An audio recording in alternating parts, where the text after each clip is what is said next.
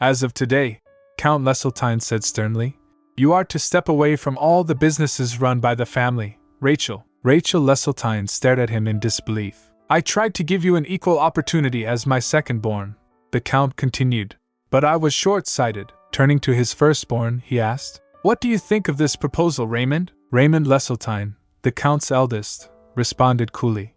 The effort is commendable, but that is all. It seems like a business that would struggle to succeed, even within this empire. And as for exporting, honestly, the losses would be immense. The proposal was about a machine that makes baking pastries easier? Rachel, standing there, noticed. Isn't that just a waffle maker? She hummed thoughtfully. I'll have to keep that proposal for later. With a firm tone, Raymond addressed Rachel. From now on, leave all business matters to me and focus on your engagement plans instead. Absolutely. Speaking of which, the Count said, I've just sent a letter to the palace. Rachel's eyes widened. A letter to the palace? What for? I will support your engagement to the Crown Prince, the Count announced. Rachel's breath caught. Engagement? To the Crown Prince? After all, that's what you wanted, isn't it? He asked calmly. I gave the letter to Chin, so by now, the carriage should have already left. Rachel bolted upright. I'll take my leave then. What? The Count shouted. Where are you going? Rachel Leseltein. But Rachel doesn't stop and rushed to the butler. As he was about to leave in carriage, Rachel shouted, Wait! He stopped and turns to her. She was huffing and puffing. The butler asked, Milady?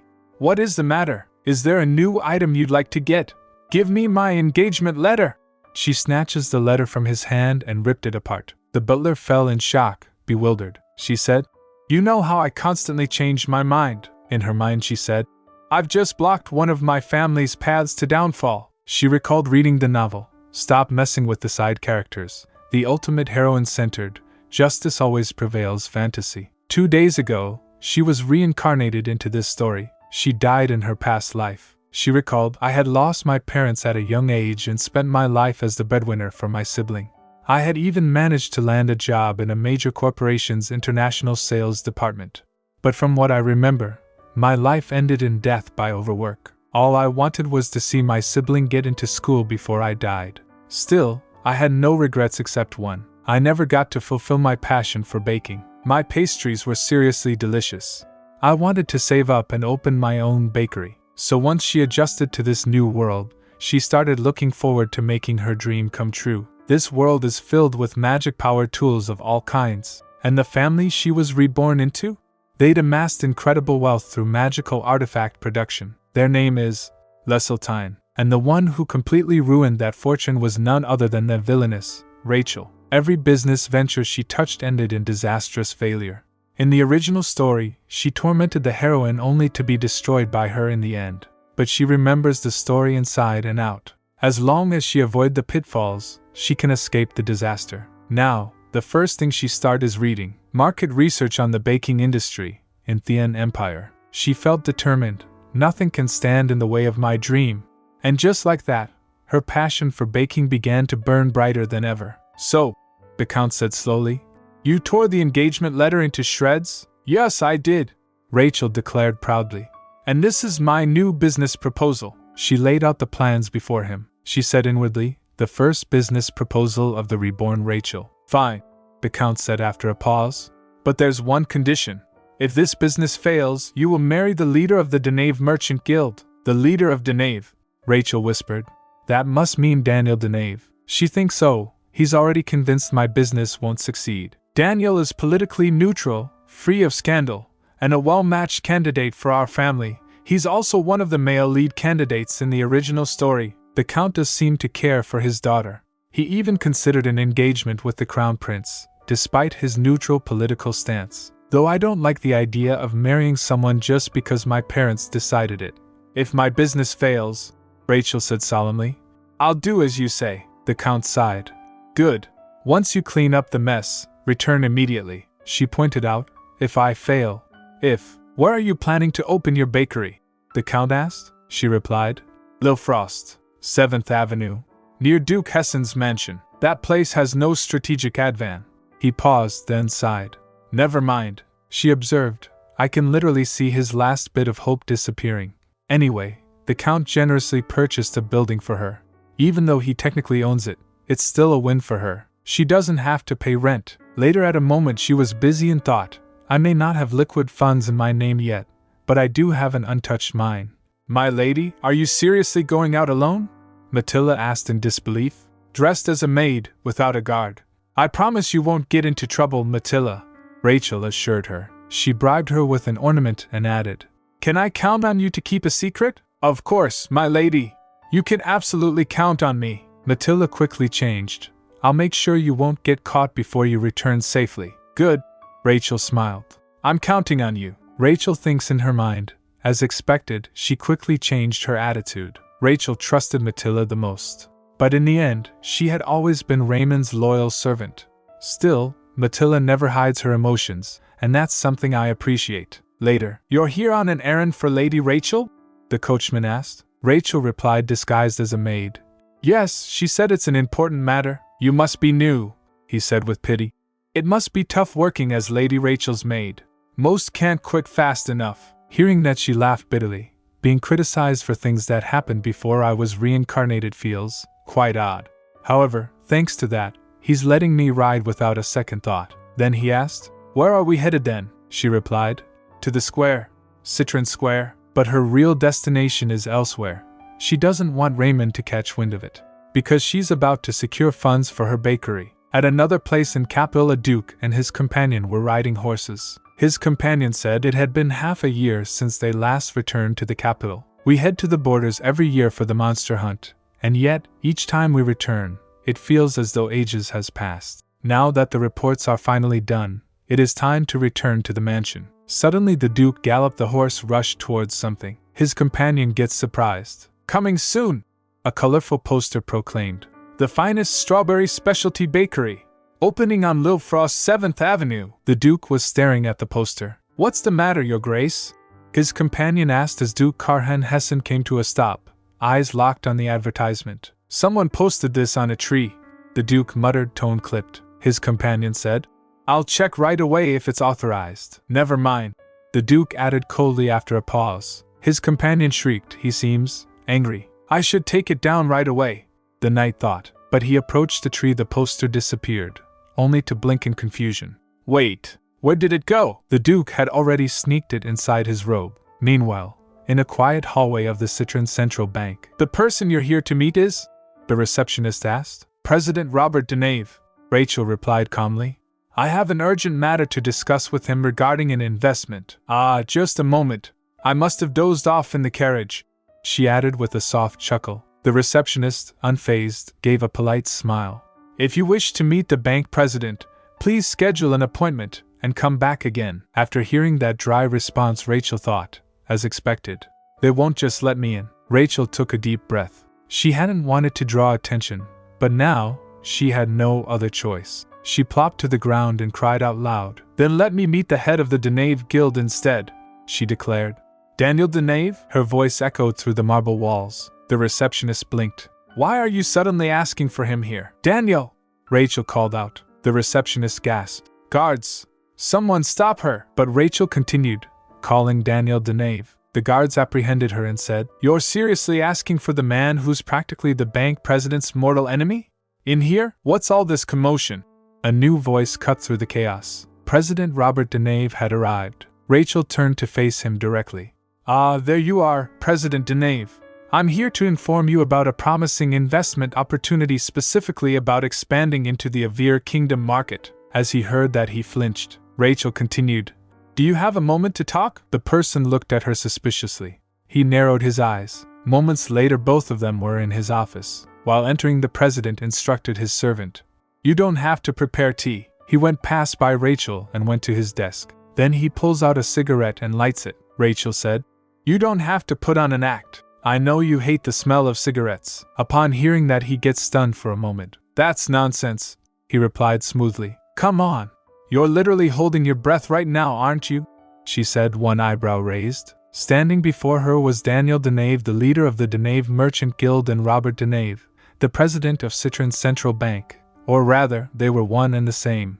The twin brothers were infamous for being on bad terms, never meeting in public. But in truth, after Robert died, Daniel had been secretly posing as him ever since. Come to think of it, Rachel mused, He must be insanely busy running 2 identities, 2 reputations 24 hours a day. I kind of feel bad for him, especially since I died from overwork in my past life. As far as I know, Daniel said, slipping seamlessly into his role.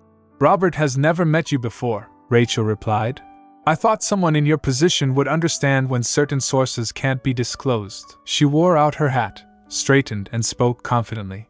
I'll at least introduce myself. I'm Rachel Leseltein of House Leseltein. He looks at her for a moment, then said, I've never seen the lady in person, but I've heard she's an exceptional beauty. She went and washed her face, then came back. She said, Look, I'm absolutely Rachel Leseltein. He questioned, You? Beauty? Rachel balked. Does he have unusual standards of beauty? I never expected this to happen in a romance fantasy. Well, it can't be helped, she sighed. She again plopped to the ground. Wait a second, Daniel stammered suddenly. I'll have your tea ready. Just, please don't lie down on the floor. Moments later they were facing each other sitting on sofas. Before we get to the point, Daniel said, growing serious, I need you to promise to keep my identity a secret, she replied casually. Fine, she took a sip then said, Next spring, diamonds will be the hottest trend in Avir's high society. If you invest in a diamond mine now, you're guaranteed an enormous return, he replied. Oh, well, coming from you, that sounds like such a reliable piece of information. The empire may be stable, but the rest of the world is facing famine due to the sandstorms, and diamond mines have practically dried up. Daniel countered, skeptical. If you can't even disclose your source, how can I trust you enough to make a deal with you? Rachel's eyes sharpened. You're preparing to export wheat, aren't you? She asked quietly. He stilled. She continued, The very wheat that serves as the empire's staple grain. I'm here to help you. Daniel, the world was in crisis. Massive sandstorms had triggered a widespread famine, devastating regions across the continent. Though the empire narrowly avoided direct disaster, its wheat supplies suddenly became a highly sought-after commodity. Sensing opportunity, merchant guilds rushed to export wheat at skyrocketing prices.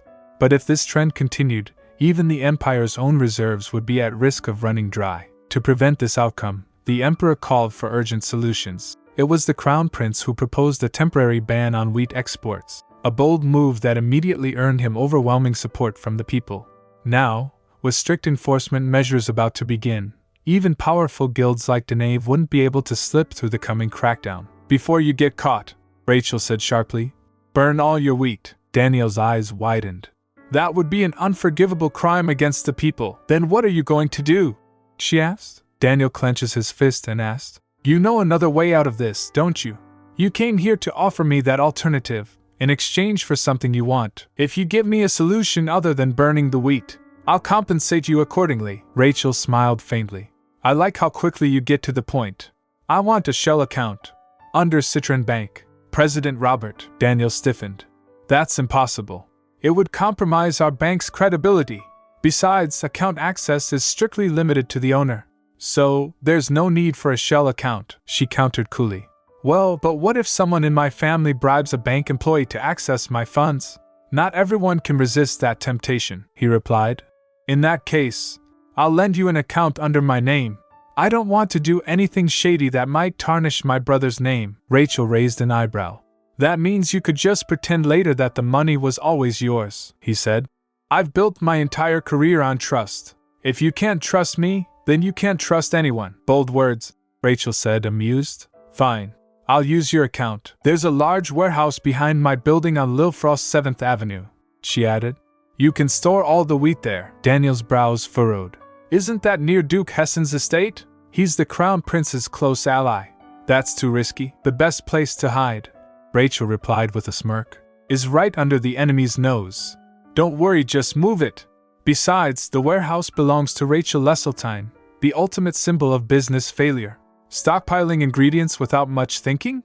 Completely in character. Daniel paused, thinking, this confidence, she's serious about this. As warehouse rental, Rachel continued, I'd like you to sell me a portion of your wheat at half price. Since I need to get rid of the wheat anyway, Daniel said, I can sell you all I have.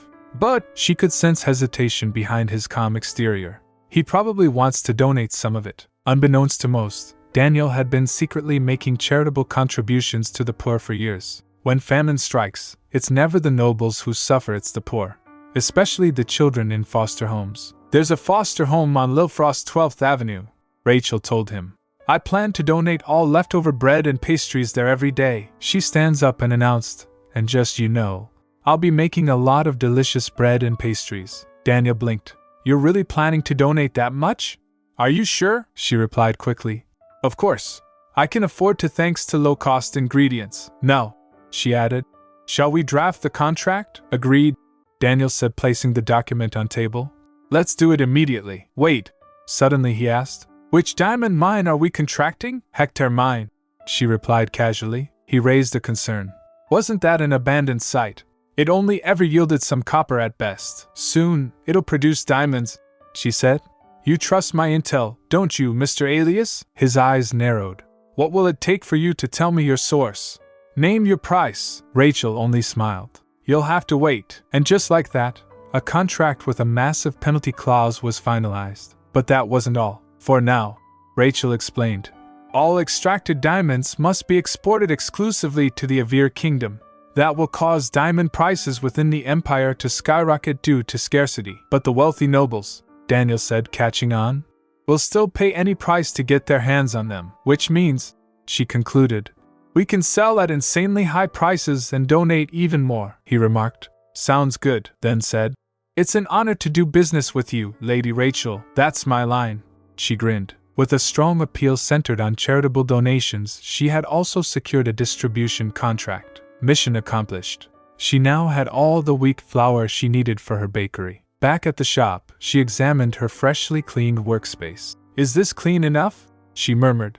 Still, I want to bake at least one batch before sunset. She readied herself. White bread recipe. Ingredients: bread flour, yeast, sugar, salt, milk, eggs, butter. The ingredients here taste slightly different from the ones in my past life, so I need to rediscover the perfect recipe. She measured the flour, yeast, and sugar into a large bowl, adding a pinch of salt. In separate bowls, she adjusted the ratios slightly and took careful notes. Then she whisked the eggs into the milk and poured the mixture in. As the dough began to come together, she rolled up her sleeves. Time for some serious kneading, she exclaimed. I'm so happy. I want to bake in my own bakery forever. She thought, when I first started baking, my younger sibling always ate my failed attempts without a single complaint. I wonder, are they doing well without me? While the dough rose, she started making meringue cookies. Then she remembers, wait a second. I also have a sibling in this life. After giving birth to Raymond, Countess Leseltein suffered multiple miscarriages. Overwhelmed with grief, she adopted a child, Rachel Leseltein. And against all odds, she gave birth once more. That youngest daughter became the very reason Rachel turned into a villainess. She decided, I was planning to give the best loaf to the Count, but maybe I should give one to my little sister as well. Staying on good terms with family would definitely make survival easier. Second proofing complete. While she waited, she took the meringue cookies out of the oven. Then she shaped the risen dough into neat portions and placed them in the bread tins. Into the oven they went. I'll keep doing this over and over, until I find the perfect golden recipe. A few days later an aide delivered a report. It said, it seems we'll need to delay mining operations to avoid the Crown Prince's scrutiny. So that's basically what he's saying, Rachel mused, just carefully worded. She thought, I guess I'll have to subtly let him know I'm counting on him to handle the money laundering side too. My lady, Matilda said timidly.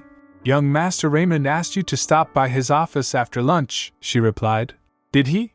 Tell him that if he has something to say, he should come see me himself. Just then Raymond came burst opening the door. He said sternly, just in case. I decided to come myself. She felt annoyed thinking, what does he want from me now? She stands up and said, I'm sorry, but I'm a bit busy right now. Raymond asked. I heard you're leaving the house, she said. Who told you that? So did you come to praise me for it? He grits his teeth then aggressively grabs her collar. He shouted, don't be ridiculous. After what you did to Annabelle, do you really think running away from home makes it all disappear? Father isn't disowning you because of Mother's last words. That much is obvious, she thought. Mother's last words? Thanks for sharing information that wasn't in the original story. But tell me, Raymond, did you actually ask Father if that's true? You a hole, he continued shouting. You should be grateful to still have a place here. How can you act like nothing happened after you pushed your little sister into the pond? Upon hearing that she concluded, Huh!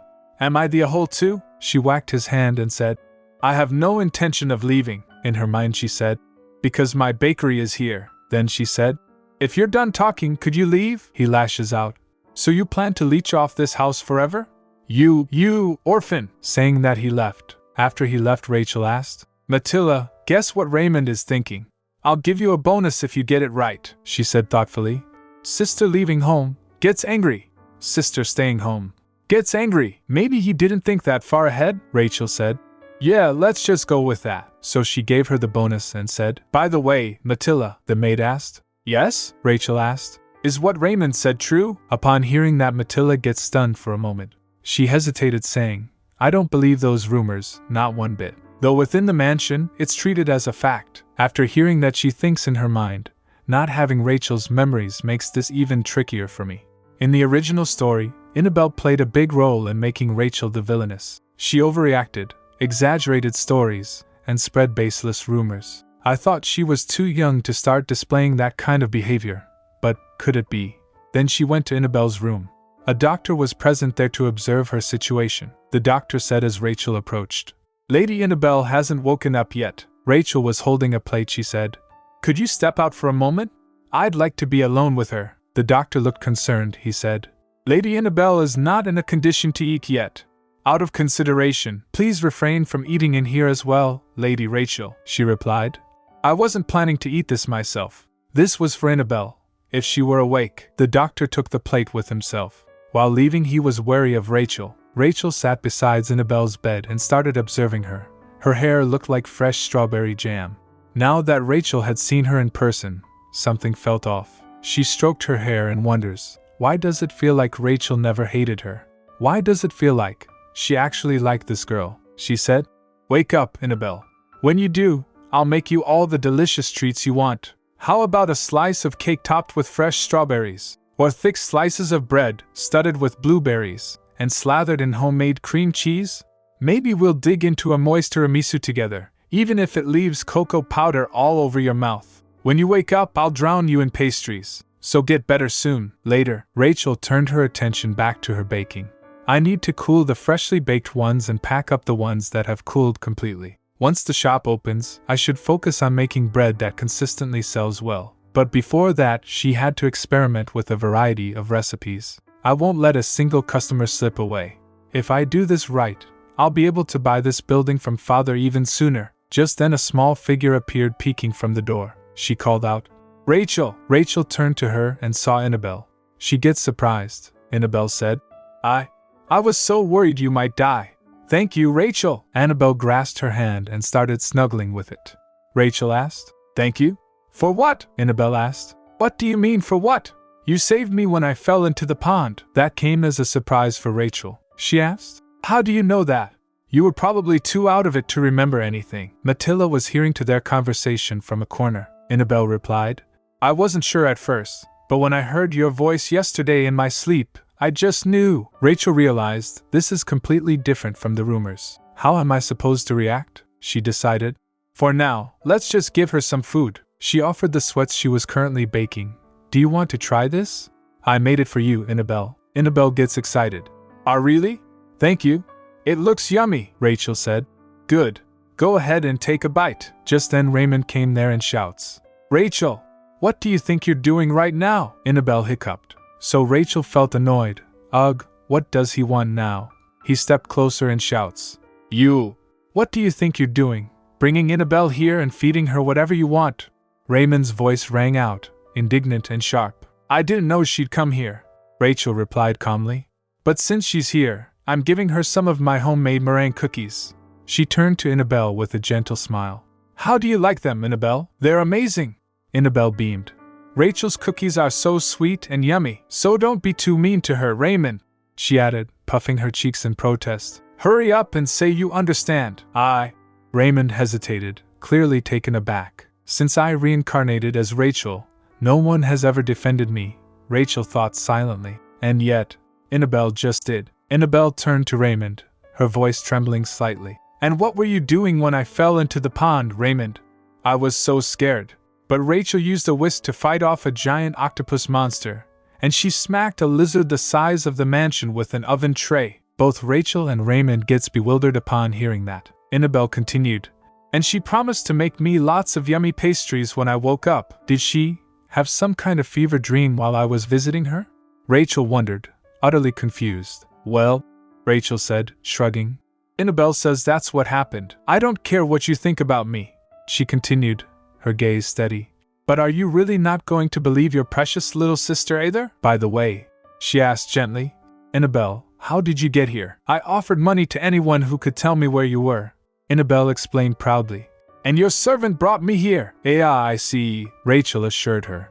Next time, I'll make you something even more delicious, Annabelle. With just one day left until the bakery's grand opening, Rachel's thoughts buzzed with things to do. I really need to clear out the weeds today, she muttered to herself, surveying the garden. But I also want to test a few more recipes. She was experimenting with letting bread dough rise in the oven's residual heat. Daniel's wheat stock, originally meant for export, had now been milled into various types of flour, which means, lovely, bread flour, cake flour, all-purpose flour. She grinned. I have everything I need, so today, she decided aloud, I'm making buttercup squash muffins. They were a beloved snack, enjoyed by people of all ages if done right. Buttercup squash recipe. Ingredients: buttercup squash, cake flour, butter, eggs, sugar, almond flour, baking powder, etc. First, she boiled the buttercup squash, cutting some into delicate crescent shapes and slicing up the rest. Then she mixed all the ingredients to create the batter, carefully piped it into muffin liners, and topped each with a squash crescent before sliding them into the oven. In the meantime, the bread dough had proofed beautifully. Rachel decided to top it with some leftover squash. I'll tidy up the garden a bit, and then, with the sound of ding, the buttercup squash muffins were done. She gets excited upon hearing the bell. Rachel took a bite, her eyes lighting up. The texture is so soft. This is why I used real buttercup squash instead of some pumpkin powder. She smiled to herself. They'd be amazing with fresh whipped cream. Then a thought struck her as she looked at Teehee's stack of them. By the way, did I bake too many for a test? What do I do?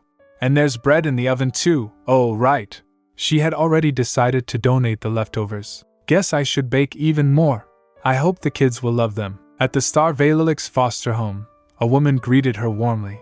Nice to meet you, Rachel. I'm Catherine, the head of the foster home. It's wonderful to have such a good neighbor, Catherine added. Rachel replied. I'm lucky to have such a welcoming one, too. Rachel offered a bashful smile. I guess there's no need to mention my last name, Catherine said. Thank you so much for donating these leftovers. They smell just as warm and inviting as if they are freshly baked. It's just that I had trouble adjusting the quantity on my first day, Rachel admitted. Also, could I ask for a small favor? I'd love to hear honest feedback on these muffins and bread. I'd really appreciate your objective opinions. If that's the case, of course, Catherine agreed. I'll let everyone try it right away. Moments later, the room was filled with delighted voices. Children's mouth drooled looking at the muffins. They began gnoming as soon as they were allowed to. Happy voices arose in the hall. Wow, this is so yummy. I could eat this forever. While eating, one kid said, I want to learn how to make bread too. Another agreed. Me too, Rachel chuckled. The oven gets really hot, so it's dangerous. But once you're a little older, I'll teach you all kinds of tips. Until then, I'll keep baking for you. Just the Miss Catherine stroked her glasses while staring at Rachel. For a second, Rachel thought she saw a blue glint in one of her eyes. Was that just her imagination? Does the bread not suit your taste? She asked Miss Catherine gently. Oh no, not at all, she stammered. The aroma and texture are exquisite. They'd make perfect gifts too, Rachel replied. I see. Thank you for the kind words. While escorting her back, Catherine exclaimed, This is some of the best bread and muffins I've ever had. Catherine said sincerely. Your shop is bound to succeed, Rachel beamed. Since the kids love it, I'll bring some over now and then, even when I sell out. Then she said, I'll see you again soon. Catherine waved her. Take care, Rachel, Catherine thought. It's her first day. Does that mean her bread didn't sell well? Everyone who tasted it gave genuine, glowing reviews. She decided, looks like I need to teach my kind-hearted neighbor the joys of making money. The next day there were more customers at her bakery. Do you have good morning bread? Someone called out from the entrance. Excuse me, can I place a bulk order in advance? Another customer asked eagerly. What time do the bread and muffins come out? Someone else chimed in. Rachel, smiling but clearly overwhelmed, directed them patiently. Good morning, bread is on that display over there. I'll help you with the checkout, she added. We're still setting up the reservation system, but for now, bread is ready in the morning, and muffins are out by lunchtime. As she rang up orders and directed traffic, a single thought echoed in her head. Why is business suddenly booming like this? Still, she kept smiling. Thank you. Have a great day. Today's sales were a huge success, she concluded at the end. So life really is just luck, huh? She thought to herself as the crowd finally began to thin. Maybe when I get some free time, I should turn the second floor into my own little hideout. But first she needed food. Her stomach growled. I'm totally craving mint chocolate cookies today, she said to herself excitedly. But then she paused. Wait, I was planning to bring some to Annabelle too. Her eyes narrowed. What if she's not a mint choco fan? She imagined the worst. Annabelle spitting it out in front of Raymond, who would then shout, How dare you feed her something so disgusting? I knew you were evil, you villainess. I'd better make some chocolate chip cookies too. Rachel sighed. I'll add some nuts for extra flavor. Mint chocolate chip cookies and nut chocolate chip cookies. Ingredients: mint chocolate, chocolate chips, nuts, cake flour, butter, eggs, sugar, baking powder, salt. By the way, mint chocolate wasn't available in stores, she muttered. So I made it myself. She melted white chocolate, then mixed in peppermint oil and a bit of green food coloring. Once piped into small drops and hardened, they were done. Now it was time to prepare the dough. She mixed everything together and split the dough into two batches, one with mint chocolate chips, the other with regular chocolate chips and crunchy nuts. She was careful not to overmix. Too much kneading makes them chewy, she warned herself. Scooping dough onto parchment-lined trays, she added teardrop-shaped mint chips to one set and chopped nuts to the other. Just then, the oven finished preheating. Later, the smell of warm, nutty sweetness filled the kitchen. Done! The aroma is amazing. I hope Annabelle likes them too. Rachel! Annabelle squealed. Did you come to see me? Of course, Rachel said, smiling warmly. I made a promise, didn't I? To bring you delicious pastries and desserts. Guess what I made this time? Take a guess. Let me smell it first, Annabelle said, closing her eyes. Let me take a sniff. Okay, but keep your eyes closed, Rachel teased. Annabelle sniffs. That nutty smell. Did you make cookies for me? Rachel replied. Correct. Go on, try one, Annabelle. Yes, she cried, then picks one with mint chocolate. She tasted it and cheered up. It's really yummy. I'm glad you like mint chocolate, Rachel said, relieved. I'm so happy you made cookies for me. Annabelle beamed, jumping with joy. I like you so much, Rachel. Rachel also smiled. And I really like you too, Annabelle. But then she remembers the scene where the Count was worried for her and instructed her. Annabelle, it was the nuts that made you sick this time, Raymond added. You must never eat nuts again, Annabelle. Okay, Raymond, she whispered, tears dripping from her eyes. I won't eat them again. She looked at the nut cookie and thought, I was so scared I might die. But Rachel made these cookies for me. If I don't eat this, everyone will doubt Rachel's skills. They always say she's useless at everything. She looked down at the cookie in her hand. If I just eat this and say it's delicious, then maybe Rachel will finally get some compliments. Taking a breath, she raised the cookie and took another bite. How is it? Rachel asked gently. She trembled, saying, It's deli. Then coughed. Annabelle? Rachel's voice faltered. Annabelle suddenly collapsed, the half-eaten cookie falling from her hand. Rachel dropped the remaining cookies in shock. She called out, Annabelle, what's wrong? Then servant came there and asked, What's happening? And my lady? A maid shouted in panic as Annabelle was lying on the ground. A knight shouted, Call the doctor right away. Moments later, when the doctor came, he said, We need emergency treatment now. Hurry! Just then the Count also came there. He asked, What is going on? Rachel's voice trembled. The Count asked her, his expression darkening. Rachel, did you feed Annabelle nuts? The Count told. Annabelle has a nut allergy. Rachel fell in despair. I didn't know. It was never mentioned in the original story. But then her heart sank with a chilling thought. Wait, did the real Rachel know? Count Leseltein and Raymond had both shouted at her. Their anger was nothing new, but this time, they didn't even stay to see how she responded. With looks of disappointment, they turned away from her in silence. That moment made it clear, they had truly, finally, given up on her. Later Daniel Deneuve visited her. She was lost in thought, so Daniel called. Lady Rachel! She flinched, so he asked. Are you all right? Ah, yes. She nodded, brushing it off, but her thoughts were elsewhere. Daniel asked. By any chance, does the item you brought me have anything to do with the fact that you temporarily closed your shop at such an important time? At first, I assumed it had to do with the suspicious people lurking near your bakery, he admitted. They were probably sent by my brother, she said grimly. I'll explain later. I see. The number of those people has decreased, he added, but I'll keep guards stationed nearby. We can't risk the warehouse being discovered. Decreased. Rachel frowned. They must think I'm about to shut down the bakery. She shook the thought away and changed the subject. By the way, would you like a Madeleine? I grabbed a few leftovers since you dropped by unexpectedly. It's one of my specialties. I don't eat anything that hasn't been properly vetted, he replied curtly. All right, she said with a shrug. Then I'll eat them myself. As she ate it, he observed, then began eating. Well, now that I've seen you eat one, I suppose I can try. He bit into it, and his eyes widened. It's delicious, she smiled. Starting tomorrow, I'll be making condensed milk and matcha madeleines too.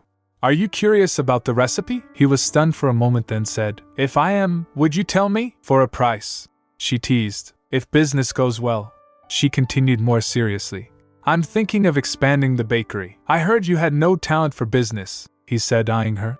But that doesn't seem to be the case. Anyway, he cleared his throat. Let's move on to business. Lately, your bakery's products have been popping up everywhere, he said. From what I've heard, even the noble ladies are talking about them. Rachel repeated. Noble ladies, he replied. Yes. Especially the Dowager Duchess Hessen herself. She's been singing their praises, he asked. Do you have any personal connection to her? She replied. I don't believe so. In her mind, she said. If I could meet her, I would have done it already. Her son is the ultimate pastry enthusiast and a potential VIP customer. That only makes it more suspicious, he murmured. It would be wise to keep a low profile for now. The Duke's family might be keeping an eye on us. Well then, he said briskly, let's discuss chain store royalties. After discussing a few details, Rachel said, Agreed. Let's monitor sales for a while before finalizing the details. Daniel shows thumbs up. I'll make sure your chain stores receive full support as well. This is going to work, he thought to himself, excitement bubbling inside her. Rachel said, I always prioritize the best possible deal, you know. Are you heading straight back to the guild? She asked. While leaving, he was looking gaunt but said, Yes, I'll be handling guild matters until dawn. Wait a second, Daniel. She reached behind the counter and handed him a small package. Take this with you and eat. Work is important, but so is your health. Don't skip your meals. His cheeks turned red. While hiding his face, he said, Thank you, Rachel. He paused, then smiled faintly. I'll consider this Madeleine as payment for the item you requested. The herbs, you'll have them before sunrise, he'd promised. Later that night, Rachel examined the small pouch Daniel had delivered. She thought, this had better work like it did in the original story. She ground the dried herbs carefully, then wrinkled her nose. Ugh, it smells awful. There's no way you can just eat it as is. Still, she was already forming a plan. Well, I was planning to develop a new menu anyway. So, let's pair it with some fresh bread. Blueberry bread. Ingredients: standard bread dough, blueberries. The preparation method was the same as regular bread. She sifted the flour, kneaded the dough, then carefully washed the fresh blueberries and laid them out to dry. Once ready, she folded the fruit into the dough and popped it into the oven. Done! Now, she thought urgently, I need to get to the mansion. If I waste any more time, Annabelle. You! Raymond growled the moment she stepped through the doors. You have the nerve to walk in here after what you did? Move, Raymond, Rachel said firmly, holding the basket tight. I have something to feed Annabelle. You've completely lost your mind. Done! Rachel snapped, eyes wide with disbelief. Are you trying to kill Annabelle for real this time? No, she shot back. I brought medicine, something that can quickly suppress her allergic reaction. He slapped her and asked, How am I supposed to believe that? Just trust me this once, she pleaded. I'm your sister too, you know. I would never hurt Annabelle, he declared, cutting her off. I have never, not even once, considered you my sister. Her hands trembled. She clenched her fists, fury bubbling to the surface. Get out! Raymond continued yelling. Don't ever set foot in this mansion again. I don't even want to see your... Just then Rachel smacked his face with the basket she was holding. Raymond whirled around and plopped to the ground. Raymond was unable to speak in shock. So what? Rachel snapped, deflecting her own emotions. If you want to leave Annabelle to suffer forever, then go ahead. Poor little sister, stuck with an awful sister and an awful brother. Murmurs began between servants. What? Raymond's face twisted in outrage. Without you, Annabelle would have been so much happier, she shouted. That's ridiculous. Then why do you think she came looking for me? Their argument was interrupted by a sudden voice. What's all this commotion? The Count entered. Rachel. His voice was firm. What are you trying to feed Annabelle? A few moments later the doctor examined the medicine. This is definitely a rare herb, and the combination of ingredients is unexpected. Snailweed, spiked mushroom root, fairy snot? The doctor said aloud, baffled. How did you even come up with this? Rachel exhaled. One of my talkative pharmacist customers mentioned it to me once. In return, I gave them plenty of extra bread. She lowered her voice. In fact, this was the medicine Daniel desperately crafted in the original story for the protagonist, Euphemia. Father! Raymond stepped forward, pointing a finger at her. Rachel is trying to feed Annabelle some unverified medicine that even the doctor doesn't know about. I absolutely won't allow this. Murmurs rippled through the room. How can we trust Lady Rachel? What if she's lying on purpose? Didn't she already try to kill Lady Annabelle? Rachel clenches her arm thinking, no, I want to say it's not true, but who here would even believe me? Their father stepped forward, his voice low and grave. This will be your last chance. Rachel stiffened. Pardon? The Count said. If the medicine doesn't work as you claim, then you are no longer my daughter.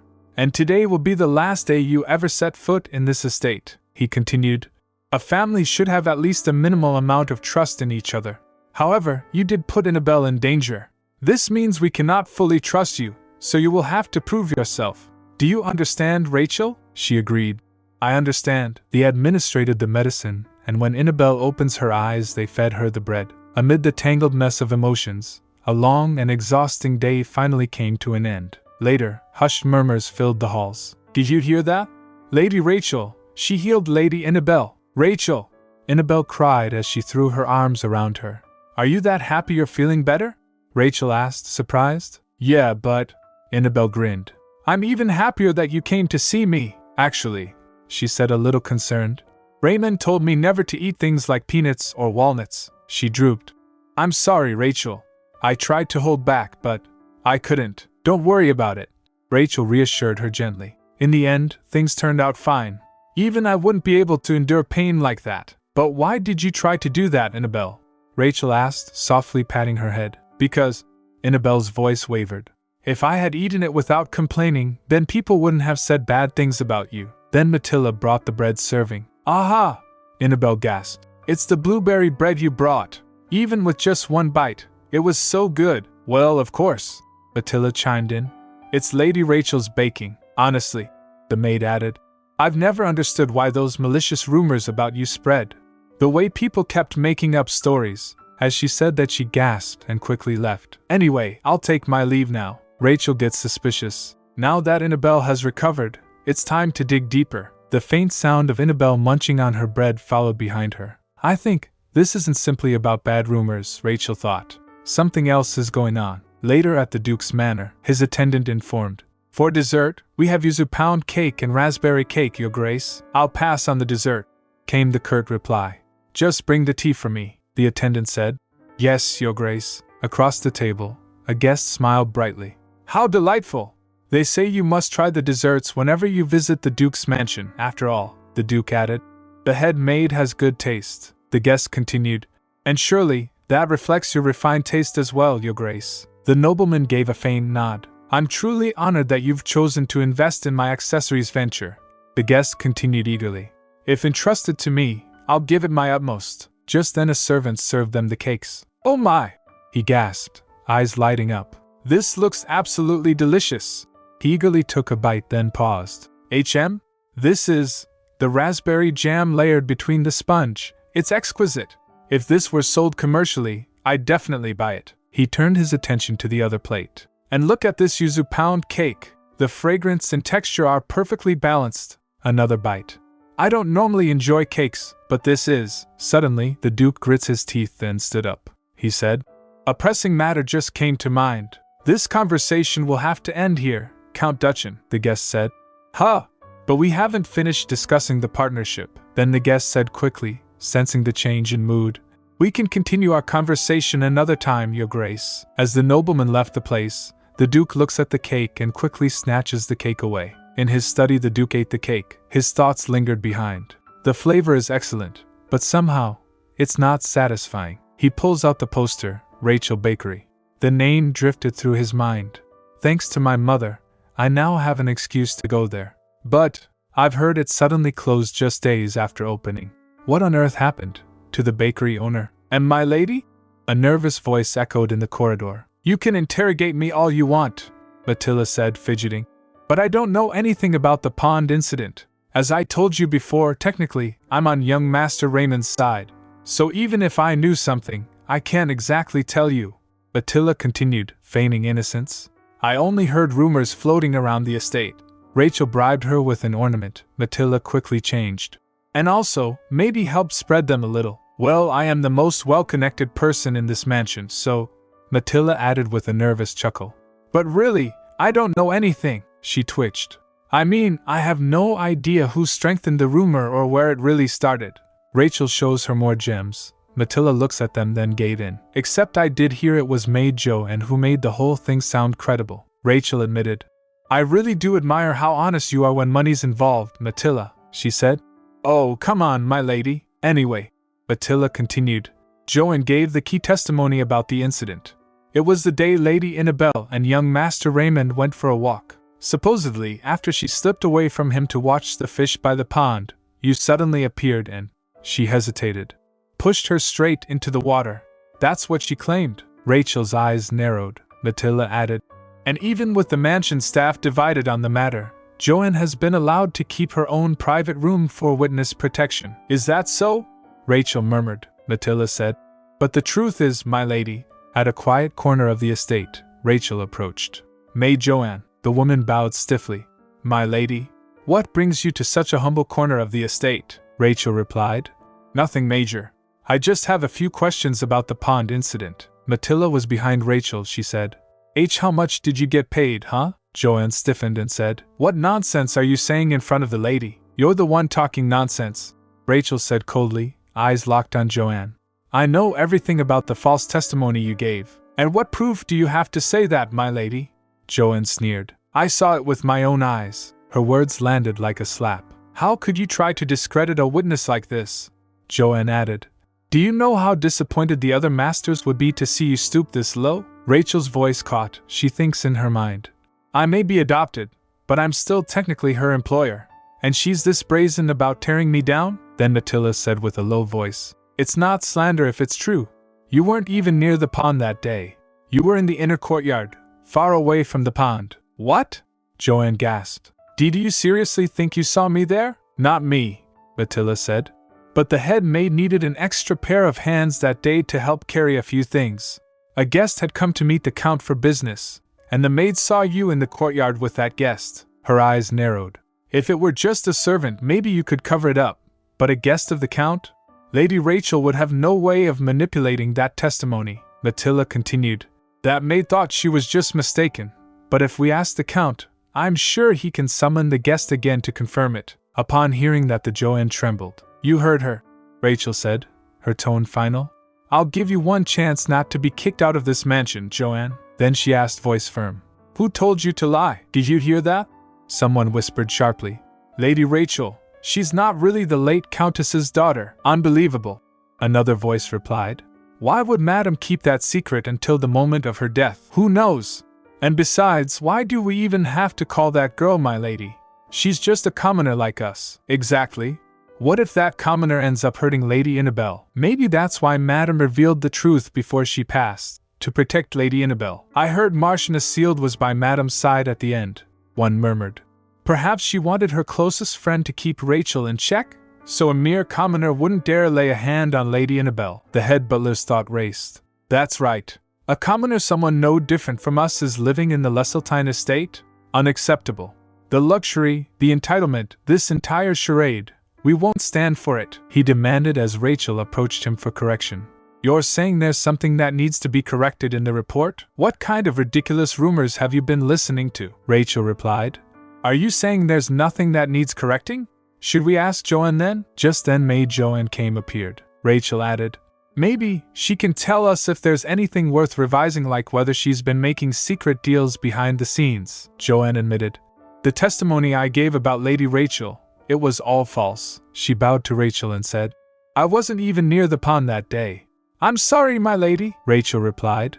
Thank you for finally telling the truth. Then asked, so, who told you to lie? Just then the head butler shouted. Lady Rachel, she shot back. What? Does it bother you that I'm adopted?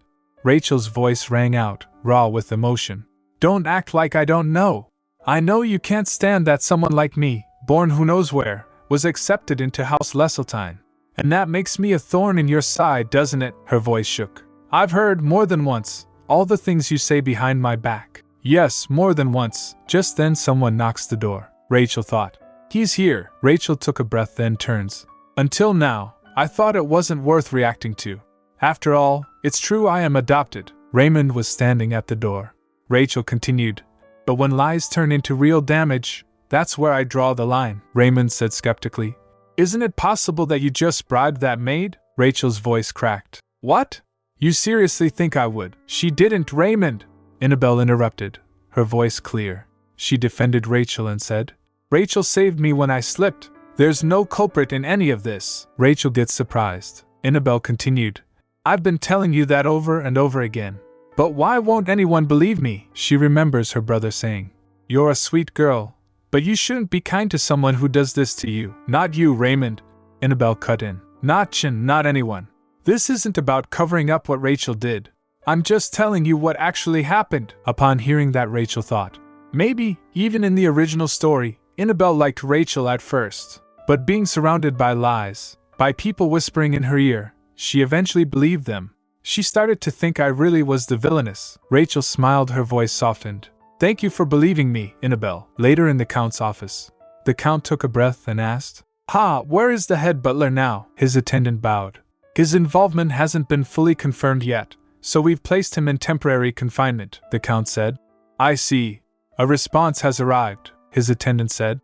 They claim they saw a maid, likely Joanne, somewhere other than the pond. Upon hearing that, the Count said, Rachel was falsely accused. I can't believe something like this would happen within my own household. My lord, if I may, the servant interjected.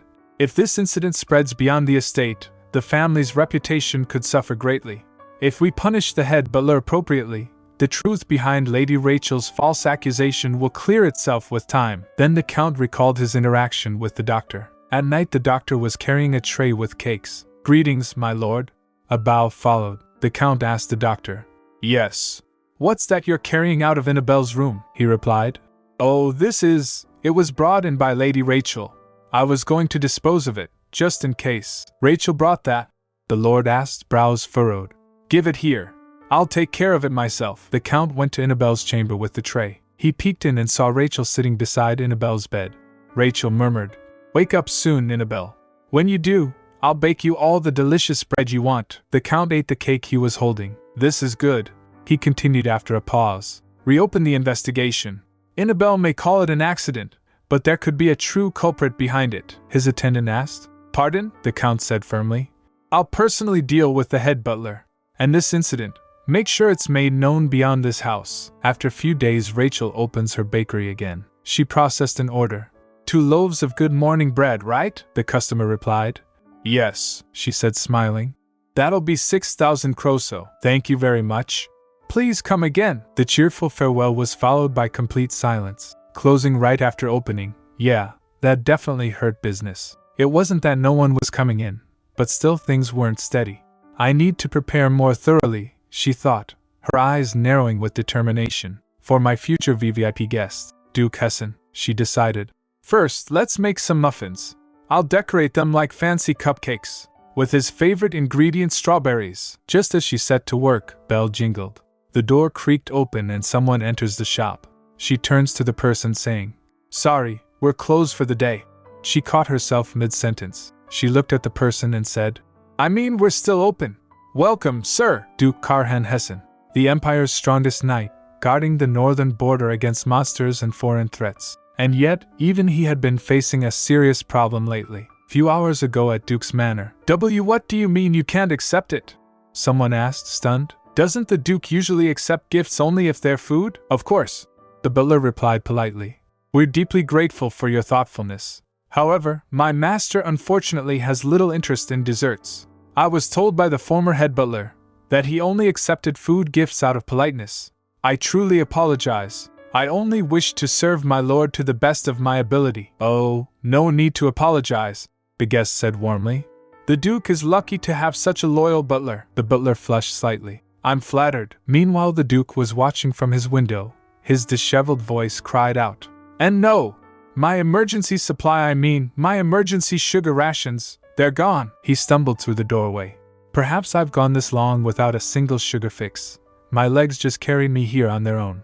Thank goodness the bakery's open. I'm sorry, Rachel said kindly. We're just in the middle of tidying up, but please feel free to look around. His eyes sparkled as they landed on a loaf. This is cream cheese and blueberry bread? This bakery clearly knows its flavor profiles. Oh, I have a sample batch you could try if you'd like, Rachel offered. We don't have seating yet, so you'd have to taste it here at the counter. The Duke nods. That'll do, she said, of course, just a moment. Saying that, she went to pick the sample. She quickly handed him a tray. Here you are. A strawberry cream muffin topped with strawberry-flavored whipped cream and fresh strawberries. His heart raced as he looks at the muffin. A perfectly golden muffin, crowned with sweet strawberry cream and elegantly finished with fresh strawberries. He reaches out thinking, there's no way this could taste bad. He took a bite. The softness of the bread, the chewiness inside, his expression froze in bliss. This is heavenly. Like the food of the gods. He flinched as he ate, so Rachel called out, Sir? He clears his throat and said, I'll take some. Rachel asked, How many would you like to order? We take large orders anytime and offer extra services for bulk purchases, the Duke repeated. Services? She thought. Just a bulk order would help me restock desserts more easily. And there's bonus food involved too. We also have a membership tier system, she added, smiling. Our VIPs receive special gifts and special desserts that change every time, the Duke quickly said. I'll place a bulk order. Give me the most expensive item you've got, she said. Then I'll prepare 20 boxes, 5 macarons each, the Duke asked. Macarons? What's that? She replied. Oh, well, they look kind of like dakois, but they're actually a type of cookie. A crisp meringue shell on the top and bottom, with a soft filling in between. Few hours later, the Duke was eating it in his office. While eating, he thought, the name alone sounds delicious, but now her explanation has really piqued my curiosity. What kind of dessert could a macaron be? Meanwhile, in the Grand Mansion kitchen, the maid chefs were talking to each other looking at macaron. One asked, Are these actually from the famous Rachel Bakery? Others said, They look cute, I guess. Don't let the looks fool you, one warned. They were made by a woman called the reincarnation of the witch Margarita. What if they're poisoned or something? First one said. No way. The Duke himself picked them out. Everyone else was saying how good they were too, as the top 3 assistant chefs in this mansion, one declared. It's up to us to judge properly. Let's try and critique them mercilessly, they agreed. Fine, I'll be absolutely brutal, the third one said. All right. I'll try this one. As they ate them, they were mesmerized by the taste. One exclaimed, I can't believe this. This perfectly balanced sweetness. Crispy, chewy, and soft, all in one bite. And the presentation? Adorable. This dessert is phenomenal. Meanwhile, at the Duke's mansion, the Duchess was looking outside the window, concerned about something. Her attendant came and asked, You seem troubled, madam, the Duchess asked. Was it that obvious? The attendant replied, You don't sigh often, madam. It's hard not to notice. The Duchess laughed it off. It's nothing serious. No need to worry. A moment passed, then she shifted topics. Owen, there's something I'm curious about. You said these macarons were from Rachel Bakery, right? I overheard one of the servants say something odd. Then she added, The owner, Rachel, is actually Rachel Leseltein, the one people used to call the disgrace of House Leseltein. Is that true? I was curious myself, Owen admitted. So I looked into it, and it turned out to be true. She's the very same Rachel Leseltein, known for her bad reputation not only among nobles but even among commoners. I see. The lady's voice was calm, thoughtful. Thank you, Owen. You've been good company. You may go rest now. Owen bowed. Yes, madam. Then left. Alone now, she let her thoughts wander. As both the former duchess and the current head of the foster home, I've always spoken highly of this bakery. But to think it's run by someone accused of such cruelty, she frowned. And yet, the Rachel I saw was nothing like the disgraced people claim she is. She wonders which is right? Her gaze dropped to the macaron. She picks one and ate it. Is this roasted soybean powder? I'm thinking of making a version with soybean powder next, came Rachel's voice from a memory, cheerful and confident. It's a flavor everyone can enjoy, young and old. As I thought, the lady decided this matter deserves a closer look. Meanwhile at Rachel Bakery. Leave it to me, my lady. Matilda beamed. I'll work hard to make every crosser you pay me worth it. Yeah. Rachel waved a hand. The baking's all done, so just handle the packaging and check out properly, okay? Matilda replied. Yes, my lady. Have a safe trip. Rachel stepped outside with a bounce in her step. Why am I in such a good mood today? She mused. Oh, right. It's all thanks to Duke Hessen. His bulk order filled my wallet very nicely. Her thoughts were cut short as she arrived at the Merchant Guild. Welcome, Lady Rachel Leseltein. A familiar voice greeted her. As I mentioned, I've summoned you with good news. Since Robert couldn't be bothered to show up, I'll be speaking in his place today. Rachel blinked then thought. Today he's Daniel, huh? Living a double life must be exhausting. She eyed him coolly. While walking away, Daniel said, By the way, that carriage you arrived in looks quite modest. Is House Leseltein holding a funeral for its luxury carriages? Rachel replied. I came straight from work, thank you very much. And for your information, I rented the nicest one at the shop. When he's Daniel, he's the total opposite of stiff, serious Robert, Rachel thought. He's even friendly, almost to the point of being sleazy. If I hadn't read the original story, I never would have guessed they were the same person. While in his office as he was pouring her tea, she thinks, on the first day we met, he wouldn't even serve me tea.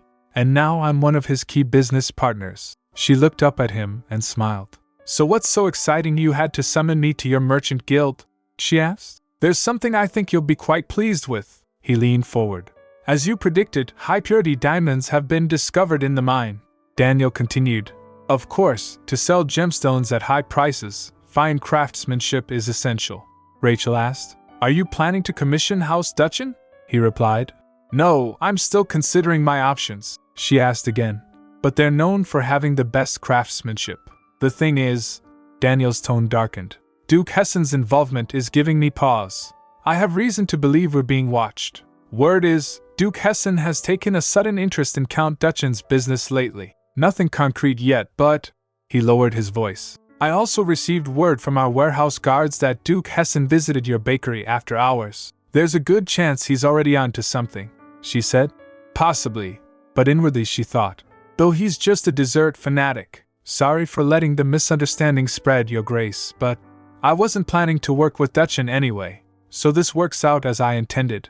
Because I know he's a con man with a rotten heart, she recalled. It's a shame that the original novel didn't specify who the heroine eventually liked instead. That would have been a great help. Well, Rachel resolved, I'll just focus on what I can do right now, she said. Fine, find another jeweler. If the Duke gets suspicious, we'll just deny everything. He smiled. I knew you'd say that. Just in case, take this. He handed her a card. It's a backup business card. I recommend halting mining for now. Okay. Rachel nodded. Instead, let's push forward the opening of the second branch.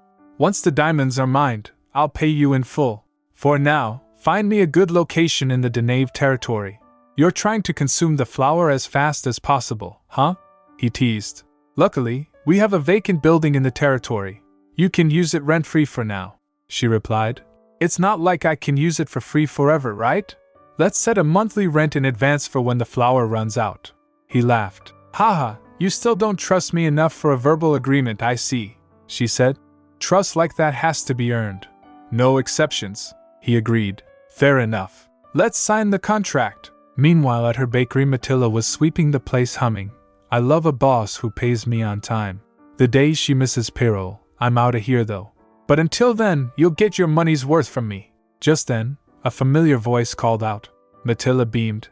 Oh, it's been a while, Irene. The girl blinked in disbelief. Matilda, are you seriously working at that Villainess's bakery? A few days ago Irene was talking to her colleagues. One of them asked, Matilda? You mean the girl who completely loses her mind over money? You're still in touch with her? The other frowned, arms crossed. I never liked how obsessed she was with cash. I understand, Irene replied with a smile. But have you ever seen how endearing she looks when she mumbles about money, her cheeks puffed up like a chipmunk? A few months ago before that, Irene met Matilda. Matilda had said it casually. Irene, starting tomorrow, I'll be working for Lady Rachel. Irene gets shocked. What? That Villainess? Yes. Matilda nodded unfazed. I volunteered, Irene questioned.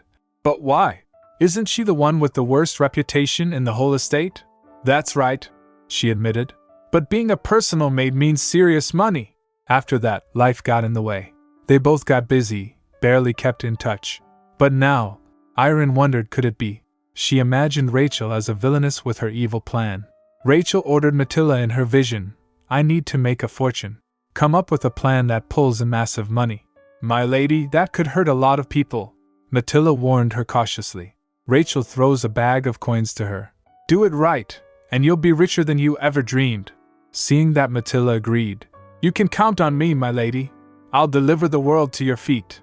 So she imagined both of them proceeding with their evil plan. Back to present, Irene gasped. Matilda, I knew you were always obsessed with money, but now you've really gone too far. Get a grip, Irene. Matilda scoffed. I've been doing just fine, Irene asked. Really? Of course. Honestly. Matilda softened slightly. I think I've started seeing my lady in a whole new light. Just then another customer came by. Welcome to Rachel Bakery, Matilda added brightly. Then she said to Irene, let's head inside. We can talk there. Yeah, sure, Irene agreed. Irene hesitated, glancing towards the customer that came now. Huh? Why does that lady feel so familiar? She shook her head. It's probably just my imagination. While the customer browsed through the shop, Irene and Matilda talked to each other. Irene asked, so what you're saying is, your lady isn't actually a bad person? Don't even get me started, Matilda said, exasperated. Turns out the head butler caused a huge mess recently. He's been bribing maids like us to frame her for all sorts of things. The customer that came twitches as she heard that. Matilda continued. He couldn't stand the idea of a mere commoner and adopted daughter being part of the noble house he served for generations. Are you sure the head butler really planned all that? Irene asked, skeptical. I just can't imagine anyone going that far, Matilda replied. Well, everyone else just let it happen. Especially the young master of the house. He absolutely hates my lady, Irene asked. Then what about those rumors? They said she kicked out maids she didn't like, in the middle of winter, with nowhere to go, and made one sleep in the stables, covered in horse dung, Matilda began. Well, that's... Just then another customer came, and so Matilda stopped and greeted him. Welcome to Rachel Bakery. Irene turns to the customer and gets flustered. Matilda asked, What's wrong, Irene? She replied thoughtfully. It's just those two customers. They looked oddly familiar, Matilda insisted. Come on. The two customers that came were the Duke Carhan Hessen and his mother the Duchess. As the Duke bumps into Duchess, he said, My apologies. The Duchess turns to him. That's fine. As she saw that it was her own son, she blurted out. Wait, Ka? The Duke also gets shocked to see her mother. Both of them flinched. Matilda was watching that, so she gets suspicious. She thought, eyes widened. This is extremely suspicious. Don't tell me, was that some kind of secret signal for a shady deal? Matilda gave her instructions quickly. Matilda remembered Rachel's instructions. If anyone shady or dangerous comes into the shop, use the back door. There's a storage shed past the backyard. Call the guard station nearby. But don't go inside. So she said to Irene, hands clasped. Irene, can you handle the counter for a bit? Just do some wrapping, Matilda said, already moving. I'll be right back, Irene called for her. Matilda? Matilda. She was gone. She must have really needed to go to the bathroom, Irene rationalized, nodding to herself. Digestive health is important. Maybe I can just follow the one she was making, she thought, eyeing the packages. But what if the suspicious customers speak to me? Just then, with the sound of jingle, Rachel came in. Oh no, another suspicious one? Irene braced herself, only to relax slightly. Phew, it's just someone who looks adorable, like a bunny, she greeted her. Welcome to Rachel Bakery. She was a natural for serving customers. Rachel exclaimed, Your package is flawless. Thank you, Irene stammered. Is there something you're looking for? Rachel smiled. No. Then she went up the stairs. Wait, Irene wondered, are customers even allowed up there? Then Matilda came in bakery with the guards. She pointed towards the Duke in cloak and said, Over there. Those two were acting totally suspicious. They might be here to hurt my lady. Upon hearing that, the Duke quickly left running. Hey! Matilda called out. Why is he running? He must be hiding something. Hey! Stop right there! While the Duchess whispered to one of the guard. Sir, it's me. The head of the foster home, remember? I'm in disguise for a very good reason. So please, just keep quiet, okay? Irene stood there, stunned, confused. What on earth is going on in this bakery? Matilda followed the Duke outside. He was nowhere to be seen. She looked around and grumbled to herself. Where did that shady guy disappear to? If I ever see him again on the street, he's getting a piece of my mind. When she came back, she saw Irene, who was busy folding the boxes. Irene! Matilda called as she returned. You've already folded that many boxes? Yeah, Irene replied. Matilda looked impressed. Maybe I should just leave the whole shop to you and go take a nap or? Irene asked. What? So Matilda quickly backtracked. And nothing. I just said you're doing great. Few moments later, shifting her tone, Irene continued. About what we were talking about earlier. Are you saying all those rumors about your lady were fake? I've been wondering about that myself, honestly, Matilda admitted. Even among the maids who claimed to have seen things firsthand, their stories never quite matched. And when I think about it, even before she opened the bakery, I never actually saw her do anything inappropriate in front of me. She was prickly though. So when people said she pushed Lady Annabelle, I thought, finally. But now we know that was all false. So, in short, your lady didn't actually commit all those awful acts? Irene asked, her voice quiet. She's just been suffering under maliciously exaggerated rumors, Matilda said, nodding firmly. Exactly. I believed everything young Master Raymond and Chen said and thought she was this monstrous villainess, then added sheepishly. But in truth, she's incredibly generous, and well, she pays me really well. Rachel was listening to all of this sitting at stairs. She laughed. Ha ha! After all, nothing wins over Matilda like money. Then her eyes shifted. Wait, that customer over there, isn't that Catherine? I'd like to pay, please, Catherine said, approaching the counter. Of course. I'll ring you up right away, Matilda said politely. Catherine added. Also, I'd like to place a large order. Actually, I'll buy everything you have in the shop right now. Could you have it delivered to the Starvillou foster home down the street? Irene and Matilda stood stunned. Then Matilda quickly said, Absolutely. Thank you so much. I'll have everything ready right away. As she hurried to pack the delivery, Irene commented to Catherine, You must really love this bakery's goods. You could say that, Catherine replied, a soft smile on her lips. I happen to know the owner fairly well. Did you sell blueberry bread yesterday? She asked suddenly. Matilda replied, No, we were too busy filling macaron orders, so no blueberry bread yesterday. I thought so, Catherine said. But Rachel donated a batch of freshly baked blueberry bread to our foster home yesterday. Wait, does that mean? Irene's voice trailed off. She baked a new batch just to donate? Exactly, Catherine confirmed. Rachel doesn't donate leftovers. She always bakes fresh, just for the kids. She's truly a kind soul. Sorry for eavesdropping earlier, she apologized. Irene replied. No, it's totally fine. Matilda prepared everything and puts them on cart. She then happily said, Delivery prepared and ready. Thank you, cheeky little lady, Catherine said with a laugh. Irene watched her go, a thoughtful expression on her face. So she is a good person. Just then, Rachel stepped up, but Matilda had to turn them away. Sorry, ma'am. We just sold out of everything. Oh, no worries. Rachel smiled. You're Irene, right? I'm Rachel, the owner of this bakery. Irene gasped. Oh my gosh, I'm so sorry I didn't recognize you. It's such an honor. Rachel chuckled. I'm really not that amazing, you know. Actually, look at this. I admire your handiwork. May I ask, what do you do? I work at Duke Hessen's mansion, Irene replied, still flustered. As a kitchen assistant, alongside a couple of other girls. I see. Well, Irene, would you consider working at Rachel Bakery? Rachel asked gently. I'm looking to hire someone just like you.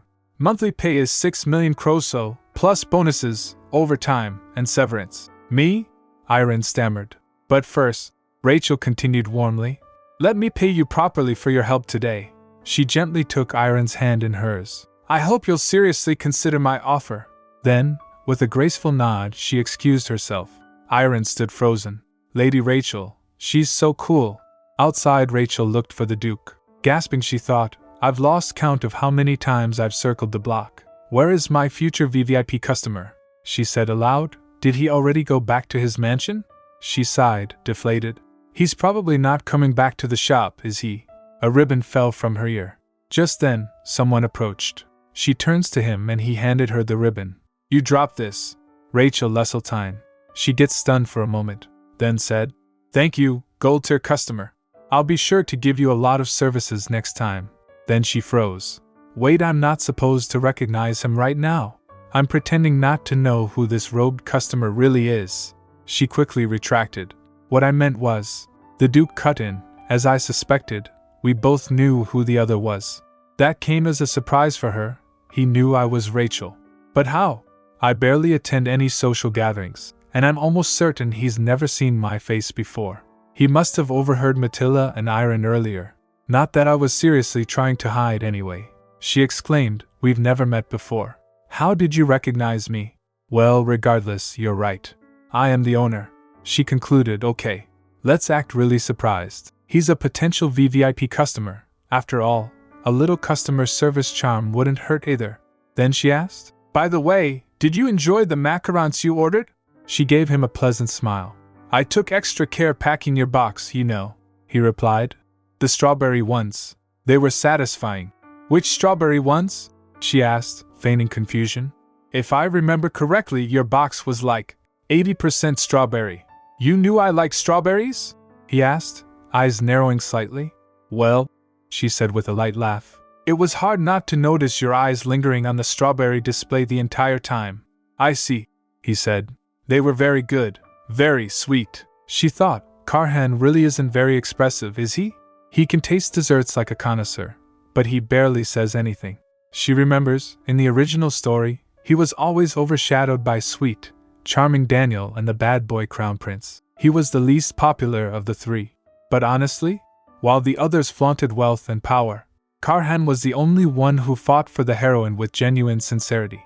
Plus, he's a total dessert lover. Karhan's actually a pretty great guy, you know?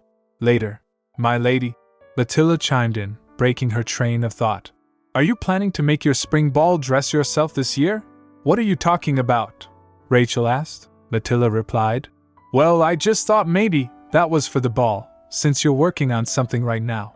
I'm just practicing, she replied. I'll probably just get mine from Sabril again, like last time. You're not going with boutique elegance? Matilda asked. Their designs have been really popular lately. I doubt I'll ever be welcome at Elegance again. Rachel said, guilt on her face. Matilda recalled. Oh, is it because of that incident? She remembered it clearly. She had said, Matilda, have the dress taken away. The boutique owner asked, flustered. What? But last time, you said you loved this design. Well, now I don't, she'd replied. It's not my taste anymore. Clenching his fist, Jack had grumbled. I suppose it's true what they say. Commoners have no sense of taste. Upon hearing that, Rachel lunges towards him, pushing him. Seeing that, Matilda said, Well, I guess I'm off to dispose of this dress. Then she'd paused. Those frills and jewels, they look really expensive, right? Her eyes beamed at the jewels. While Jack was returning, he thought, I let that one slip. I need to apologize and smooth this over somehow. But then he saw it, his designer dress torn apart, while Matilda was carrying it away. She pulls out all the jewels from it. Looking the dress in shabby situation, Jack's eyes couldn't believe. Is that my design? Hey you, he called out. Who told you to do that? Matilda replied. Oh, Lady Rachel told me to dispose of it, Jack grumbled. I won't forgive you, Rachel Leseltein. And that's how it went down. Rachel laughed. Ha ha ha, all right. Then she realized, wait, wasn't it Matilda who lit that fire in the first place? But she decided, well, it's too late now. What's done is done.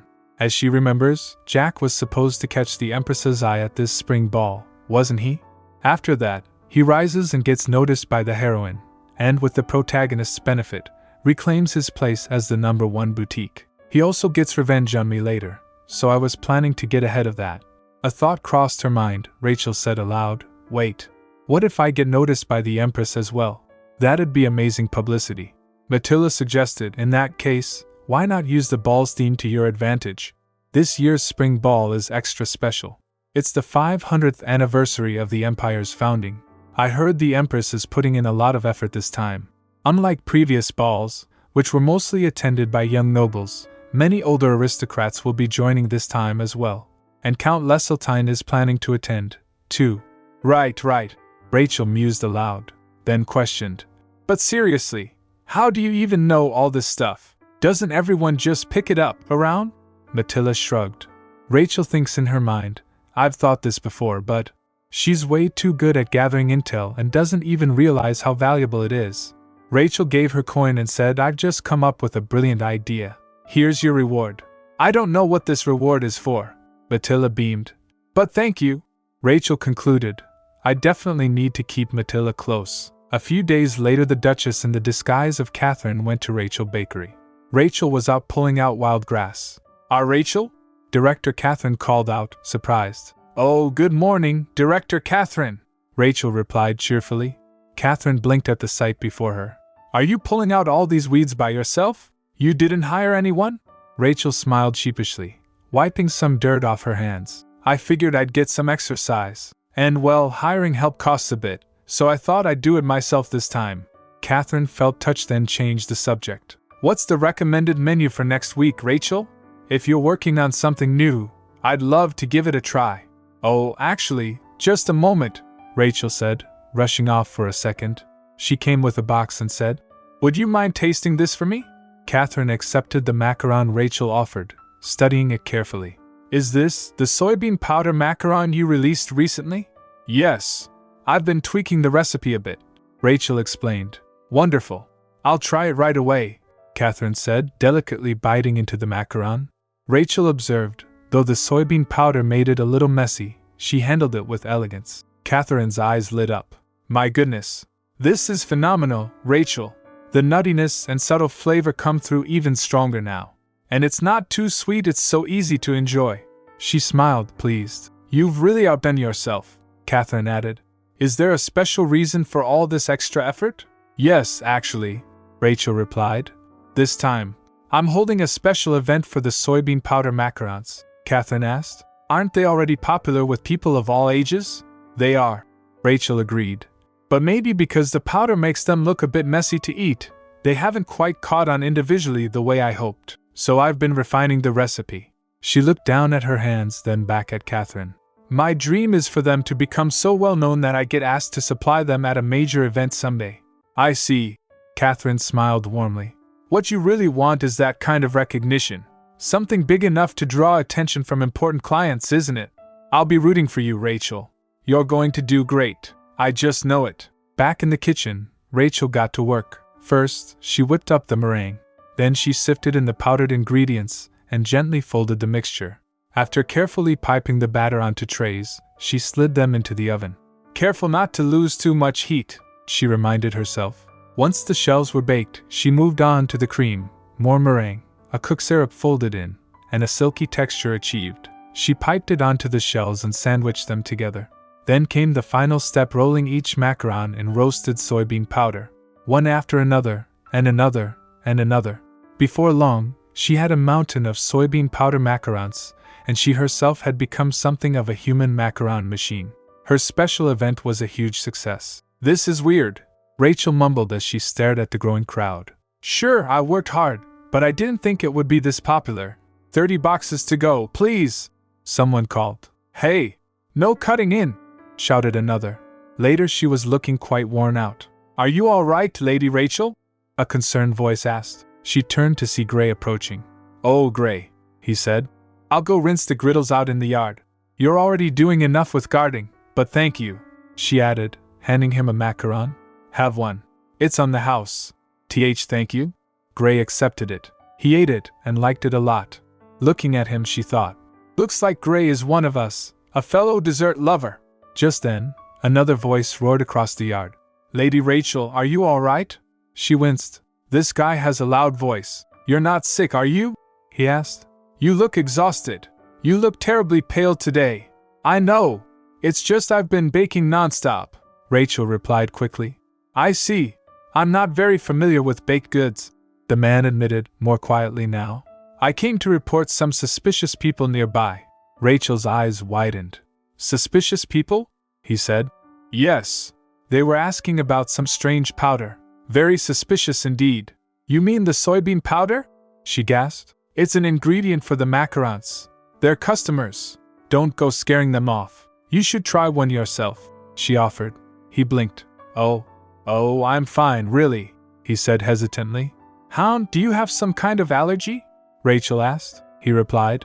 No, Then no excuses. Try it, she insisted. She shoves one in his mouth. Moments later, he stood in awe. Isn't it good? Rachel asked. This deserves proper payment, he declared. I must protect this soybean pow. No, this bakery. No, you, Lady Rachel. Just guard the flour, please, she said, holding back laughter. Then allow me to assist with cleaning first, he said, already grabbing a sweeper. Rachel sighed. He really doesn't have to go that far, but if it makes things easier, I'll take it. Suddenly, Matilda ran in. My lady, a letter just arrived from the palace, Rachel asked. The spring ball invitation? But why'd it get sent to the bakery and not the mansion? Matilda told. It wasn't addressed to Lady Rachel. It was sent to Rachel Bakery. She quickly opened the letter and read. Regarding the upcoming spring ball, we would like to discuss a potential collaboration with your bakery's soybean powder macarons. For further details. Her eyes widened. Wait a second, is this a supply proposal from the palace? That's it. Just a supply proposal? Not even an imperial chef offer? Hound groaned in disbelief. Oh, be quiet, sir, Matilda chimed in. This is huge for my lady, Hound asked. So the shop will be closed for a while? We might need to hire temporary kitchen assistants, Matilda suggested. Rachel could hardly believe it herself. It's true, she admitted. The event was timed to get attention before the spring ball, but I didn't think it would take off this fast. What happened? She wonders. I don't have any connections to the palace. Maybe you're just really lucky, my lady, Matilda chimed in brightly. Rachel smiled faintly. Is that so? Well, whatever the reason, I need to write my reply right now. Later that evening, Rachel sat down with the palace's head lady-in-waiting. Rachel said, Sorry for the late hour, Madam Head Lady-in-Waiting. Not at all, the woman replied kindly. We already agreed to accommodate whatever time suited you best. I imagine you're curious why the Imperial Palace reached out to Rachel Bakery.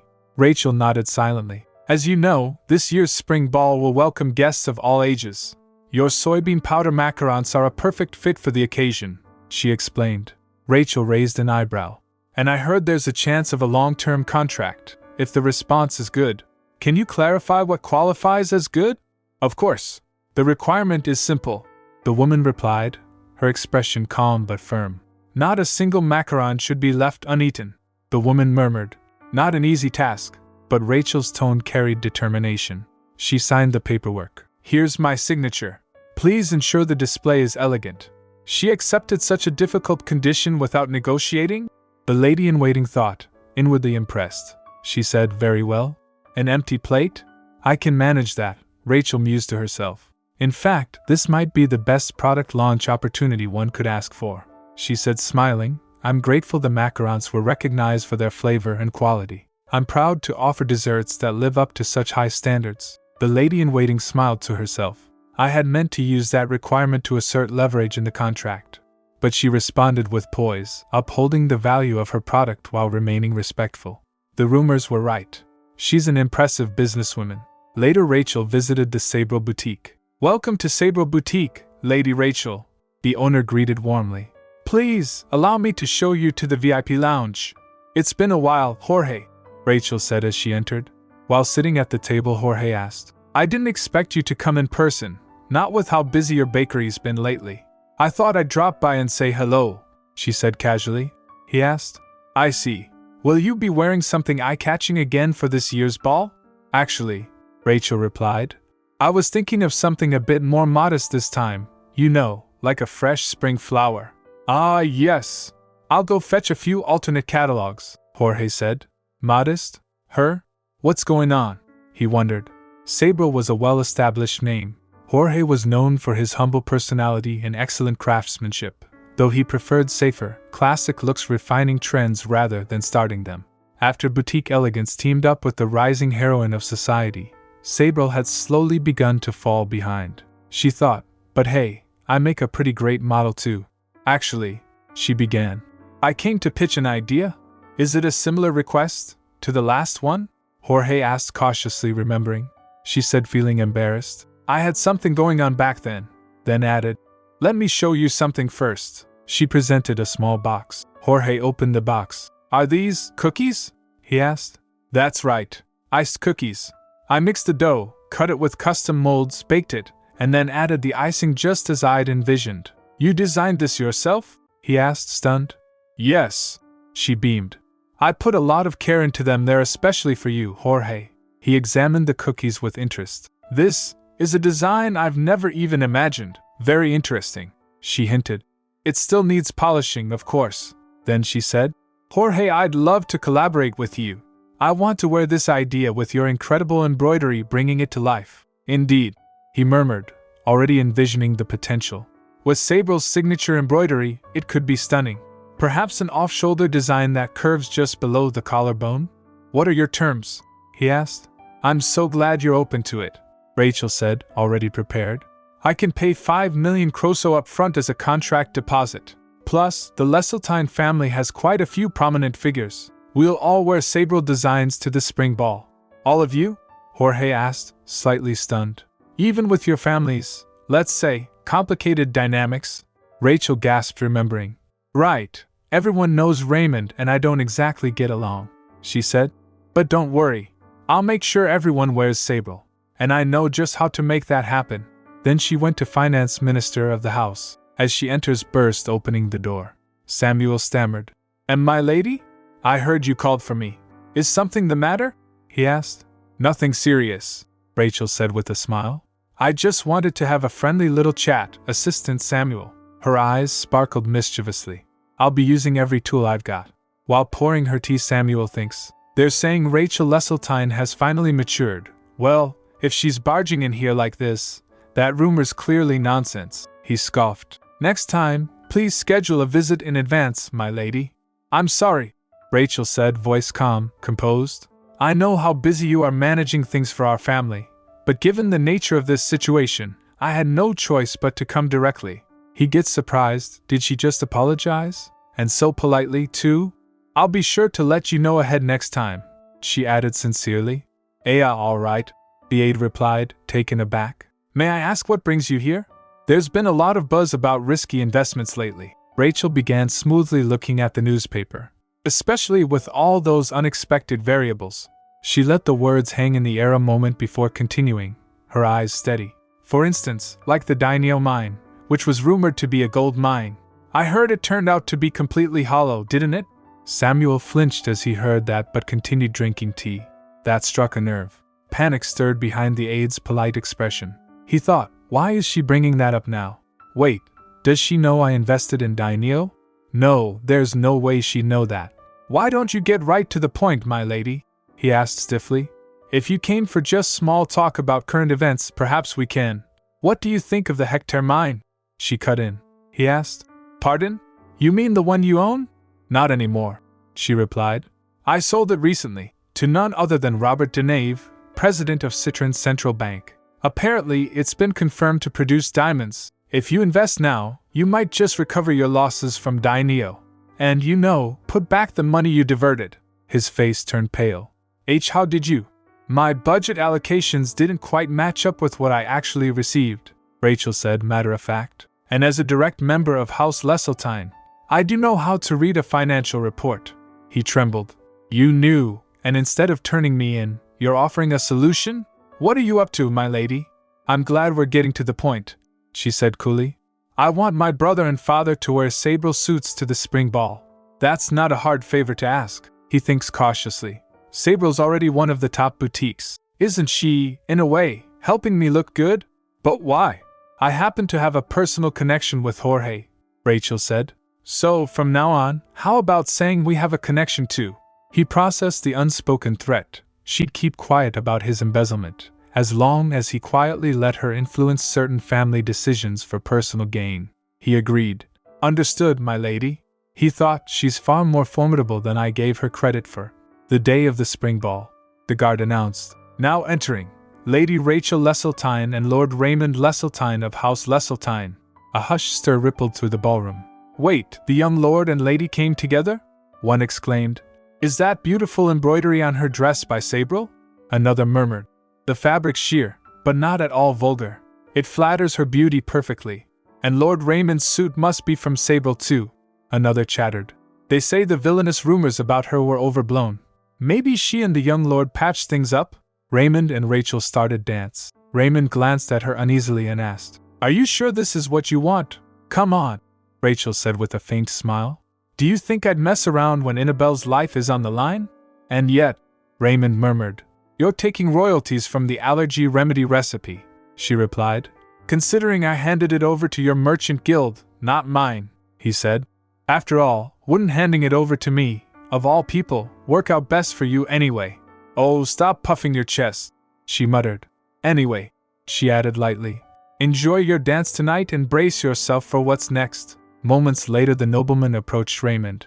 Young master, we didn't expect to see you here. We've been following your latest ventures with great interest. Perfect, Rachel thought as she turned her attention away. That pulled him away naturally. The dress should have made just the right impression by now. Ruffled lace sleeves have been the trend lately. This look should spark talk of a new one. Well then, she took a deep breath. It's time to begin the real market research. Then the guard announced, Lord Robert Denave has arrived.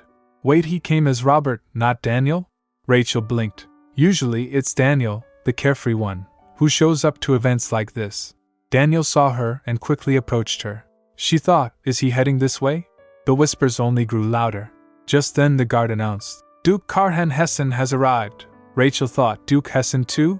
He never comes to events like this. This is odd. Rachel thought quickly. In the original story, they only showed up together when the heroine appeared. That was the first time. I'd better get out of here before more unexpected variables show up. Then Daniel called for her. Lady Rachel. She turned. He asked, Would you grant me the second dance? Ah, with pleasure, she replied, startled. She thinks he came straight to me. Does he have something to say? Her father whispered from across the ballroom. Rachel, bring Lord Denave over here, she said inwardly. Not yet, father.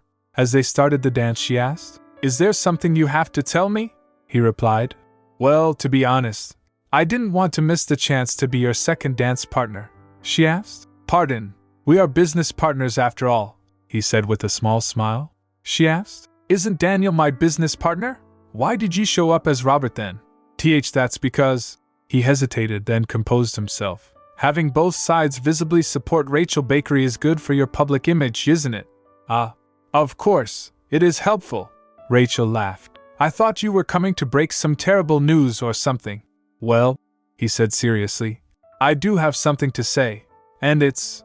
After renegotiating the diamond mine deal with Rachel, and with production and profits now steadily rolling in, Daniel ended up with far more funding than he expected. But for him, things only gotten busier. Most of his time is spent swatting flies away from her bakery. Even the Emperor, who's been trying to summon Robert, has been thoroughly ignored. And now, somehow, he's been dragged to the spring ball. He thinks in his mind, well, considering the amount of interest he pays the bank every month, I suppose I have been a bit dismissive lately. I should at least show my face for a moment. When he was entering the hall, he saw Rachel. He blushed looking at her. That's Rachel. Just then murmurs began. No one's asked Lady Leseltein for the second dance. What a shame. She's wearing such a stunning dress for nothing. Daniel thought. I can hear the murmurs clearly even from across the ballroom. She must be feeling awkward. But her mind was focused on her macarons. So he realized, or not. Not in the slightest. She laughs bright, easy, unbothered. That's just like her. The checker asked. May I see your invite, pardon me? Daniel replied. No, it's nothing. He approached her thinking, unlike everyone else around me, she's always worried about me sincerely, and I wanted to dance with her. even if it meant doing something reckless. I just wanted to spare her from everyone else's mocking. The problem is, I can't just blurt out something like a confession. How am I supposed to explain asking her to dance? During their dance, he thought, this is getting kind of awkward. You thought it was strange too, didn't you, Daniel? I mean, Robert? She says quickly, seizing on a distraction. Duke Hessen never shows up to these events. Yes, he answered, grateful for the shift. Very strange indeed. Maybe he came to report something to the Crown Prince? She muses. They're very close, after all. She looks towards the Duke and he keeps glancing at her. Moments later, the Duke turned away from watching and started walking. Thanks again for the dance, Rachel says, smiling as she turns to leave. See you later, Daniel echoed. Ah, why yes. Just then, the grand announcement echoes through the ballroom. His Imperial Majesty, the son of the Thean Empire, and Her Majesty the Empress, and His Highness, the Crown Prince. She bowed, thinking, now? Of all times? Her heart sank, thinking, the male lead of the original story, the one Rachel loved, and the one who destroyed House Leseltein. I really didn't want to run into him tonight. Then she realized, wait, Karhan. I've lost sight of him. No. If he reports anything to the Crown Prince, the bakery could be in serious trouble. So she rushed behind him looking for him. Outside, she observed, the lighting here is so beautiful. I wish I could decorate the bakery like this. But it'd probably cost a fortune. Still, I want to keep this VVIP connection going. If Karhan came here for any reason but the Crown Prince, that would be ideal. Just then a gust of cold breeze passes by, so she sniffs. She tries to cover her arms with hands. She said aloud, I've looked everywhere, but I don't see him. Where could he? Just then the Duke puts his cloak on her. What are you doing out here? He asks, approaching her. You seem sensitive to the cold, Karhan says. And yet you came out wearing this? He adds. And you're surprisingly fearless, I assume. She remembers. Make sure to dress warmly. Even in the palace, remote places can be dangerous. She thinks in her mind, he's worried about me. I think I'm starting to understand how Karhan speaks. Thank you for the cloak, she said softly. I'm actually glad I ran into you. I had something I wanted to say to our bakery's esteemed customer. He flinched, then asked. I figured. Is this about that? She began. Yes, regarding the baked flour.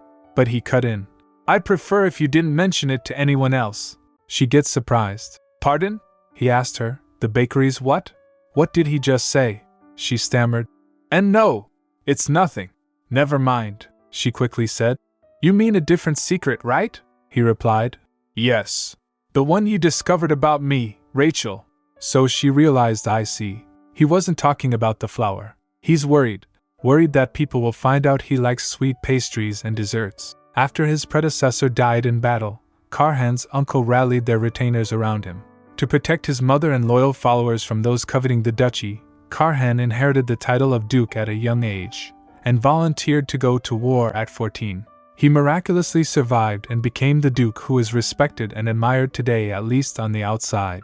But behind that strong facade was perfectionism, and an unbearable sense of responsibility. In the original story, Euphemia saw that burden and understood him. There's no need for me to steal that role. And yet, you can relax, she told him gently. I keep my promises. In business, nothing matters more than trust. Deep down, she knew. I can't just sit back and do nothing when it comes to Karhan. Then she looks inside her pocket to pull something out. What are you doing? He asked. She pulls out a pen and said, I once heard that if you write down something you love 3 times, it helps you feel calm. She writes on his hand. He looked at it. Marrow flowers? He questioned. He said, but I like pastries, not. She cut in. That's supposed to be a secret. From now on, marrow flowers will be our little code. She continued with a smile. Whenever you'd like to mention that, just say marrow flowers, and I'll know what you mean. He pauses for a moment, then smiled. I want to go see some marrow flowers. Her heart skipped a beat, but she said, oh, see, come by any time. Why am I getting all fluttery about this? She thought frantically. He asked, are you feeling unwell? Your cheeks have been red for a while. It's just a natural flush. That's all, she stammered. Anyway, I should head back in. See you next time. She turned, so he said, yes. I'll visit you when I want to see marrow flowers, Rachel. As Karhan was walking back, he flinched, seeing the Crown Prince standing under a tree. He bowed. Greetings, Your Highness, the rising sun of the Empire. He wonders, this is the place I always come to when I attend a banquet. How did he know I'd be here? I heard you arrived but couldn't find you anywhere, so I came looking, the Crown Prince said casually. He added, well, did you see her home properly? Karhan flinched, but the Crown Prince continued. I couldn't quite see who the lady was. It was too dark. He dismissed it, saying, anyway, I've said what I came to say. You can go now, Karhan replied. Yes, Your Highness. The Crown Prince's expression darkened. I don't like it when people keep secrets from me. But Hessen is just a dog of the imperial family. I don't care what he does.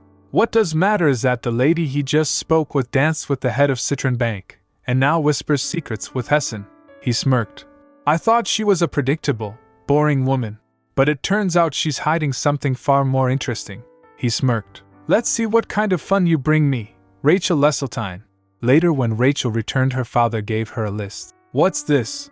Rachel asked, surprised. A list of servants we've let go and the new hires, her father said. Everyone who slandered you has been dismissed. As for the former head butler, he'll be dealt with personally after the interrogation. I heard you weren't feeling well and left the banquet early, he added, his voice softening. I've been neglecting you, Rachel. I'm sorry. He bowed sincerely. Rachel gets surprised. What's going on? He's actually apologizing, very sincerely, she said. Father, you don't have to apologize, but could you give me a hug? She asked, holding out her arms. Upon hearing that, her father recalled her when she was little. He thought, that's right. Rachel was once just a cheerful, innocent child. How could I have forgotten that? I'm so sorry, Rachel, he whispered, hugging her tightly. I truly am. The next day, as she was walking, her father approached her with a bowl. He asked, Are you heading out already? It's still early morning, she said. You're here again. He offered her the bowl. Here, eat this. It's supposed to be good for your health, she nervously replied. Thank you. He shoved it to her mouth. Why do you keep skipping breakfast? You shouldn't be working in that state. Mornings are always a rush, she admitted.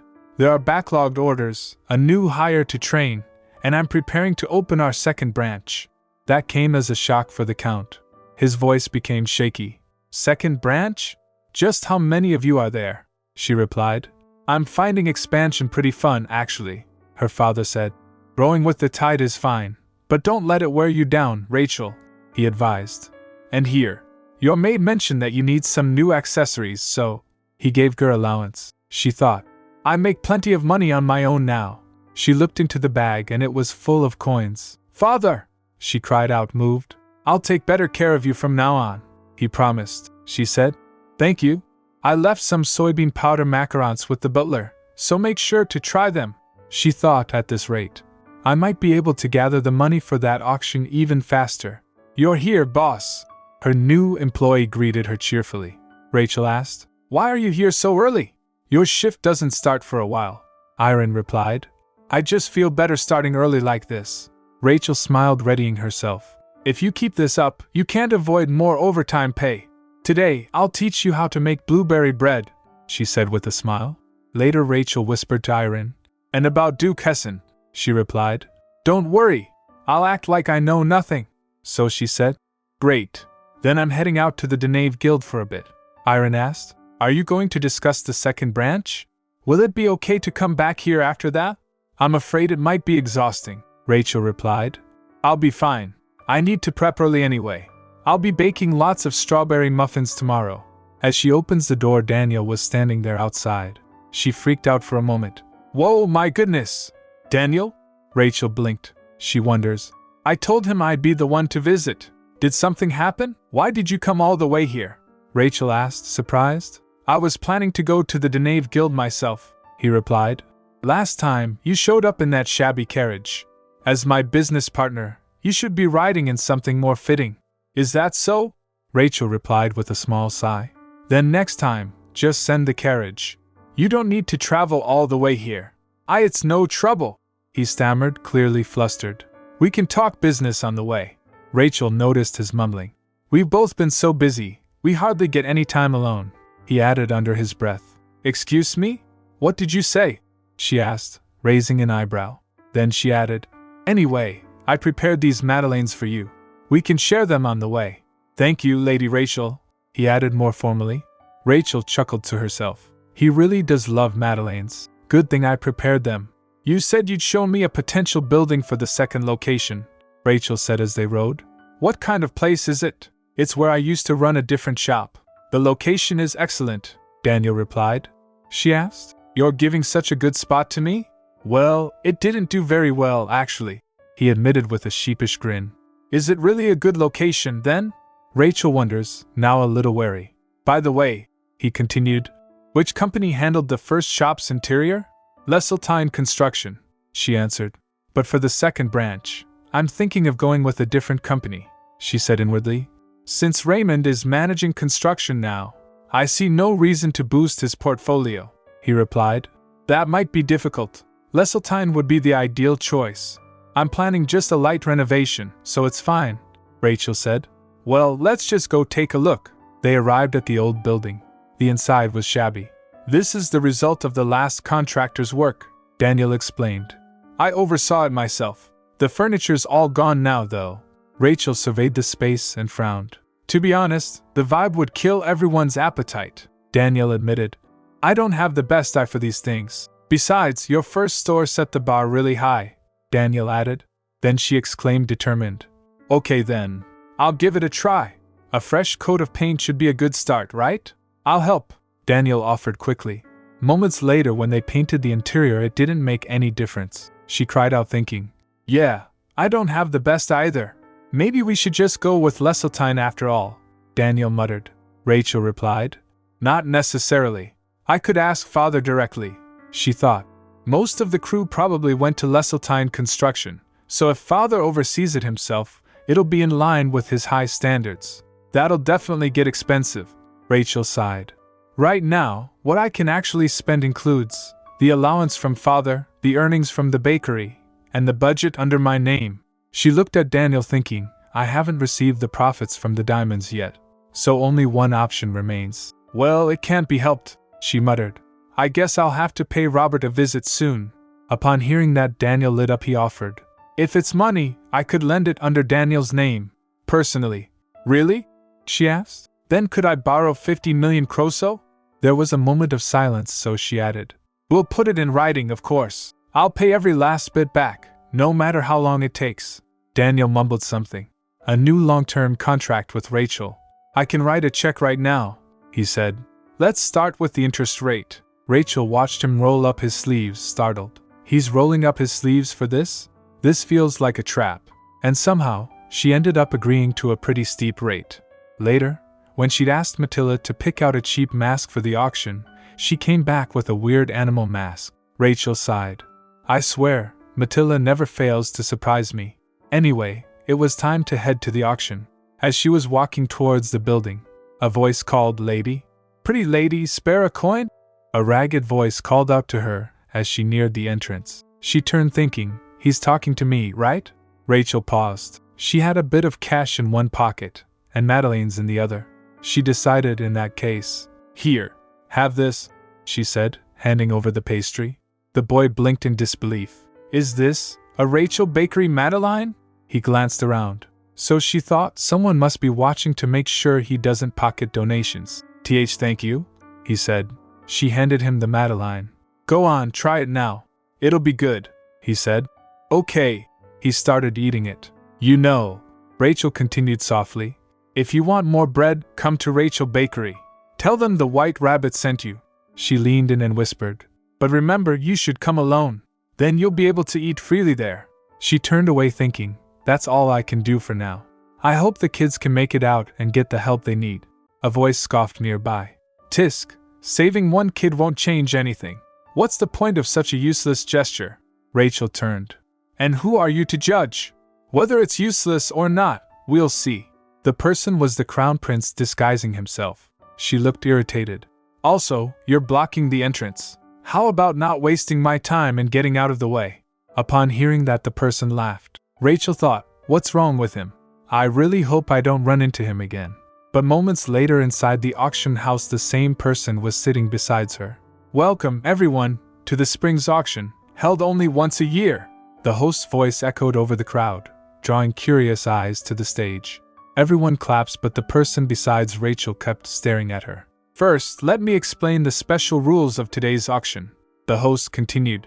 We will now hand out one sheet of paper and one envelope to each participant. Please write your bid amount on the sheet and submit it.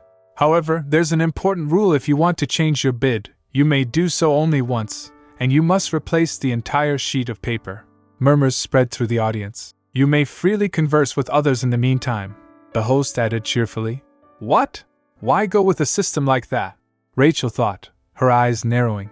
This is basically a mind game. Now then, the host called out. Let the auction begin. The first item was sold for 2.3 million kroso to enthusiastic applause. Congratulations, the host said. Let me present the next item. Although painted by an unknown artist, it boasts an impressive style. The piece is titled Twinkle Twinkle Sunset. Rachel blinked. What kind of name is that? Their naming sense is terrible. She raised her hand for bidding. She remembers. It makes the painting sound less impressive somehow. Maybe because it's one of the early auction items like in the original story? Though it's not like I have an eye for art in the first place. Still, the other participants probably aren't much better than me, except for the Crown Prince. The person besides her mumbled. That painting is incredible. He also raised his hand for bidding. She turned startled. What a surprise. I didn't expect this guy would actually have a good eye for these things. To the 5 participants interested in bidding, the host announced, please submit your bid. In the original story, Rachel recalled, the Crown Prince bid 50 million kroso. She scribbled quickly. Let's go with 10 million for now. Oh, my apologies, the Crown Prince said smoothly, deliberately flashing his own bid. Rachel wonders, did he just deliberately show me his bid? How do you evaluate that painting? He asked innocently. She thought, there's no need to add more competition for the Crown Prince, so... I'm not sure it's a great painting, Rachel replied. I think it'll fetch a reasonable, but not exceptional price. The prince grinned upon hearing that. He stands up and put off his mask. Wait, is that the Crown Prince? An attendee exclaimed. I agree with you, Bunny, he said with a smirk. I heard you've recently learned the value of money. Looks like you're developing a taste in art too, huh? Rachel thinks in her mind, he definitely saw my bid, and he clearly knows who I am. Wait, did he show me his bid because he thinks Rachel likes him and will just hand the painting over? She called out, standing. Can I get a new bidding sheet, please? The host complied. Here you go, my lady. The Crown Prince hummed quietly. I thought this would be entertaining, but she gave in right away. How disappointing. Still, it's better to be cautious. He also asked for a new bidding sheet. Here's your new sheet, the clerk said. Then he wrote his new bid. Rachel asked, standing. Do you not trust me? Who knows? He said lightly. I was going to bid this amount from the start. Time's up, the host announced. Please place your envelopes in the box. A hush fell over the crowd as the host reached in. Oh, now this is an interesting result. We'll start with the lowest bid, he said. First 5.5 million kroso. Rachel then called, Your Highness. The Crown Prince raised an eyebrow. Maybe you should have written a higher number? She teased. I could have raised mine, you know. Next, the host went on. 6.8 million kroso. Not that it matters, the prince murmured, since no one was going to top my bid anyway. Now, the last 2 entries. The host's grin widened. Prepare to be amazed. With only a tiny difference, the winner of Twinkle Twinkle Sunset is... The Crown Prince flinched, thinking, don't tell me. The host continued. 50 million kroso, and 50 million and 1 kroso. Sold for 50 million and 1 kroso. Congratulations. Gasps rippled through the room. The crown looks at her, stunned. The Crown Prince turned to Rachel, stunned. She smiled under the mask. See? I did say you should have written higher. He questioned her. Why would you want that painting for 50 million kroso? She replied, smug. It was 50 million and 1 kroso. He echoed, irritated. You cheeky, she said. And if you must know, it's because I felt the artist's desperate heart in that painting. Rachel recalled, in the original story, the painting was titled Emptiness, a name given by the Crown Prince himself. But if he really studied André Trois's life like he claims, he'd know. Even when Trois was a nobody, he showed up at his atelier every morning before dawn. I would know too. I go to the bakery at that same hour every day. She turned her gaze back to the painting. That painting doesn't show a setting sun, it's a rising one. The painting holds the hope that even a life spent in the shadows can one day see its dawn, she remembers. In the original story, the Crown Prince named the painting Emptiness, a symbolic move to solidify his role as the new rising sun. That decision, however, sparked conflict with the heroine, who had received the piece as a gift. I wasn't sure if I should use that knowledge. After all, meddling too much could disrupt the original plot. But, as someone who also clocks in at dawn, I couldn't just sit back and let the artist's message be misunderstood. She walked away from there smugly. The Crown Prince clenches his fist in anger, then ordered his servant, "Track that impudent rabbit, the painting Twinkle Twinkle Sunset." The servant complied. "Yes, your highness." The Crown Prince stands there thinking. I showed her my bidding paper and took off the mask on purpose. It was supposed to be a trivial amusement, and yet, he remembered Rachel's word, that painting isn't about a setting sun. It's about a rising one. It holds the hope that even a life spent in the shadows can one day see its dawn. He smirked to himself. Things just got interesting, Rachel Leseltein. Then he instructed his subordinate, "Clear my schedule for the rest of the day." At Rachel Bakery's second branch, the painting now sat temporarily tucked in the safest place she could think of. She glanced at it, then turned her attention to more immediate concerns. I can't appraise it properly, so selling it at a high price would be tricky for the time being anyway. Let's focus on what I can sell. She looked over the display. How should I market this launch day cake? Victoria Sponge Cake. As in, Queen Victoria's favorite. Should I maybe make up a cute little backstory for the name? She eyed the strawberry cakes, then recalled the Duke saying the strawberry ones were satisfying. She thought he was kind of adorable. Well, I'd better just rename this one, she muttered. She named it Raspberry Secret Cake. She checked the oven. Bread and madeleines are done. I can't make macarons alone, so let's go with some new drinks. These fancy machines cost me a fortune. That's it for prep today, she declared with a stretch. Now let's take a little rest before opening time. Is the owner in? A voice asked. Rachel turned. A man stood at the entrance. She opened the door. The person asked, "Are you Lady Rachel Leseltein, the bakery owner?" She replied. "Yes, that's me," he asked. "Where would you like these placed?" "Wait, what?" She blinked, confused. There were lots of flower wreaths from Daniel, her father, her sister, Catherine the foster home caretaker, and also from the Duke Carhan. He placed them beside the door. With them were written congratulatory messages. She questioned, overwhelmed. "What is all this?" The person asked. "Where should I put this one, ma'am?" she asked. "There's more?" The person replied. "Yes, this is the last one. I've never delivered something this big before." With that, the written message was, "I'll be coming for the painting soon." She wondered, who the hell is this lunatic? Should I report this? Then she paused. Wait, they called me Bunny, so could it be the Crown Prince? He instructed the delivery person. "Shove that one in the corner." She thinks in her mind, this is getting ridiculous. I really need to sell that painting soon and get him off my back. But who would actually recognize its worth? Moments later, a person entered the bakery. She greeted him. "Welcome to Rachel Bakery." A nervous young man stepped forward. "Ah, hello?" He awkwardly went in and picked only one. "Just this one, please." "And may I have some water?" she replied. "Just a moment, please." She returned with his order, then asked, "Sir, would you like to try this bread as well? It came out a bit misshapen, so I was going to use it for tasting anyway. There's a table upstairs. Please feel free to enjoy it there.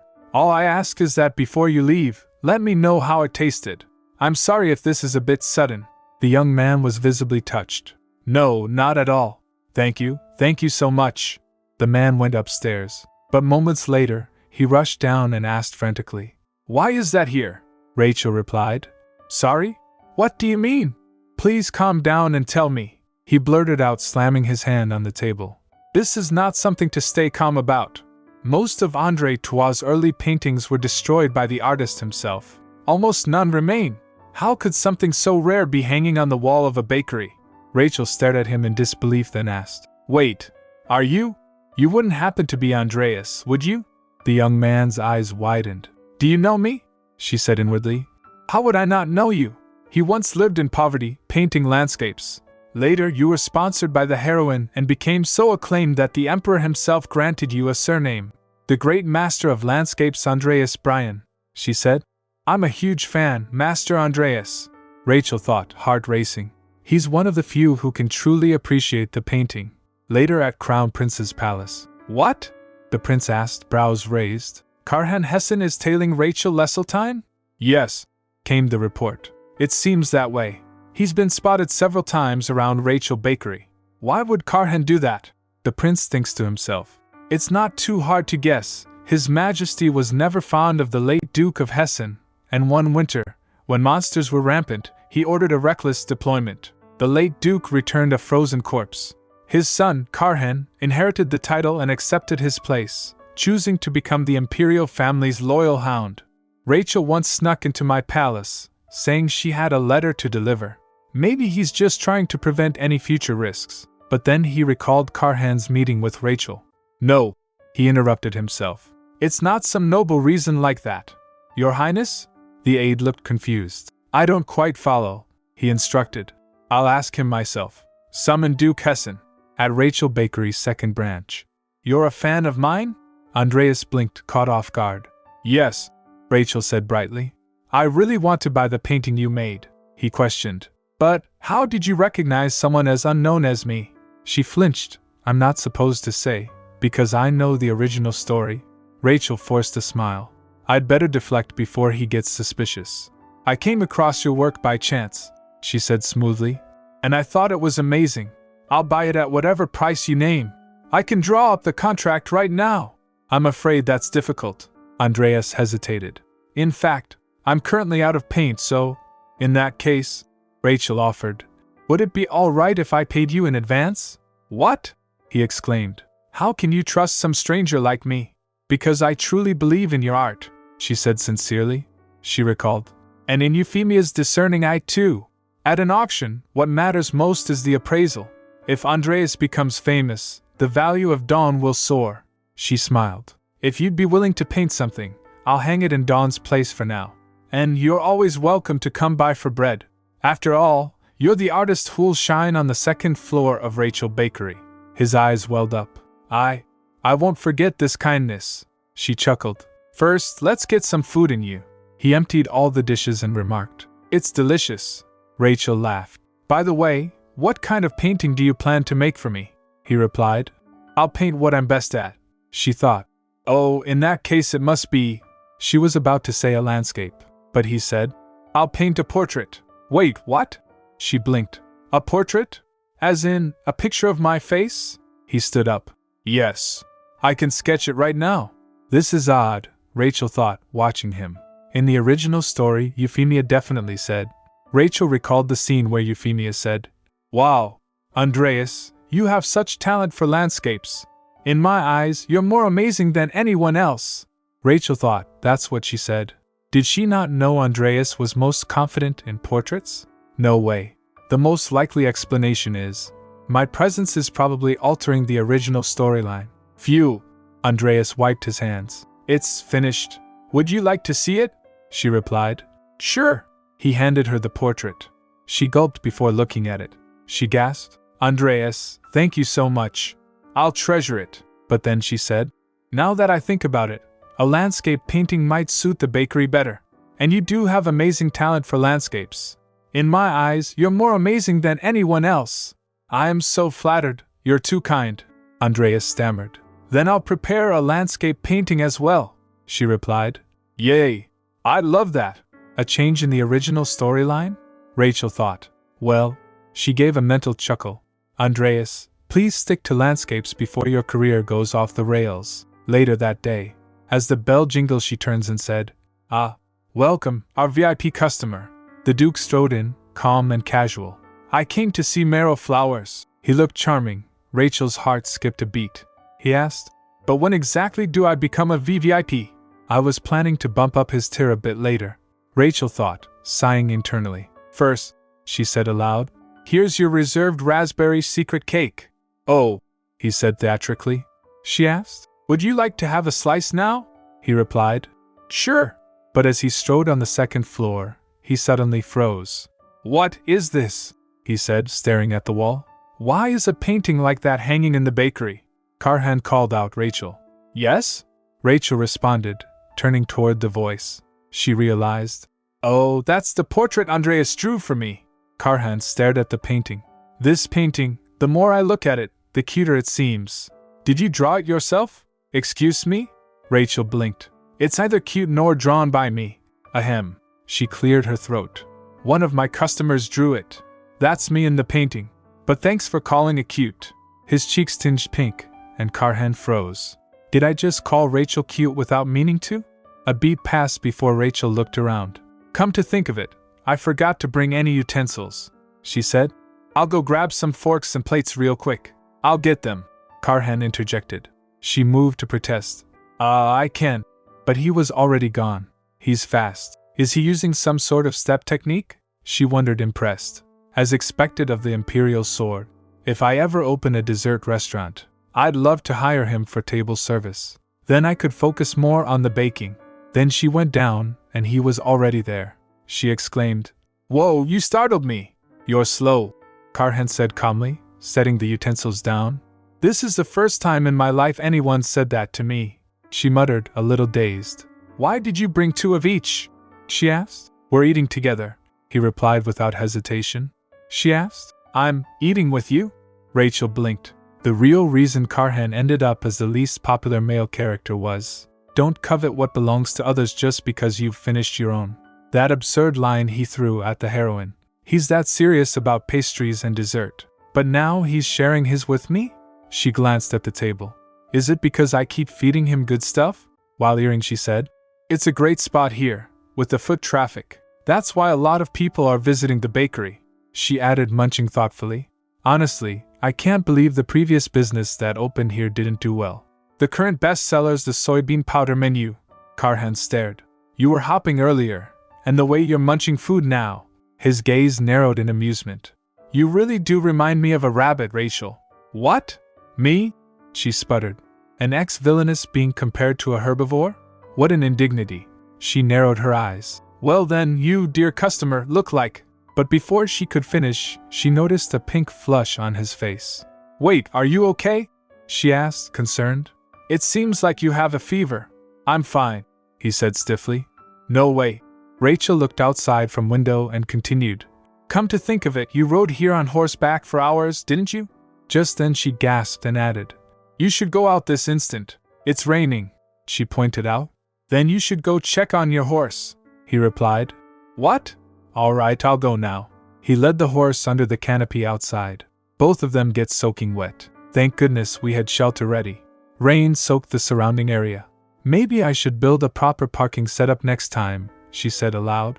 Thanks to you, Karhan said quietly. I realized it was raining sooner. As they entered back and the rain intensifies. It was lashing and battering. Karhan quickly closes the door and guards Rachel from the sudden gust of wind. Rachel caught the scent of rain on him. Karhan, he smells somewhat cool and fresh. It looked like a quick shower, she said, glancing up. But it's not letting up. There's a room upstairs, she offered. Why don't you get some sleep until the rain stops? What?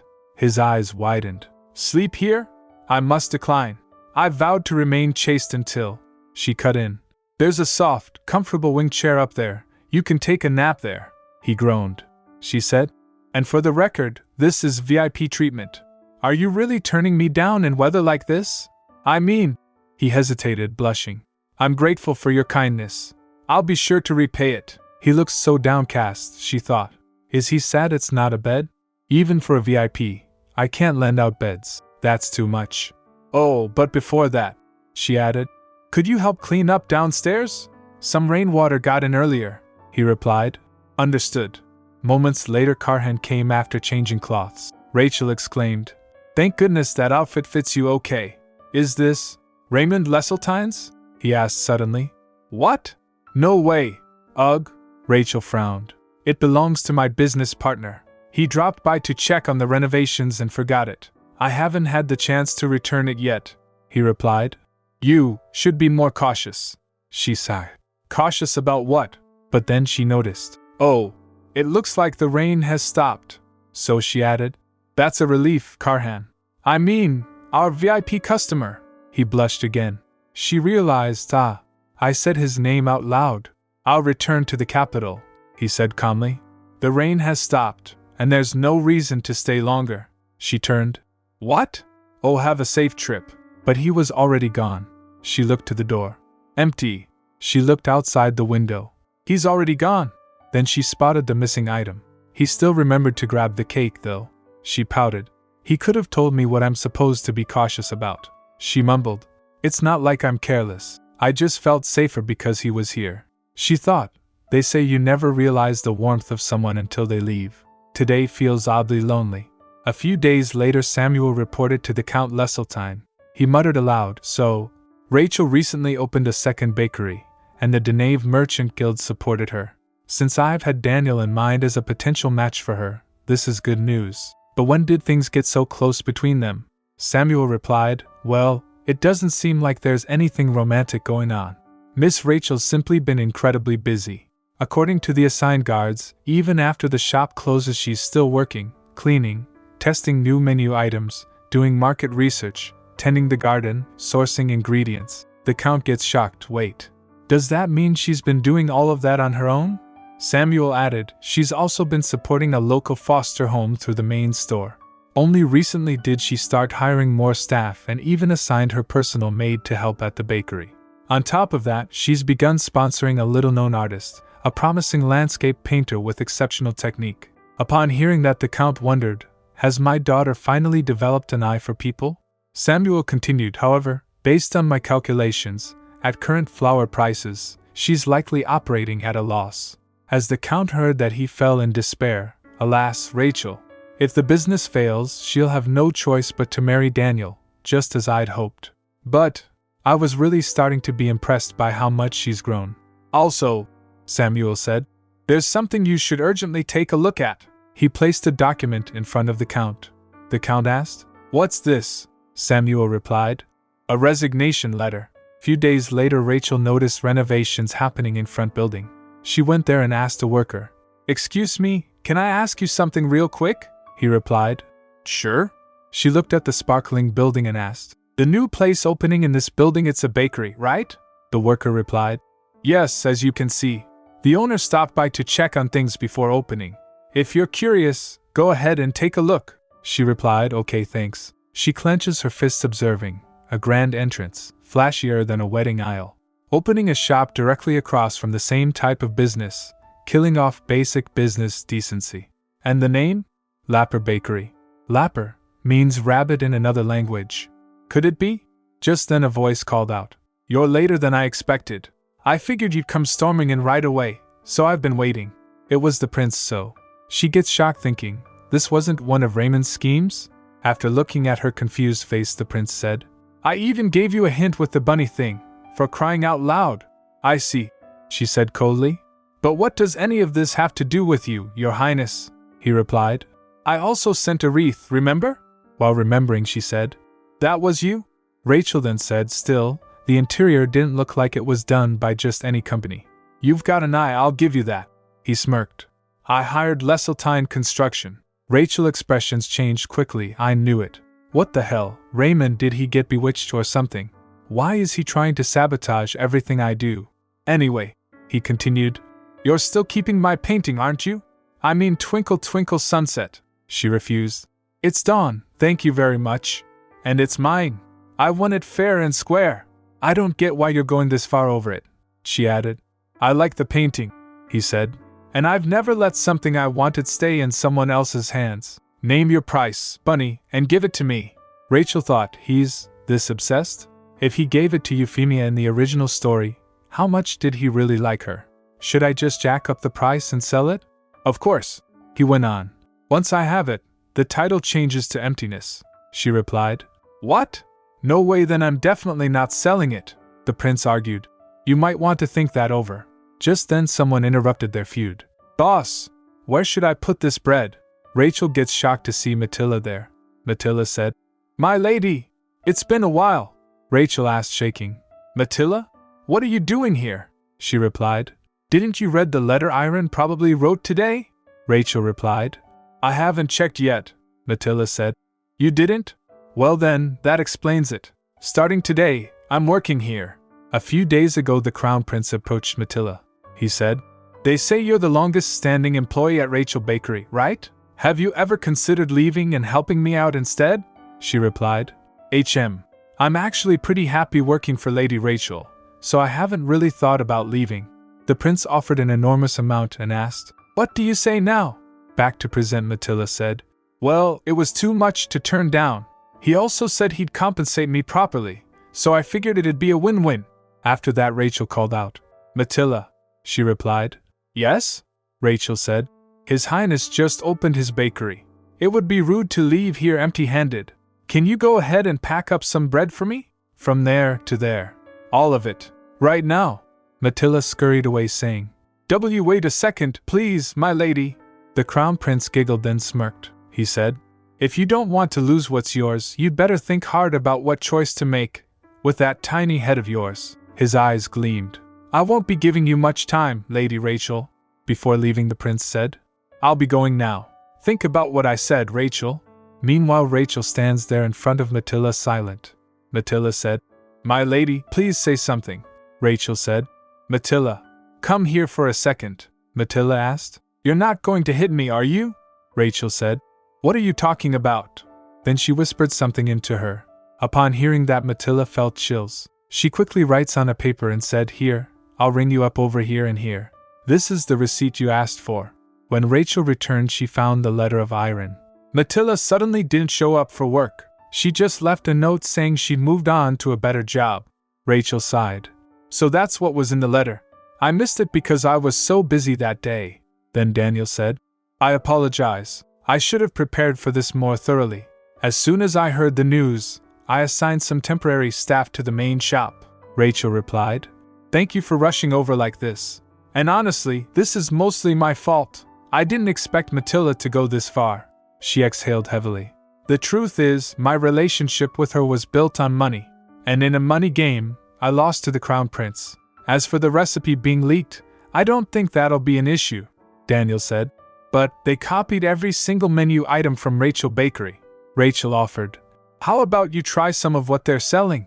Ah, sure. He unwrapped one and ate it. It was queasy and crumbly.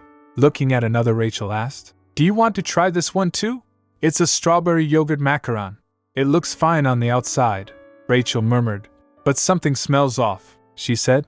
I was eating it earlier but couldn't bring myself to swallow it. Hearing that, he thought, She was eating it, then I'm definitely eating it. He tried again but throws out. Rachel offered her water. Here, have some water. After a pause, Daniel said, If this is their quality, we really don't need to worry, Rachel said.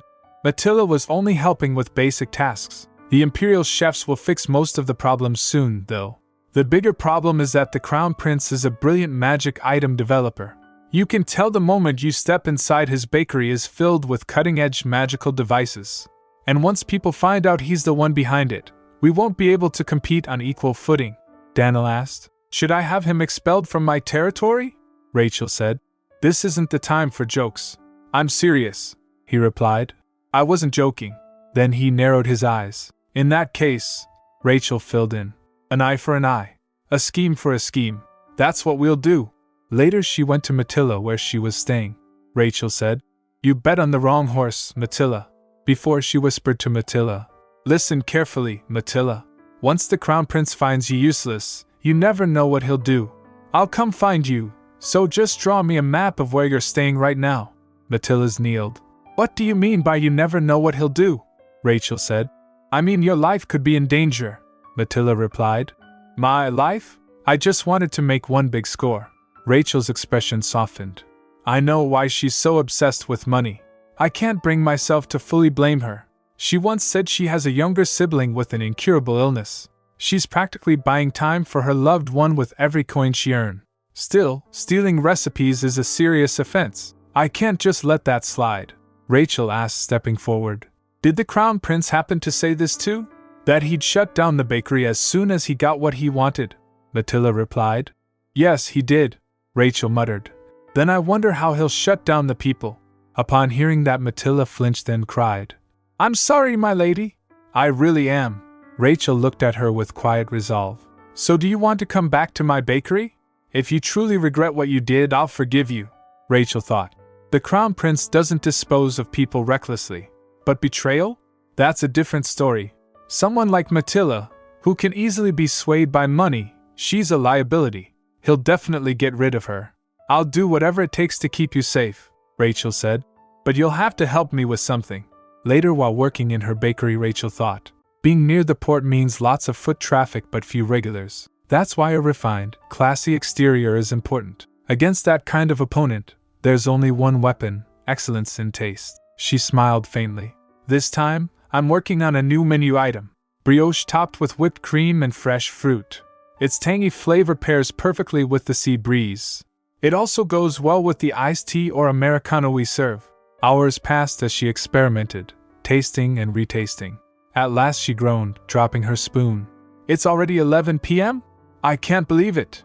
She sat down to relax. Lately, the days feel shorter and shorter. I've taste tested so much that I can't even tell if it's good anymore. If only Karhan were here. He never gets tired of sweets. Just then a guard interrupted. Lady Rachel, you have a guest. His Grace Duke Hessen is here. She went to him and greeted. Welcome to Rachel Bakery, he replied.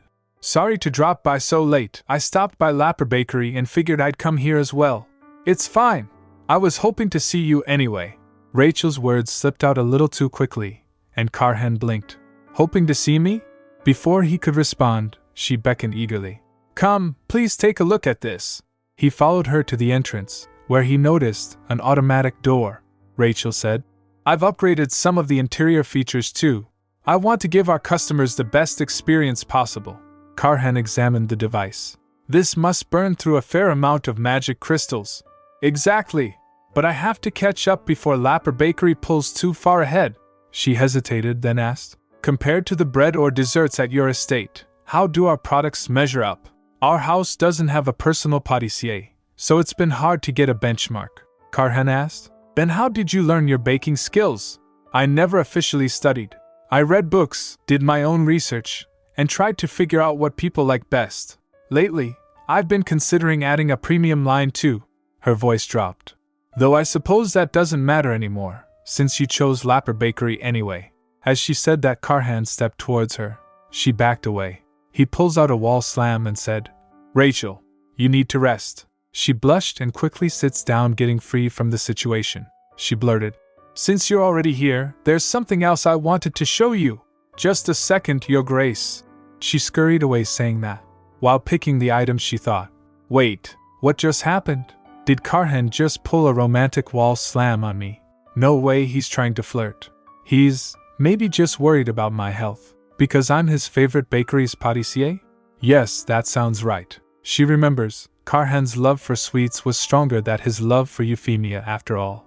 He even cares about the health of the baker who makes his favorite pastries. If I don't know the original story, I might have misunderstood everything. Thank goodness I do. Rachel hurried off, returning with a tray. As Karhan tasted it, he said, This is really good. Rachel said, It's a new menu item I've been working on, and I wanted you to be the first to try it. Normally, brioches are refrigerated at a certain temperature, which also cools the fruit's natural moisture. When you eat them together with the sweet custard sauce on the brioche, the flavor is just right. The chilled whipped cream and fruit help cut through the sweetness, so it doesn't feel heavy even after a few bites. He remained silent as she chattered, then asked, You love this work, don't you? She beamed. Of course I do, sir. This is the one thing I love doing most in this world. He paused at her wording. This world? Is she talking about the Leseltein house? Come to think of it, he had noticed a wreath earlier from Count Leseltein. It had simply read, Make it big. Oh, you noticed? Rachel said lightly. I took them down pretty quickly. But yes, my father wants me to succeed more than anyone else. Karhan flinched upon hearing that. He had heard how she was treated by her family, and yet even while carrying the weight of their expectations, she poured so much of herself into the things she loved most. He tasted it and said, Remarkable. He couldn't even imagine how many loaves she must have baked just to perfect this balance. Is he getting emotional over more than just the brioche? Rachel wondered. Well, never mind, there's something more urgent right now, she said quickly. There's something I'd like to ask of you, sir. Something only you can help me with. She set out several plates. I'm narrowing it down to just 2 fruits for now.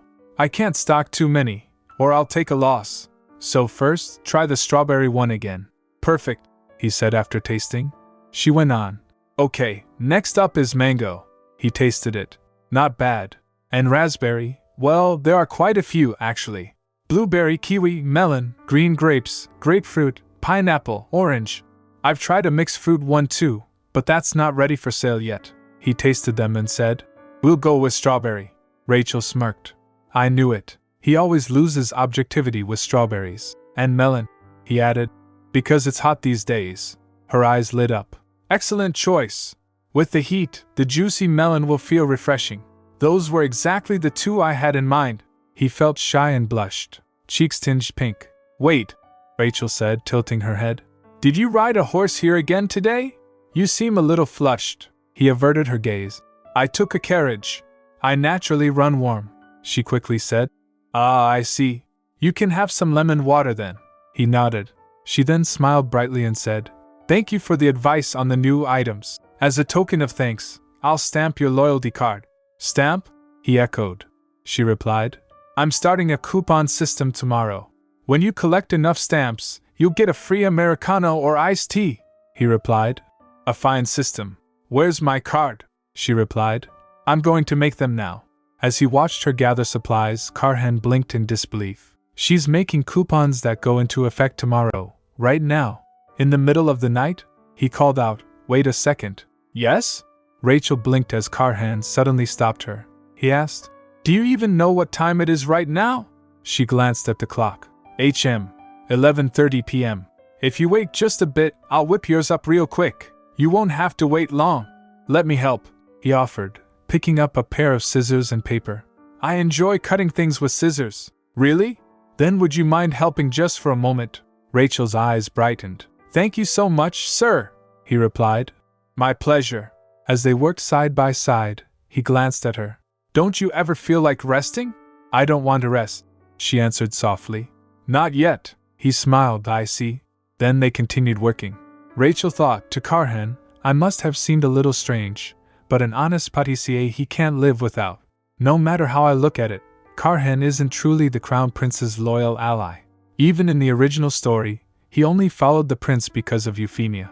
So, as long as he doesn't do her harm, maybe I really can keep trusting him? The next day, trouble brewed across the street at Lapper Bakery. You're out of the Choco Bomb macarons? Are they sold out? A customer asked. Nope, Matilda replied flatly. We just didn't make them, the customer asked. Then what about the tiramisu? She replied. Didn't make that either, he said. But you had them yesterday. Matilda cut him off. No, I said we didn't make them, the customer huffed. All right then, have a nice day. As he left, he thought, what kind of customer service is that? There's that bakery across the street. Maybe I'll try there instead. Matilda looked uneasy. He looked like someone with money, so I got nervous. Anyway, the operation's going smoothly. Meanwhile, the crown prince entered. Greetings, your highness. Still no sales today? He asked sharply. Worse than yesterday, actually, came the nervous reply. The prince frowned. The bakery across the street had a whole line out front. What's going wrong here? I'll have to check for myself. Matilda remembers Rachel's word. The imperial pâtissiers will definitely come up with new flagship items. Probably chocolate pastries and high-end desserts. But His Highness usually has so much on his plate, he wouldn't notice unless someone told him. And since he can't come by often anyway, we only had to do two things: keep the best sellers a secret and give terrible customer service. Matilda thinks in her mind. I didn't think Lady Rachel's plan would work this well. They're way more careless than expected. Just then the prince called out. Hey, Matilda. It's Matilda, she muttered under her breath. Yes, your highness? He asked. That customer who just left, what was he looking for? He wouldn't leave empty-handed for no reason, she replied. He asked about a 2-tier whipped cream cake. I told him we only take orders in advance for those, so he left, the prince replied. I see. The prince left the bakery and said to his subordinate, I've got an order for you. Follow that person who just left. Find out why he walked away without buying anything. Across the street, Rachel's bakery bustled with life. Rachel called out, Welcome to Rachel Bakery. Our strawberry and melon brioches are fresh out. Let's start by displaying the ones with whipped cream, please, a servant replied. Yes, ma'am. At the counter, a cheerful customer said, I'd like to pay, please. I'll use my coupon for an Americano. Sure, I'll take care of it right away. Rachel smiled, though inside she was gasping for air. I'm so swamped I can't even breathe. Which means, Lapper Bakery must be dead quiet by now. Looks like Matilla's doing her part well. The Crown Prince must be panicking. But he's no fool. He'll catch on soon enough. Sure enough, at Lapper Bakery, the Crown Prince turned on his staff. Why did you tell customers we weren't making the popular items? What are you talking about, Your Highness? Matilla stammered. He questioned. And how were you supposed to treat the customers? She replied. Politely? With kindness? He slammed his hand on the table and shouted. Yeah, right. But people are saying Lapper Bakery is doing the exact opposite. Matilla replied. What? That's the first I've heard of it. I worked diligently under Lady Rachel as well. Hesitantly she added. Then, don't tell me. Your Highness is the one who… Me? His eyes narrowed. That's ridiculous. A servant who betrays their master is of no use. You're fired, Matilla. Later another servant told him. Your Highness, I don't even know what kind of bread to bake tomorrow so we don't end up tossing it out. The prince sighed. Being near the coast, people here naturally prefer light, fruity flavors over heavy chocolate. I failed to analyze that properly and made chocolate the main focus. Even without the poor customer service, this bakery wouldn't have lasted long. He stood in silence, then finally declared, Lapper Bakery is closing. Wrap up what's left, and let's return to the capital, he said to himself. Once again, it's my total defeat. Rachel, while returning to her place, Matilla thinks, I really thought I was finally going to make a ton of money this time, but… She recalled the scene where she gets fired and thinks, unlike the Crown Prince, who couldn't even remember my name to the very end, Lady Rachel has always called me correctly, Matilla. But now, with my credibility shot, I would probably get kicked out of her shop too. She wondered, how am I supposed to survive now? I've got so much to worry about. She reached her place and opened the door. She decided, I guess I'll have dinner first and get ready for work tomorrow. As she went in, before she could act, a person puts a knife to her neck. She freaked out and plopped to the ground. The sharp voice cut through the air. You'll pay the price for betraying His Highness. Please spare me, Matilla gasped. She closed her eyes in fear, but something else happened. She heard another voice smacking. She opened her eyes and saw Sir Sharp there standing, who apprehended the assassin. She gasped, Sir Sharp? She's just unconscious, Sharp replied. Please get up. My charge is looking for you. Sir Sharp escorted her to Rachel. Seeing her, Rachel said, so the Crown Prince made his move this quickly. Thank goodness I asked Sir Sharp to keep an eye out. She added, Are you okay, Matilla? You'll sleep here tonight, my lady. Tears welled in her eyes. I'm so sorry and thank you. I'll make up for my mistake by taking a salary cut for a whole year. Rachel blinked. What? She gets startled. A salary cut? A whole year's worth? Matilla replied. Yes. Rachel studied her. Matilla, who's obsessed with money, is offering to take a pay cut. She must really mean it. Rachel replied. I can see you're truly sorry, so calm down for now. And no, there will be no pay cut. Matilla asked. What? But why? I did something awful, Rachel replied. Why? Because everyone deserves to be paid for the work they do. You'll make up for your mistake by never betraying me again. Got it? Matilla felt touched. Oh, my lady! You're the best. I'll never betray you again. I'll be your loyal dog for life. Rachel smiled inwardly. Perfect. Mission accomplished. Matilla is completely mine now. The next day, Rachel's shop was lively. Matilla greeted the customers. Welcome to Rachel Bakery. Customers noticed immediately. The automatic door and serving magic tools are gone? Oh, those were just for events, Rachel explained. Our pastries always taste amazing though.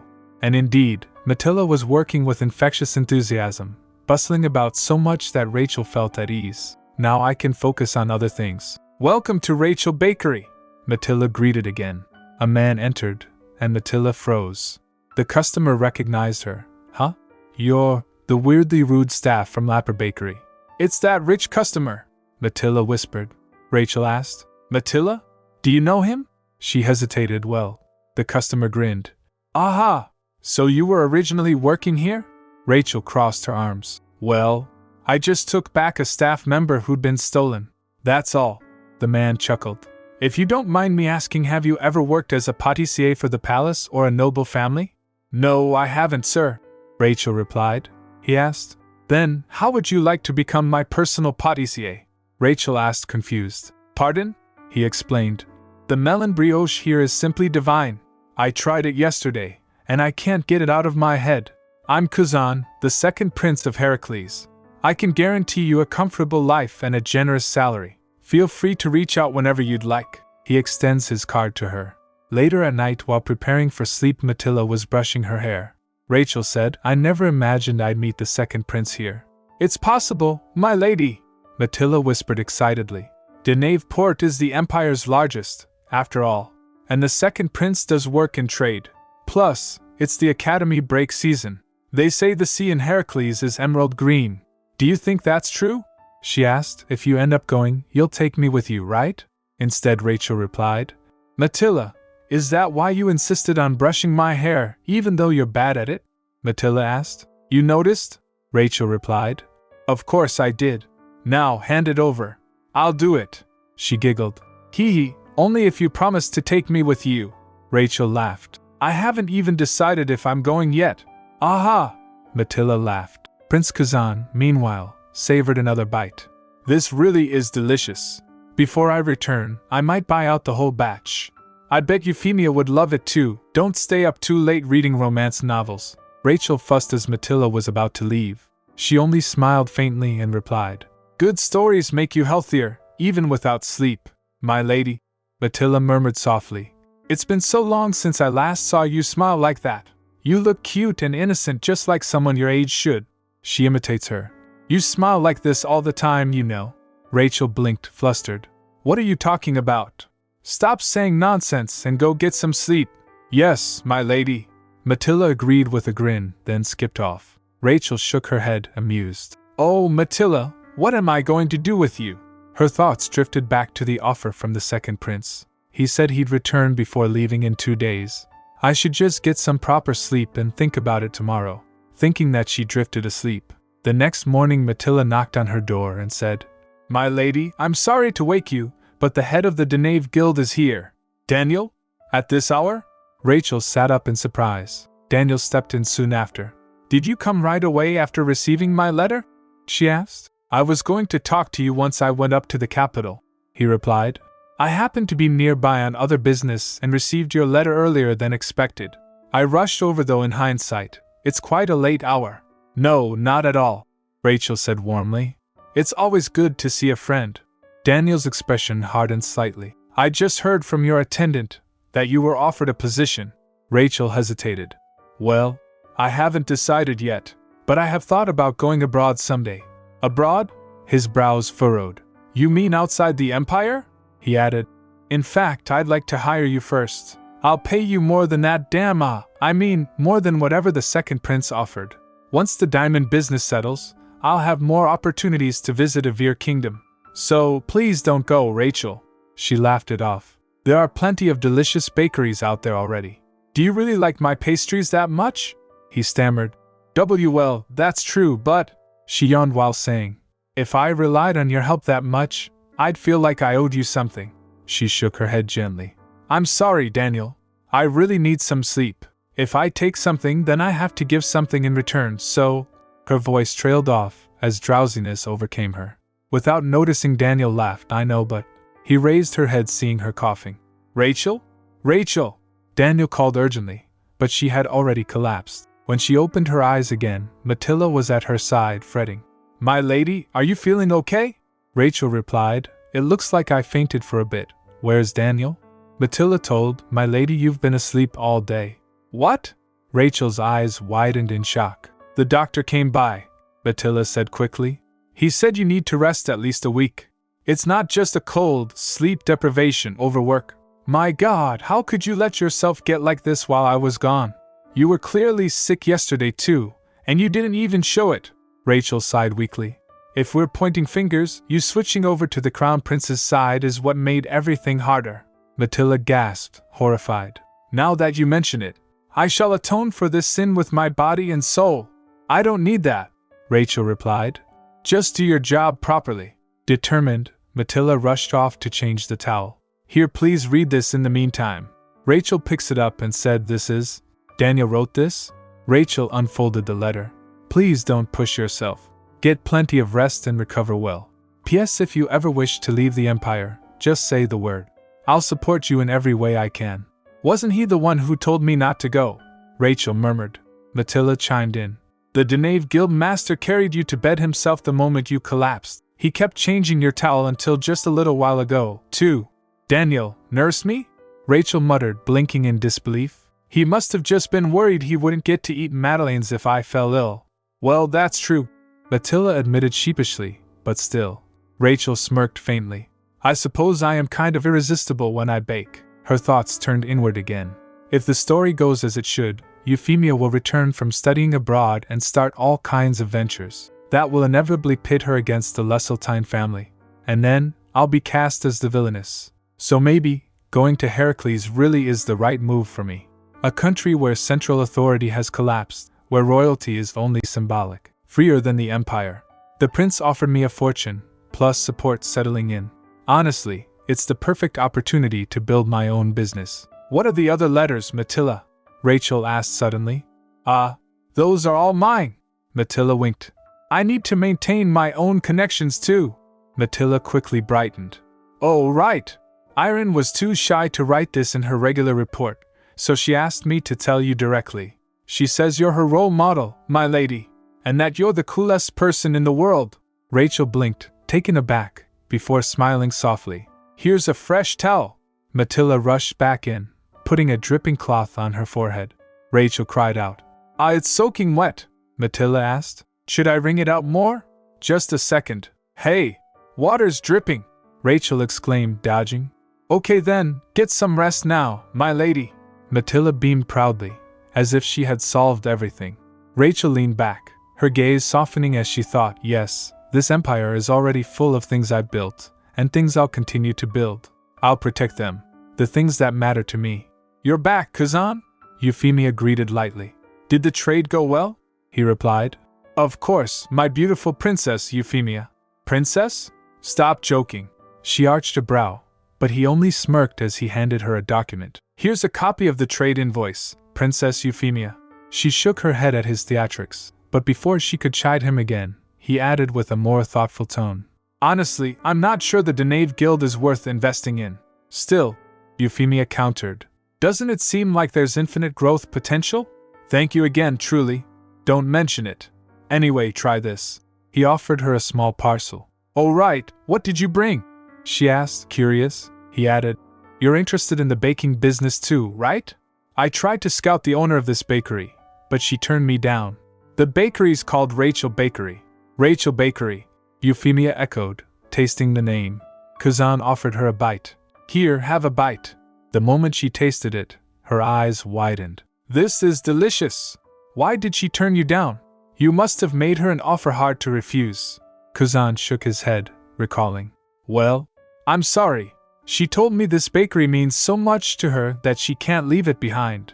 He added, "That's what she said?" Euphemia fell into thought, then murmured, "I see. Still, I really want to meet her someday." Imperial Capital, Rachel Bakery, main store. When Rachel visited her main shop with Matilda, a boy approached them. "So your name is?" Rachel asked gently. "It's Jade. I want to work here," the boy declared eagerly. Rachel asked, "Huh?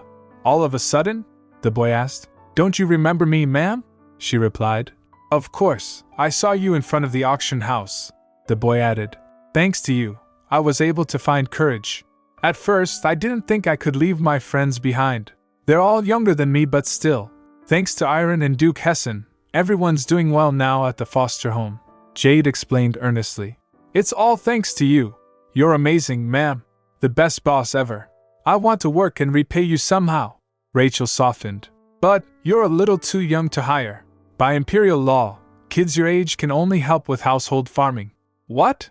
Can't you bend the rules somehow?" "I'll work really hard, okay? Please." His eyes pleaded desperately. Rachel faltered. "Don't look at me like that. It reminds me of my little sister," she sighed. "For now, how about I make you some warm bread?" the boy asked. "What should I do first?" "Nothing. I'm making it myself," she said firmly. Before she could turn away, a bright voice rang out. "Oh my!" Catherine exclaimed. Rachel turned and saw Catherine. "It's been a while, Rachel! I miss you!" Catherine welcomed her warmly. "I heard the news you opened a second shop in the Denave territory? That's probably why you look a bit tired," Rachel replied. "Maybe it's from the long carriage ride." Catherine turned to the boy. "And, Jade, you snuck out again, didn't you?" "Don't trouble Rachel," Catherine muttered. "I'm sorry," he admitted. "So he did sneak out," Rachel thought with a faint smile. "It's so good to see you again, Catherine. I'll drop by the foster home sometime soon." "Please do," Catherine replied brightly. "Come see the kids you helped rescue. They're all doing well," Rachel replied. "I didn't do much, really. I heard Duke Hessen and Iron did most of the work." "That's true," Catherine admitted. "I had to argue with Carhen for a while to stop him from taking this one. I knew he'd teach him swordsmanship, but Jade wanted to learn baking instead." Rachel paused, tilting her head. "Catherine, are you close with Duke Hessen?" "Pardon?" Catherine flustered, nearly caught off guard. Rachel asked. "You sounded pretty familiar with him just now." "No way! Oh ho ho ho!" She laughed nervously, coughing into her hand. "Are you okay, Catherine? I'll get you some water." Rachel moved quickly, but Catherine waved her off. "It's nothing. Actually, I just remembered something urgent. I should go. Let's talk more next time, Rachel." And with that, Catherine hurried off in a rush while taking Jade with her. "Didn't she come here to buy something?" Rachel wondered after she left. Then Attila smugly added with a huff. "Humph, so the little guy wants to learn to bake, huh? That's too bad. We can't reveal our bakery's secret recipes to just anyone. You don't even know them yourself," Rachel retorted, exasperated. "You've only worked the counter and run errands so far." Attila flinched but fell silent. "Anyway," Rachel sighed, "let's get going." At night, Rachel returned to her home. Annabella called out crying. "Rachel!" She burst in with sparkling eyes and flung herself at her. "I miss you so much." "I miss you too, Annabelle." Rachel laughed, hugging her back. "By the way, is it someone's birthday today?" Rachel asked as the servant were prepared for an event. Annabelle replied, "No, why?" Before she could answer, another voice asked, "Rachel, you're home." "I'm back, Father," she answered in surprise. "But what's with all the decorations?" Just then curtains flutters written on them. "Rachel is back. Congrats. Welcome home, Rachel Leseltein." "Congrats," her father said. "Welcome home, Rachel." Everyone clapped for her. Rachel gets surprised. "Huh!"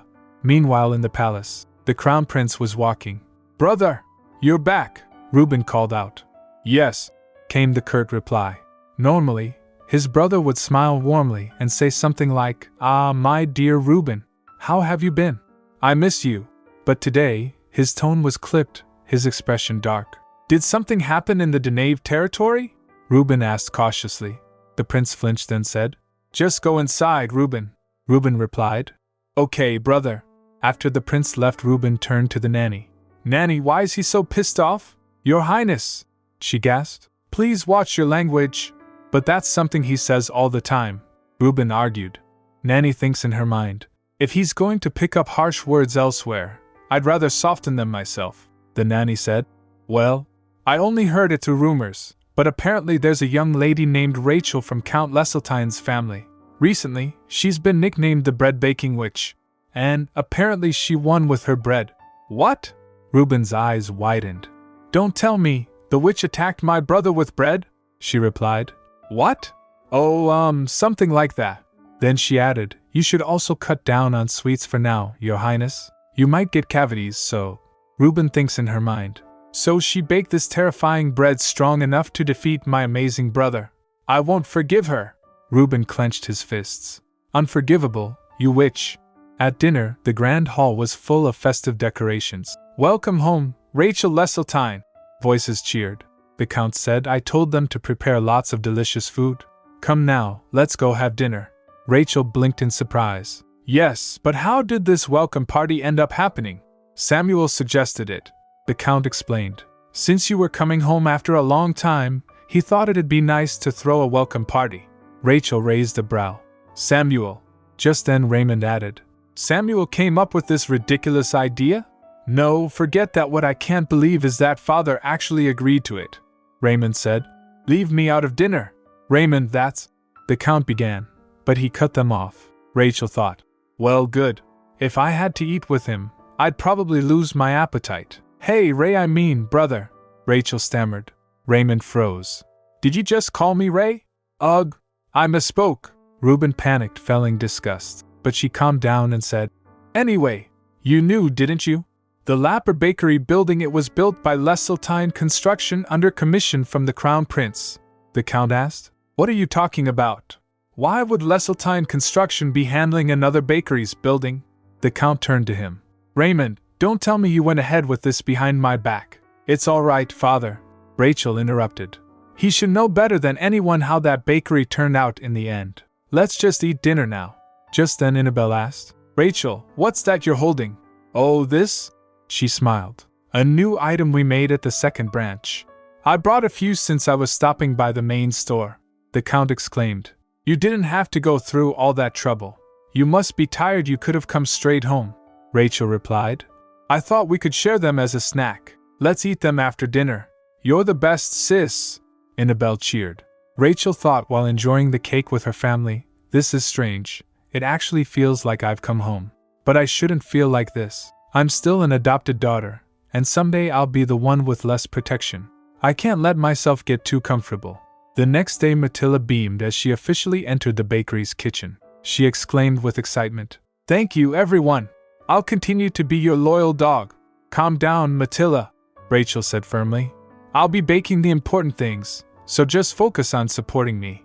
And absolutely no leaking recipes, she replied. Yes, my lady. You can count on me. Rachel guided her patiently. The heavy ingredients are on the lower shelf, the light ones up top. If we run out of cake decorations, check the storage under the display counter. You'll memorize it all as you go. Oh, and there's flour in the shed out back, but don't go there. Some knights are blocking it for reasons. You trust me, right? Is it haunted or something? I'll never go near it, Matilda squeaked. All right, let's start baking our new item, Rachel said. Something cool and refreshing for summer. Our new item, baby shoe. They gathered the ingredients: flour, eggs, butter, baking powder, powdered sugar. As Rachel whisked, she sighed. Ugh, my arm hurts. Come to think of it, why don't we have an automatic whisk? Magical tools cost a fortune to develop, Rachel explained. And the rich don't really need something like an auto whisk. I hope you get rich soon, my lady, Matilda said brightly. Soon the kitchen was filled with a sweet, creamy aroma. Sweet and creamy custard, done, Rachel announced. It's so yummy, my lady, Matilda exclaimed. You already tasted it? Rachel scolded. Matilda asked, but do you think I'll be able to make this on my own? Rachel replied. Don't worry. Until you get the hang of it, I'll guide you. However, later another presence approached the bakery. Reuben said, this must be the place. The bakery where the witch who defeated my brother lives. He was with two of his guards. The boy in disguise stood tall. Only you follow me. And don't you dare call me Prince. Huh? Then what should I call you? His companion asked. Reuben said, My name is Ben. And you are my father? His guard asked in shock. Pardon? Reuben went on. When going undercover, one must always hide their identity. That's what my brother told me, the boy declared proudly. They moved closer, weeds brushing in front of them. Those weeds are blocking the path. Cut them down and clear the way, the boy ordered. Both of his guards asked in disbelief. What? You just said you wanted to hide your identity, Your Highness. Inside they were baking different things. Wow, this is a masterpiece, Rachel exclaimed. The fresh cream is nice and cool, perfect for a day like today, right? I made the custard a little sweeter on purpose, Rachel said with a hopeful smile. How is it, Jade? It's really yummy, Jade replied without hesitation. Matilda said. As expected, my lady, Jade interjected. You're the best. You've got magic hands, Rachel, he chuckled softly. I'm so glad I came by today. Rachel, Matilda cut in, frowning. Jade quickly corrected himself. I mean boss. Seeing that, Rachel said to Matilda inwardly, Isn't it a little too early for you to be acting like a supervisor? Before Rachel could reply, a strange sound came from outside. SHK, SHK. The group froze. What are those noises? Rachel asked. It's not just me, right? I hear them too, Jade confirmed. What's going on out there? Rachel whispered. She peeked outside only to see a group of strangers trimming weeds in front of the bakery. All of them gets shocked. What is that? Rachel blinked. Looking outside, Rachel thought, why are strangers trimming weeds in front of our bakery? They're not going to ask us for money later, are they? Matilda muttered suspiciously. Jade tilted his head, watching them carefully. They're all doing such a great job, Rachel added. Instead of just standing here, maybe I should offer them something to cool off. Suddenly, one of the strangers stepped forward and shouted, voice trembling with righteous fire. Show yourself, witch! All of them get startled. Rachel went to the bot and greeted. Welcome to Rachel Bakery. Looking at him, she thought, a customer? Right in the middle of all this? Reuben's guard said, we did see the holiday sign at the front, but Rachel said calmly, today is our day off. But since you came all the way here in this heat, would you like to try a new product we're developing? No, Reuben shouted. Who knows what tricks the witch has put in it? Witch? Rachel echoed. That's right, the boy insisted, fists clenched. I've heard the rumors and came here myself to expose you. After the ancient dragon who shared its power died, all true magic vanished from this world. Sure, there were still witches who could use magic, but they were the ones who killed the dragon to hoard its power. They were punished and perished long ago. Now all that's left are magic crystals that gather mana from the air, and magical tools that let us tap into that power. But now a witch has shown up again. This is unforgivable. Rachel blinked, then offered a small smile. Wow, you know all those legends? You're very smart, sir. The boy flushed red, clearly not expecting praise. However, Rachel continued gently, I'm not a witch. He flinched. What? She replied. People just like calling me that for some reason. Is that so? I can't believe it, the boy muttered. I'll have to see for myself, Rachel replied. Then please wait a moment. I'll show you the magical trick I used. She took them inside and shows him her trick to bake cookies. Tada! How about that? Magical enough to cause a little misunderstanding? One of his guards said. For safety, I'll taste it first. He took a bite. His eyes widened. It tastes like pure, sweet freedom bliss. Is it really that good? The boy asked, amused. As he took a bite, the boy nearly shouted. It's so good I can't even describe it with the words I know. This pastry is amazing. I'll buy a whole box. Will this be enough? He reached into his pouch with frantic hands and pulls out money. Rachel raised her palms quickly. No, this is just a test batch. It's a bit much for sampling, but for your help with the weeds, I'll give you a box. Next time, come with your brother. I'll have another tasty treat waiting for you then. While leaving, the boy exclaimed, all right. So it wasn't witchcraft, it was just something really tasty. His escort knights sighed in relief. Thank goodness, your highness. Rachel's staff exchanged glances, whispering among themselves. So it turns out they were all escort knights for that little guest. He's probably from a powerful family, right? For someone his age to know so much about magical history. This might be a new VIP client in the making, Matilda whispered excitedly. Maybe at the very least, Rachel said with a sigh of relief. No one around that kid will call me a witch again. Not that there was ever any real reason to in the first place. Boss, you're super popular with kids too, Jade cheered. I bet his brother will fall in love with your baking too. Then Matilda said, your plan to turn one customer into two was genius. Plus, you dodged the whole potential weed clearing invoice thing. Rachel laughed, exasperated. Oh, come on. Let's go get something to eat already. Later elsewhere, hushed voices spoke in secrecy. Daniel said, looking at the documents. So, once preparations for export are complete, we'll reveal that it's a diamond mine. Rachel asked. Do you think we can fool the Crown Prince until then? Daniel replied. It won't be easy to fool him completely. Things would be simpler if we weren't in such a hostile position. But I heard a rumor that you told the Crown Prince you'd never sell him the painting. Yes, Rachel said firmly. And I still have no intention to. Then he asked. In that case, Rachel, how long do you plan to keep Dawn? Well, Rachel's eyes softened. Until someone who truly needs it comes along. Reuben took the cookies that Rachel gave to his brother. The prince asked. Where did you get this, Reuben? He replied innocently. Well, it was so good that I wanted to share it with you, the prince advised.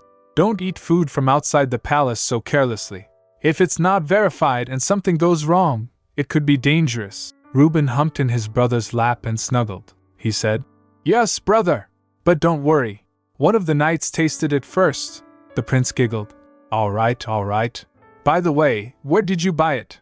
he replied. "From Lil Frost. If you have time, I'd love to go with you next time.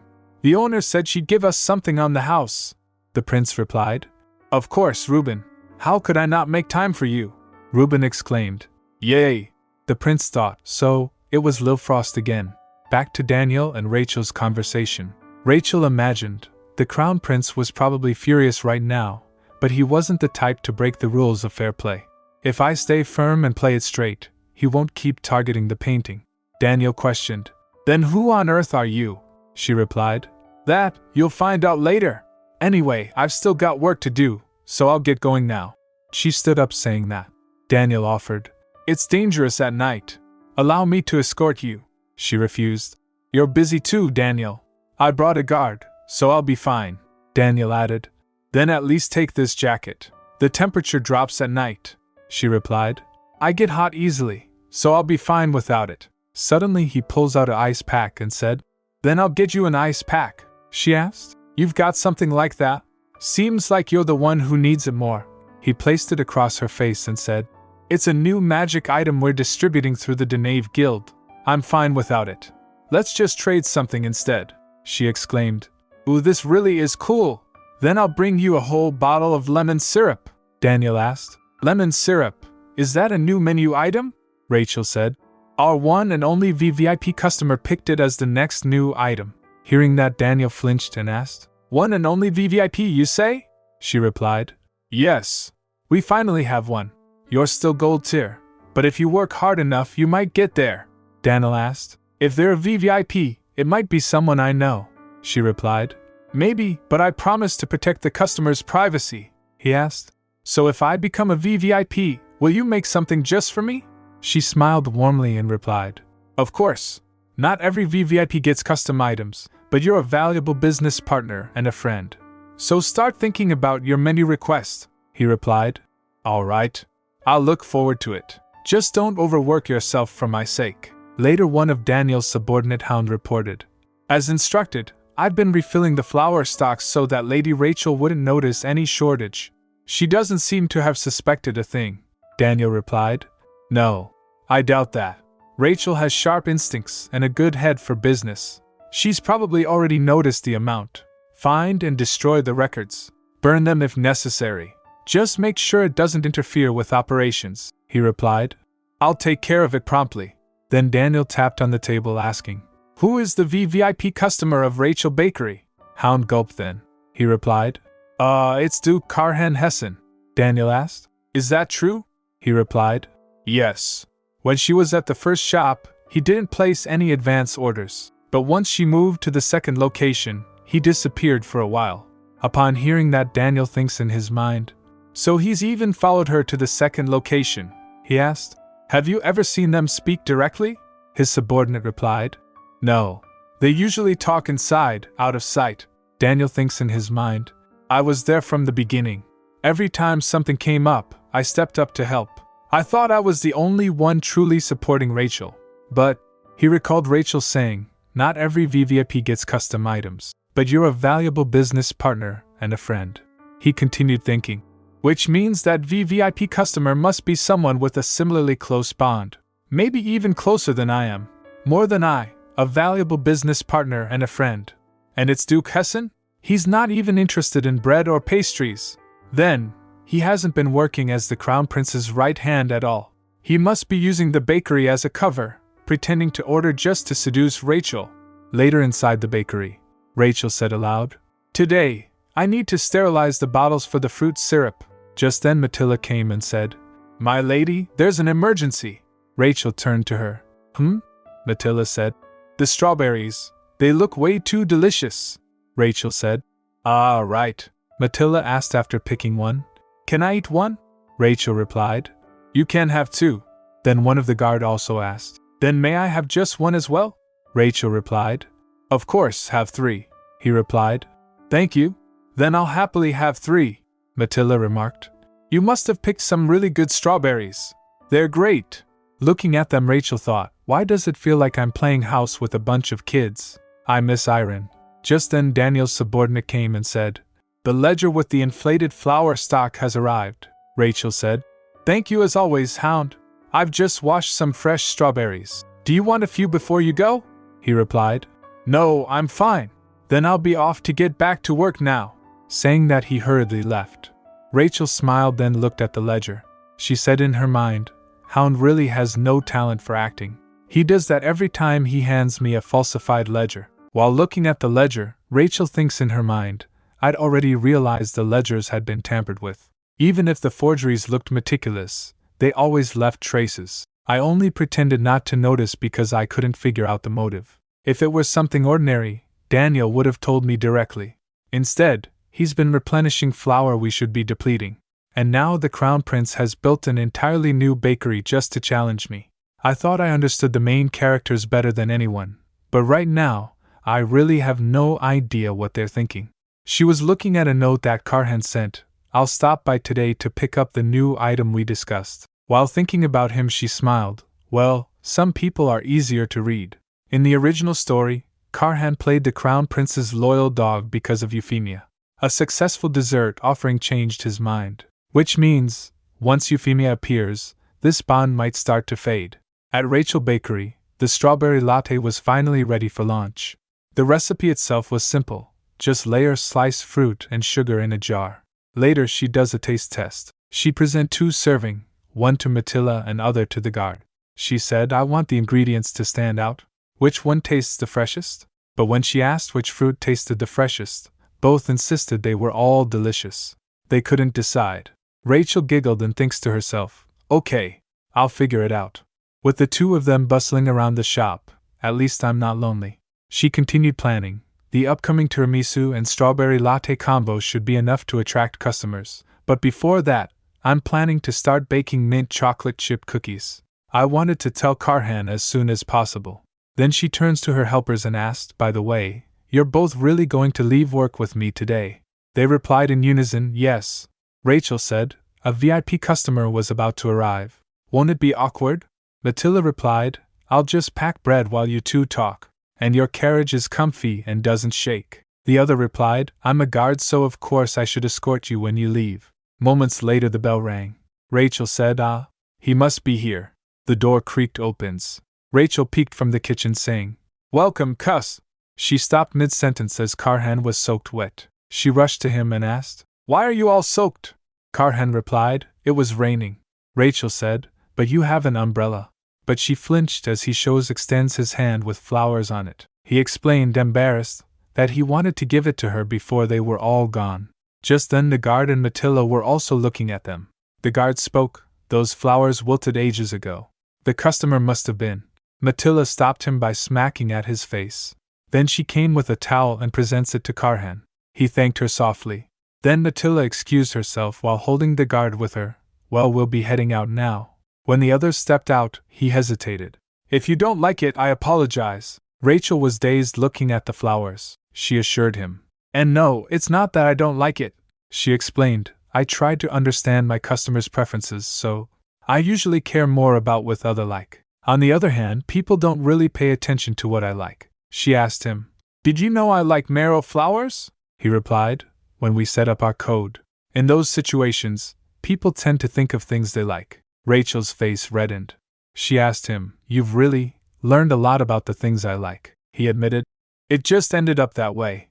I'll keep learning more. Our tastes are similar after all. Rachel thought he liked the desserts I made, but was that really all it took for him to do all of this? Just as she was overthinking, she backed away a little, due to which a strawberry latte was about to fall, but Karhan stepped up and instinctively caught that. As he grabbed that, he came so close to Rachel as he was hugging her. Both of their hearts raced as they looked at each other eye to eye. In the next moments both backed away. He said, it just ended up that way too. Rachel stammered, thank you, customer. Then he noticed the drink in his hand. By the way, is this strawberry latte? Yes, that's right, she told him. I made it with our new strawberry syrup. I've been fine-tuning the flavor because it's a gift for a very special customer. Karhan blushed as he heard that, then said, thank you. Rachel thought, looking at him, wait a second, Is he reacting to the strawberries? He completely lost his composure over one strawberry latte. Karhan really did love my desserts. Later she brought strawberry latte to her home. Annabelle squealed after gulping one down. Yummy. Rachel smiled. I'm glad it suits your taste. Annabelle said, yeah. Then her father also drank one and said, thank you for bringing this, Rachel. She told him, I left a few extra in the kitchen, so you can have more anytime. He smiled after hearing that and said, as someone who values fair business above all, how could I keep accepting these for free? Rachel asked. Pardon? The Count said. I'll pay for the strawberry compote you brought. Tell Samuel how much you want for it. Rachel got surprised. How much I want? When she went to Samuel, he said, His lordship told me, he instructed me to give you whatever amount you name. You arrived earlier than expected. Are you sure you don't need more time to think? No, Rachel replied. I want the deed to Lil Frost's 7th. What? He gasped upon hearing that and asked, asking for the 7th in exchange for strawberry compote? Isn't that a bit much? She replied. I know. Father has never once spoken about the value of Rachel Bakery's products. Not once. This is the first time. She inhaled deeply. So I'm taking this proposal to mean, Father is finally acknowledging my business. She thought to herself, even if he didn't mean it that way, it doesn't matter. The words of Count Leseltein carry weight. He must have calculated everything when he told me to name my price. It's time to stand tall and show what I'm aiming for. Her gaze sharpened with resolve. She said, I'm sure this will be an investment without regrets. The steward hesitated. Come to think of it, back when you built the second branch, why didn't you accept help from your family? She replied. Because the one in charge of Leseltein construction is my brother, Raymond. He wouldn't have given me even a scrap of support. And if Father had found out, he would have ordered him to help me. But that would still mean I was relying on Father's influence, wouldn't it? She declared. I want to be recognized on my own terms. I want to show that I've come this far with nothing more than my initial starting support. The steward blinked. Don't tell me, you're aiming for Leseltein construction? No, Rachel said. What I want is Leseltein transport. After a split moment, Samuel replied. Understood. I won't report this conversation to the Count. Upon hearing that, she smiled. So he's willing to help.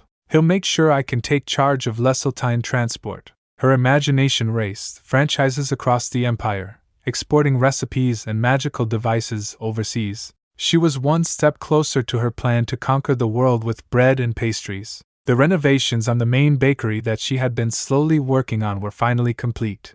The interior felt brighter, cleaner, comfortable. She breathed out. She smiled, thinking, I feel relieved now that the big things are falling into place. She murmured, Today's so peaceful. Right, Brioche? I'll finish you up soon. Just then they heard a shout. Come out, shop owner! The shout cut through the kitchen. Rachel blinked. That voice, Matilda said. Isn't that the little customer from last time? The guard came in and said nervously, Be boss, I'm afraid you should come out. Matilda offered. I'll keep an eye on things, Rachel said. Okay. Thanks, I can't step away right now. Fresh cream melts quickly at room temperature. Moments later, Matilda's voice trembled. My lady, I really think you need to come out. All right, Rachel said, confused. Please take care of this for me. While getting out of kitchen, she wipes her hand, thinking, what kind of situation is so scary that even Matilda is afraid? She stepped outside and flinched after seeing Crown Prince there. The prince faintly smiled and said, It's been a while. Rachel greeted back. Greetings, your highness. What brings you here so suddenly? Then he picks up his little brother who was beside him. Tada! The Reuben chimed. I personally brought my brother, the Crown Prince said. Reuben de Thien, my one and only little brother. What? Rachel stared. That little customer was the Crown Prince's brother? Reuben asked cheerfully. You've prepared something for us, right? She replied. I'll have it ready right away. Would you like to pick out some bread as well? Bread? Reuben's eyes sparkled. I'll buy everything you have. Rachel nearly choked. That's good when business is slow, but right now we're in a boom. If I sell everything to him, the regulars will leave empty-handed. If that keeps happening, they'll stop coming altogether. Maybe once is fine, but if this becomes regular thing.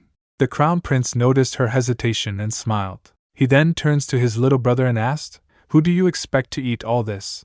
Reuben replied, I just wanted to try everything with you, brother. He smiled and added, Then I'll pick out only what I want to eat. Both Rachel and Matilda's heart mesmerized at his innocent face. Rachel thought, he must want to look mature in front of his brother. Matilda chuckled adorable. Rachel cleared her throat. Hey, I mean, Your Highness, do you like milk? The Crown Prince said. He doesn't have any allergies. Rachel said. Since he tried the cream puff before, I figured as much. The prince said yes, he got so hooked on that puff that he brought me all the way here. Rachel thought, so he's the type who can be dragged around. As Rachel was busy in her work, the prince suddenly straightened. Typically, adopted daughters of high noble families work in the palace. Rachel Leseltein, would you consider becoming Reuben's personal pâtissier? I'll pay more than you could ever earn here in your lifetime. That's an incredible honor, she said carefully. But I'll have to decline. I'm happy where I am, she said inwardly. My goal is to succeed on my own and spread my bread and pastries far and wide. No matter how much the palace offers, the Crown Prince said. 10 million kroso a month. She gets taken aback. Excuse me? I'm not the type to negotiate, he said. But if it's something you truly want, I may consider it. Moments later, they had to pack everything as Reuben again ordered everything. Matilda stacked up all the boxes and said, Then, including the complimentary latte, that's everything, sir. The Crown Prince turned to his little brother. You really swept up everything, Reuben. I just wanted to try everything I haven't had yet, he mumbled innocently. And I ended up buying some for you too. Next time, Matilda said, smiling. I'll pack everything up even more carefully for your highness. Rachel watched her with a conflicted expression. So the prince's cuteness outweighed your memory of nearly dying, Matilda. We have something else to settle, Rachel, the Crown Prince said while leaving. I won't wait long. After he left, Matilda asked thoughtfully, it still feels weird. The cute prince being doted on by the Crown Prince, who tried to kill me. Rachel then said, Let's close the store for today, Matilda, she replied. But there's still dough left in the kitchen. Rachel said, a little saddened. I'll finish baking that, and deliver it to the foster home myself. When she went to foster home, Catherine greeted her brightly. Rachel! Catherine! Rachel brightened. Catherine squeezed her cheek, saying, You look so exhausted again. Don't overwork yourself. No one will blame you for slowing down, okay? That's exactly why I came, Rachel said. I wanted to hear you say something like that. You sweet thing, Catherine caressed her. Then at least come empty-handed. That way it won't feel like a business transaction, Rachel said. This is just how I express gratitude with bread and pastries, Catherine exclaimed. Gosh, I can't argue with that. Rachel smiled. I already received so much from you. If it still bothers you, could you help me when I need advice? Catherine replied. Of course. It's finally my turn now. Thank you. Rachel began. Actually, she told her about the Crown Prince's offer. At the end, Catherine asked, You've received another offer? Rachel replied. Yes, from the Crown Prince. I was going to refuse after all. I have responsibilities here, and the Leselteins have always stayed neutral. But the offer is so tempting it's making me hesitate. The Crown Prince, Catherine muttered, thinking to herself. I really don't like him, Rachel asked. Catherine? What did you just say? But Catherine waved it off. What about signing an additional contract with the imperial family instead of an exclusive one? The Empress really likes your soybean items, doesn't she? Rachel thought. That's true. I recently signed a direct deal with the Empress, she said aloud. If I hire more staff, I might be able to make it work. Whatever you choose, Catherine said firmly. I'll support you. Rachel cheered up and said, Thank you, Catherine.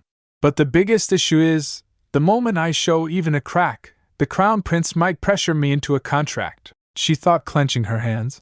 I felt the same way when I borrowed money from Daniel. I don't trust myself to negotiate a profitable deal without getting pulled in. She clasped her hands. If only I could propose a deal myself on my own terms. When she was about to leave, Catherine said, I'm sorry, I couldn't be of more help, Rachel replied. No, you really put my mind at ease. I'm glad I came. They were abruptly interrupted by the shouting of kids nearby. One shouted, What are you going to do? The other yelled, I don't know. It's all your fault. Rachel rushed to them. Hey, what's going on? Why are you two crying? One pointed at the other. He tried to steal my croissant. The other shouts, You took a bite of mine before too. All right, calm down, Rachel said. Let's take a breath and think about what to do with it. First kid said, It's too late. He already dropped it. The other yells, You pushed me. The first said, Well, you stepped on it, the other bickered. I didn't mean to, the first one said. Neither did I. Just then an idea crossed her mind. Rachel said to Catherine, Catherine, I'm really glad I came today. Catherine gets confused. Huh? Kids, hush now. Rachel knelt to their level. I'll bring you more pastries next time, one child replied. But Rachel Bakery doesn't have croissants. Not right now, she said with a confident grin. But we will soon. Later in her bakery. Phew, I got everything baked this morning, she murmured, taking a breath of relief. Then she turns to Matilda and said, The rest is just the routine tasks. You can handle things on your own, right? Of course, Matilda chirped. Leave it to me, my lady. I'm your favorite apprentice, after all, Rachel said awkwardly, right? Then she gets ready to leave. While getting on carriage, she said, Make sure you eat lunch properly, and don't miss the carriage I'm sending. Matilda waved, saying, You're the best, my lady. Amazing employee care. Rachel gave a cheerful chuckle. You have to win this one, Sakal, she said, turning. You said you're getting off early today, right? He replied. Yes, that's right, but, he added enthusiastically, I'll be working hard until then. I'll refill the packaging supplies first so the boss won't be inconvenienced, Matilda replied. Ah, okay. After Rachel reached home, she prepares for her meeting with the Crown Prince. Today's finally the day of the contract meeting. The latch clacked as she gathered her things. The Crown Prince is a genius arcane engineer, the head of the Arcane Engineering Society. Someone like him will surely make this work beautifully. She looked at the same documents and thought, my final project in my past life was an export plan for a waffle maker. I know the blueprint. I know the marketing strategy by heart. With this, I can finally propose a deal on my own terms. The corners of her lips curled upward. The next new item at Rachel Bakery will be croffles. Later, Matilda was alone in the bakery. She gulped down a strawberry latte aggressively and thinks, I really don't like how things have been going lately, she muttered under his breath. Why are more and more people trying to get on my lady's good side? I'm her #1 favorite. The indignation puffed her up like a ruffled bird. If they want to stay by her side, they'd better at least be the Empire's top knight at least. Just then the Empire's top knight walked in. She brightened up. Hello, sir. I've been waiting for your visit. He blinked. She seems unusually happy to see me. Karhan asked. Is Rachel not in? Matilda replied. She left early today for an important meeting. His tone sharpened. An important meeting? Rachel replied. Yes. His Highness the Crown Prince made her an offer. He wants her to become his exclusive pâtissier. His expression chilled. It isn't wise to reveal your master's personal affairs. But your Duke Hessen, she insisted. I used to work with the Crown Prince, after he recruited me, but when he no longer needed me, he cast me aside and tried to have me killed. She swallowed hard. I'm sure nothing like that would happen to my lady, but I can't help worrying. Since you're close to both of them, I thought you might know something. Karhan felt chills and thought. There may be a difference between a servant and a family member of House Leseltein, but anyone can become a piece on the board. And the Crown Prince has always held a certain disdain for the Leseltein family. The Leselteins controlled many of the Empire's key industries. Their neutrality kept them out of politics, yet that very neutrality allowed them to remain influential. If Rachel were to serve under the Crown Prince, her carefully built reputation would be reduced to nothing. Rachel added, Whatever, my lady said she's considering the offer positively. And then no one else will ever get to eat her strawberry desserts again. As she was saying that, Karhan left hurriedly. Matilda thought, well, maybe I didn't even need to bring up the strawberries. She came outside after him. As he rode off his horse, Matilda thought bitterly, Crown Prince, go ahead and try getting interrupted for once. Trying to buy off Our Lady with a mere 100 million crore, so unforgivable. When Rachel finally met the Crown Prince, she bowed. Rachel Leseltein greets Your Highness. I'm sorry, Your Highness. I thought I could make it on time. There is still a little time before the appointment, he replied. The Crown Prince, famous for strict punctuality, arrived early? She was stunned. The prince added, I thought I should at least show this much courtesy by waiting. She replied, I'm truly humbled. Then I'll give you my answer. Then she began. Regarding your offer to appoint me Imperial Pâtissier, I would like to decline.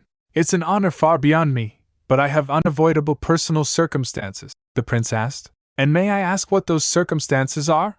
I'm sorry, she said gently. But it's a personal matter, he asked. What about selling the recipes instead?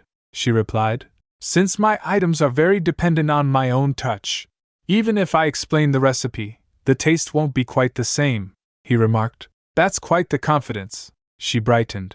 Instead, I'd like to offer Prince Ruben VIP customer status at my bakery. He blinked confused. She continued, I only extend this to a very select few.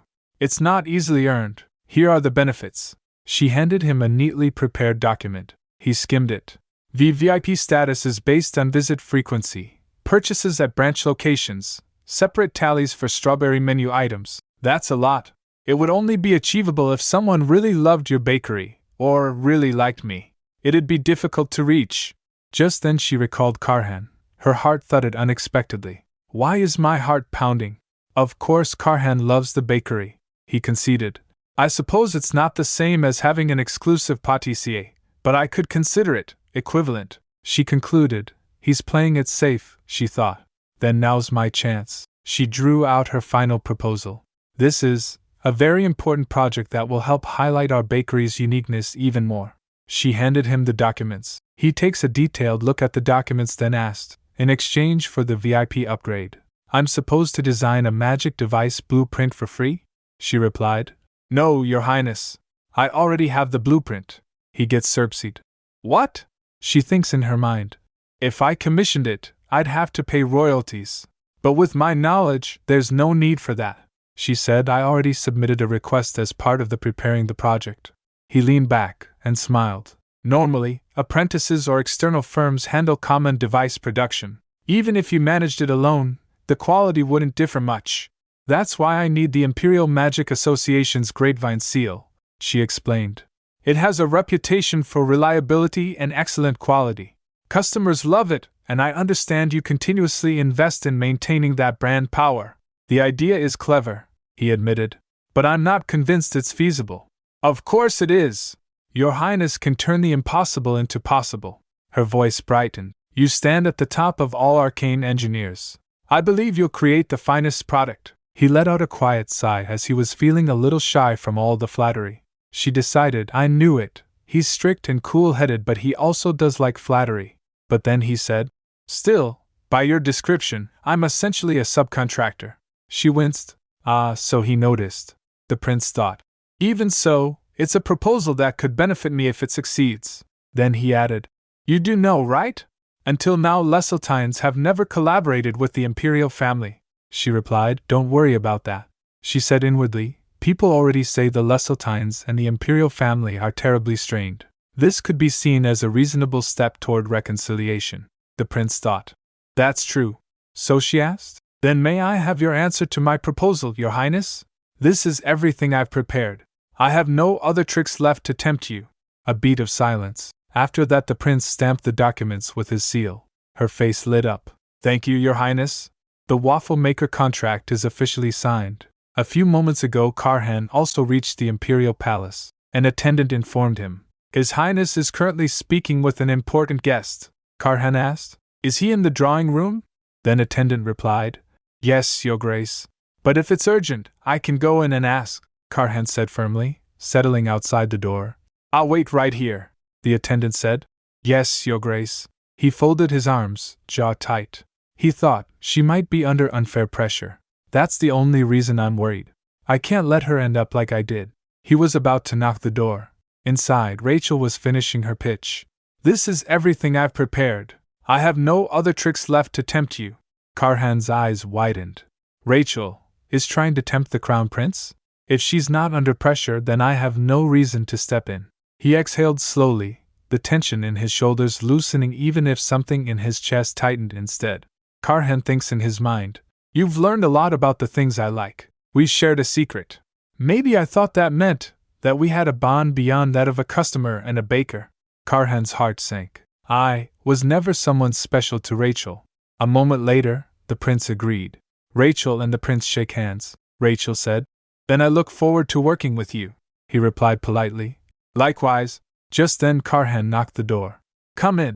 The prince called, noticing Karhan at the door. What is it? Rachel gets her hand free and said, Then I'll be leaving now, Your Highness.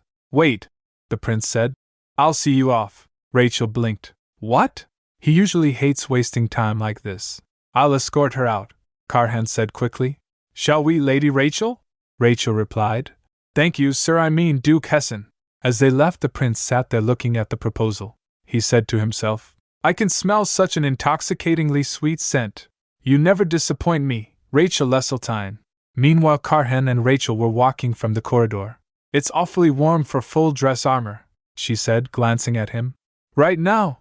It's customary when visiting the palace, he said. My opinion doesn't matter. She thought, smiling. Carhan really is old-fashioned. That's totally my type. No, get a grip, she scolded herself silently. He's our valued customer. No weird thoughts. She noticed him sweating. She quickly rummaged through her bag and offered an ice pack. Here you go, sir. These are ice packs that have been popular lately. A friend gave them to me. They're really cooling. She offered them to him. He asked, Aren't they heavy? I can handle it, she grinned. It's better than being hot. She flexed her arm. I've gained some muscle running the bakery. See? Right here. He blushed and quickly averted his face. She said, Huh! Don't laugh. Sure, I don't have as much muscle as you, but I'm sturdier than I look, okay? Go on, touch it. Carhan froze. She stopped. Oh, you weren't laughing? Wait, are you sick? Your face is red, he replied. I'm fine. While getting on carriage, she said to him, Anyway, you'd better head back. His Highness is probably waiting. She started to turn away, but he murmured almost too quietly to hear. Rachel, that rumor about you and the Crown Prince, was it true? That rumor? She echoed. It was true until recently, but it's fine now. Was it a lover's quarrel or something? He asked stiffly. I'm glad you made up. As the door shuts, she wonders. What? She nearly tripped trying to correct herself. And no, wait a second. Lovers? I thought you meant the rumor that we didn't get along. She flailed. If you meant the rumor about me having feelings for the Crown Prince, that's ancient history. But he wasn't able to hear her. Carhan looked devastated. She thought, oh no. He looks so heartbroken. No way. Does Carhan like the Crown Prince? She shakes those thoughts. No, that can't be. Love knows no gender. But still there's an original story. The more likely explanation dawned on her. He must just be shocked. I'll definitely clear this up later. Later, Daniel visited her at the bakery. Rachel made them a test using the waffle maker. Matilda exclaimed, Wow! This is delicious! This is remarkable, Daniel admitted. I first thought, why bother when we already have an oven? But leave the distribution to me, Rachel asked. So you think it's marketable, huh? He replied. With the grape seal on it, customers will trust it immediately. I'm still debating whether to sell the dough alongside it, or open a specialty store with a refined, niche flavor. Either way, both would help each other, Rachel said. Sales would definitely increase. That does sound likely, Daniel agreed, but a little depressed. They're all good ideas. Matilda, Rachel said quietly. Just a second. She quickly left, understanding her master. Why, yes, my lady? Then Rachel asked Daniel. I won't get hurt, so please be honest. I thought it was a good plan, but maybe it isn't. She stared at him. This way, you can get rid of the flour quicker, right? Lady Rachel, he said slowly, horror dawning. Are you saying you want our contract to end quickly? She froze. I was going to casually bring up the falsified wheat ledger. What's this now? She said. If this dragged on too long, someone might catch on. Still, it would be better to distribute the wheat gradually than dump it all at once, Daniel said, setting his glasses. I'll keep that in mind when we renegotiate the extension in the future. Just then they heard a beep. Rachel said, Oh, the waffle's done. If you spread apple jam and fresh cream over it right after it's baked and fold it, it's delicious. And since it's made from powdered mix, it stores much better than raw dough. He tasted it, and his eyes lit up. This is excellent too, he added. You really like fresh cream, Rachel. I find myself eating fresh and delicious cream more often lately. She replied softly, I suppose so. The scent of the homemade jam is fantastic, he added. And the pastry, so soft and moist. Rachel noticed and asked, You're being unusually generous with compliments today, Daniel, she added. I mean, you used to say there were plenty of good bakeries out there. I don't think that way anymore, he said firmly. In my opinion, Rachel Bakery is the best. Aha, are you saying that because you're worried I might close the shop? She laughed. I'm not going anywhere. So don't worry and keep investing. He hesitated. And the money you've been saving? You've already paid off the debt you owed me, haven't you? She replied. Well, between the waffle blueprint costs and the deposit for the Imperial Magic Tool Association, he said. In that case, I think it's time to find a diamond jeweler, she asked quickly. You've secured a lead? He replied. I have, but it would also be wise to prepare something for next year's Avir spring social season. You'll need funds to hire a jeweler, which means, he emphasized, you'll need liquid capital, Rachel. Have you found someone to sell Dawn to? Andreas is incredibly popular these days, he noted. They say he captures the sunlit waters of Denave beautifully. His mentor, the master André Poix, is gaining attention too. Now is the perfect time. I hear Andreas often gifts you paintings. Perhaps you could sell a few? I'm still looking into a few things, she said.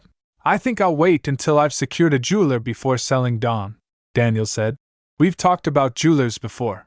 Yes, she said. You told me that after you contacted Count Dutchen, Karhan promised to invest in his business the very next day. I was worried he might know about our mine, but that doesn't seem to be the case, he suggested. I suppose we should look for another jeweler, she agreed. Okay, I'll research it myself as well, he asked. Will you be all right on your own? Of course. And take these when you go. She handed him a neatly wrapped basket. I set aside some madeleines for you. Don't skip meals just because you're busy. At the door when Rachel said him goodbye, Matilda came and asked, Are you finished talking, my lady? Yes, she said, turning. Let's close a little early today. I have a quick stop to make, so head back to the mansion first, Matilda asked. Okay, is everything all right? Rachel replied. It's nothing serious. Just an errand. While going back, Rachel said in her mind, That's a lie. It is serious. Duke Hessen and Count Dutchen signing a contract? I have to stop it. Count Dutchen was completely unfit to handle anything important. In the original story, Euphemia turned him over to the city guard, but now it's up to me. I may not have concrete evidence yet, but I'll find a way to persuade them. 1 week later at an illegal gambling den. Tisk, filthy bastards, the Count Dutchen muttered to himself. They cheated their way to the pot. But it doesn't matter, I still had funds left. Most northern knights carried magic crystals. There was even a legend of a knight who, on the brink of death, was saved when the pendant he wore reacted at the last moment. Researchers insisted it was a coincidence, something about the monster's traits interacting with the tool, but the rumor persisted. So research on. Magical tools that repel monsters continues to this day. Count Dutchen proposed to Duke Karhan, what if we embedded magic crystals directly into weapons? Then knights wouldn't need separate accessories, the magic would affect the beasts. Karhan objected, but magic is a blessing of Saint Jagrita. You can't make weapons with magic crystals. But Dutchen dismissed the taboo with a sneer. With my newly developed technique you can. A blade that shatters in combat is no weapon at all. Using that principle, swords embedded with magic crystals will revolutionize combat. He muttered to himself, smirking. What a load of crap!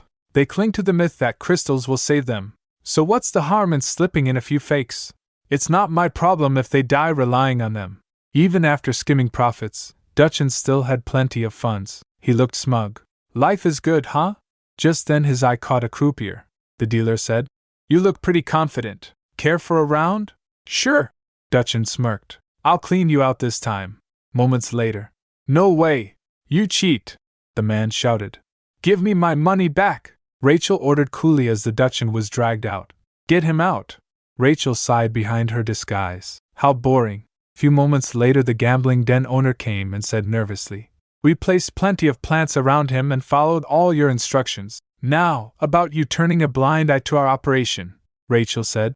When I used the disguise tool you lent me, Count Dutchen fell for it completely. But tools of that level require royal authorization. You didn't get it, did you? Judging by your face, you definitely didn't. Rachel smiled. Better hope the Crown Prince shows you mercy, you criminal, she said inwardly. And I can't just leave an illegal gambling den like this, either. The owner panicked. Damn it, she's with the Crown Prince? In that case, I'll take her hostage. He lunged and grabbed her arm, but she didn't budge. The owner thought. What, she's not budging at all? Rachel tightened her grip. I need tough dough every day, and I lift 45-pound sacks of sugar and flour on my own. I'm not about to be overpowered by one man just because he's bigger than me. The owner is getting desperate. She's not even budging? He thinks before declaring. Then I have no choice. He pulls out a dagger. Rachel is shocked. A dagger? I didn't see that coming, she thinks, but before she can react, Karhan appears out of nowhere and knocks the owner out cold with a single blow. Karhan's eyes are chilling as he orders, "Take him away." Outside, Karhan asks Rachel, "Are you all right, Rachel Leseltein?" Rachel is relieved. "Of course, thank you. It was perfect timing, really. I was so relieved the moment I saw you." Karhan notices the injury on her arm. "You're hurt, Rachel." Rachel tries to downplay it. "Well, I've always had a few scrapes. You get burned or nicked all the time baking bread." Karhan is not having it. "Didn't you promise me you'd just stall for time, without getting hurt?" "A few days ago, at Duke Hessen's estate," Karhan asks. "Count Dutchen has been gambling? Is that true?" Rachel confirms. "Yes, I'm sure we'll find something if we dig deeper. I don't have hard proof yet, but," Karhan filled in, "I'll have him followed and investigated immediately." Rachel gets surprised. "Even without solid evidence?" "I may be sure of it, but to you, it's just a baseless suspicion," Rachel says. Karhan pauses. "But, Rachel Leseltein, I have no reason not to believe you." After that, they cleared up the misunderstanding. Rachel brings up a contract with the Crown Prince, and Karhan immediately began tracking Count Dutchen. As expected, it was discovered he'd recently bought large quantities of tilk. Tilk is a gemstone that looks almost identical to a magic crystal. Rachel explains, "He was probably planning to cash in and flee the country. We should wait until he acts. Catching him in the act would lead to more serious charges." Karhan agrees. "That is true, but the magic crystal is meant to be a last resort. Knights of the North train so that such a moment never comes." Rachel realizes something. The reason Karhan follows the Crown Prince is to prove he poses no threat so he can avoid getting eliminated. Though Karhan holds immense power, he willingly handed the leash to the Imperial family. But since the Imperial family still sees him as a potential threat, they might overlook Dutchen's crimes as a means of controlling the North. Rachel has a plan. "Then how about we arrest him for something the Imperial family can't ignore? We can catch him red-handed at the gambling den. I'll go. I've picked up a few tricks here and there," she said inwardly while playing with cards. Actually, they're the original Rachel's memories. Karhan is worried. "This is too dangerous for you to handle," Rachel replied. "But trickery isn't exactly your thing, is it? How are you going to act like it's not a trap? If you hire someone in a rush, word might leak, and if Dutchen wins big, he might bolt right then." Karhan sighs. Then, he looks at Rachel. "Don't get hurt, Rachel." Rachel smiles brightly. "I promise." Karhan remembers what she said before. "You said that, remember?" Rachel reassures him. "Don't worry too much. It's not bad enough to keep me from baking." Karhan thinks to himself, "I want to break that man's wrist myself," but Rachel helped bring him down. "I need to stay calm and wrap this up." He pauses. "Wait, Rachel, weren't you the type to get hot easily?" He flips the coat with which she was hiding her wound and gently touches it. "You're hurt here too." Saying that, he lifts her up and said, "You need to be treated right away. We're going to my mansion since it's close from here." Rachel is shocked. "What? But my bakery is near your estate," Karhan insists. "If that wound gets worse, it could be serious. You need proper treatment from a physician on standby."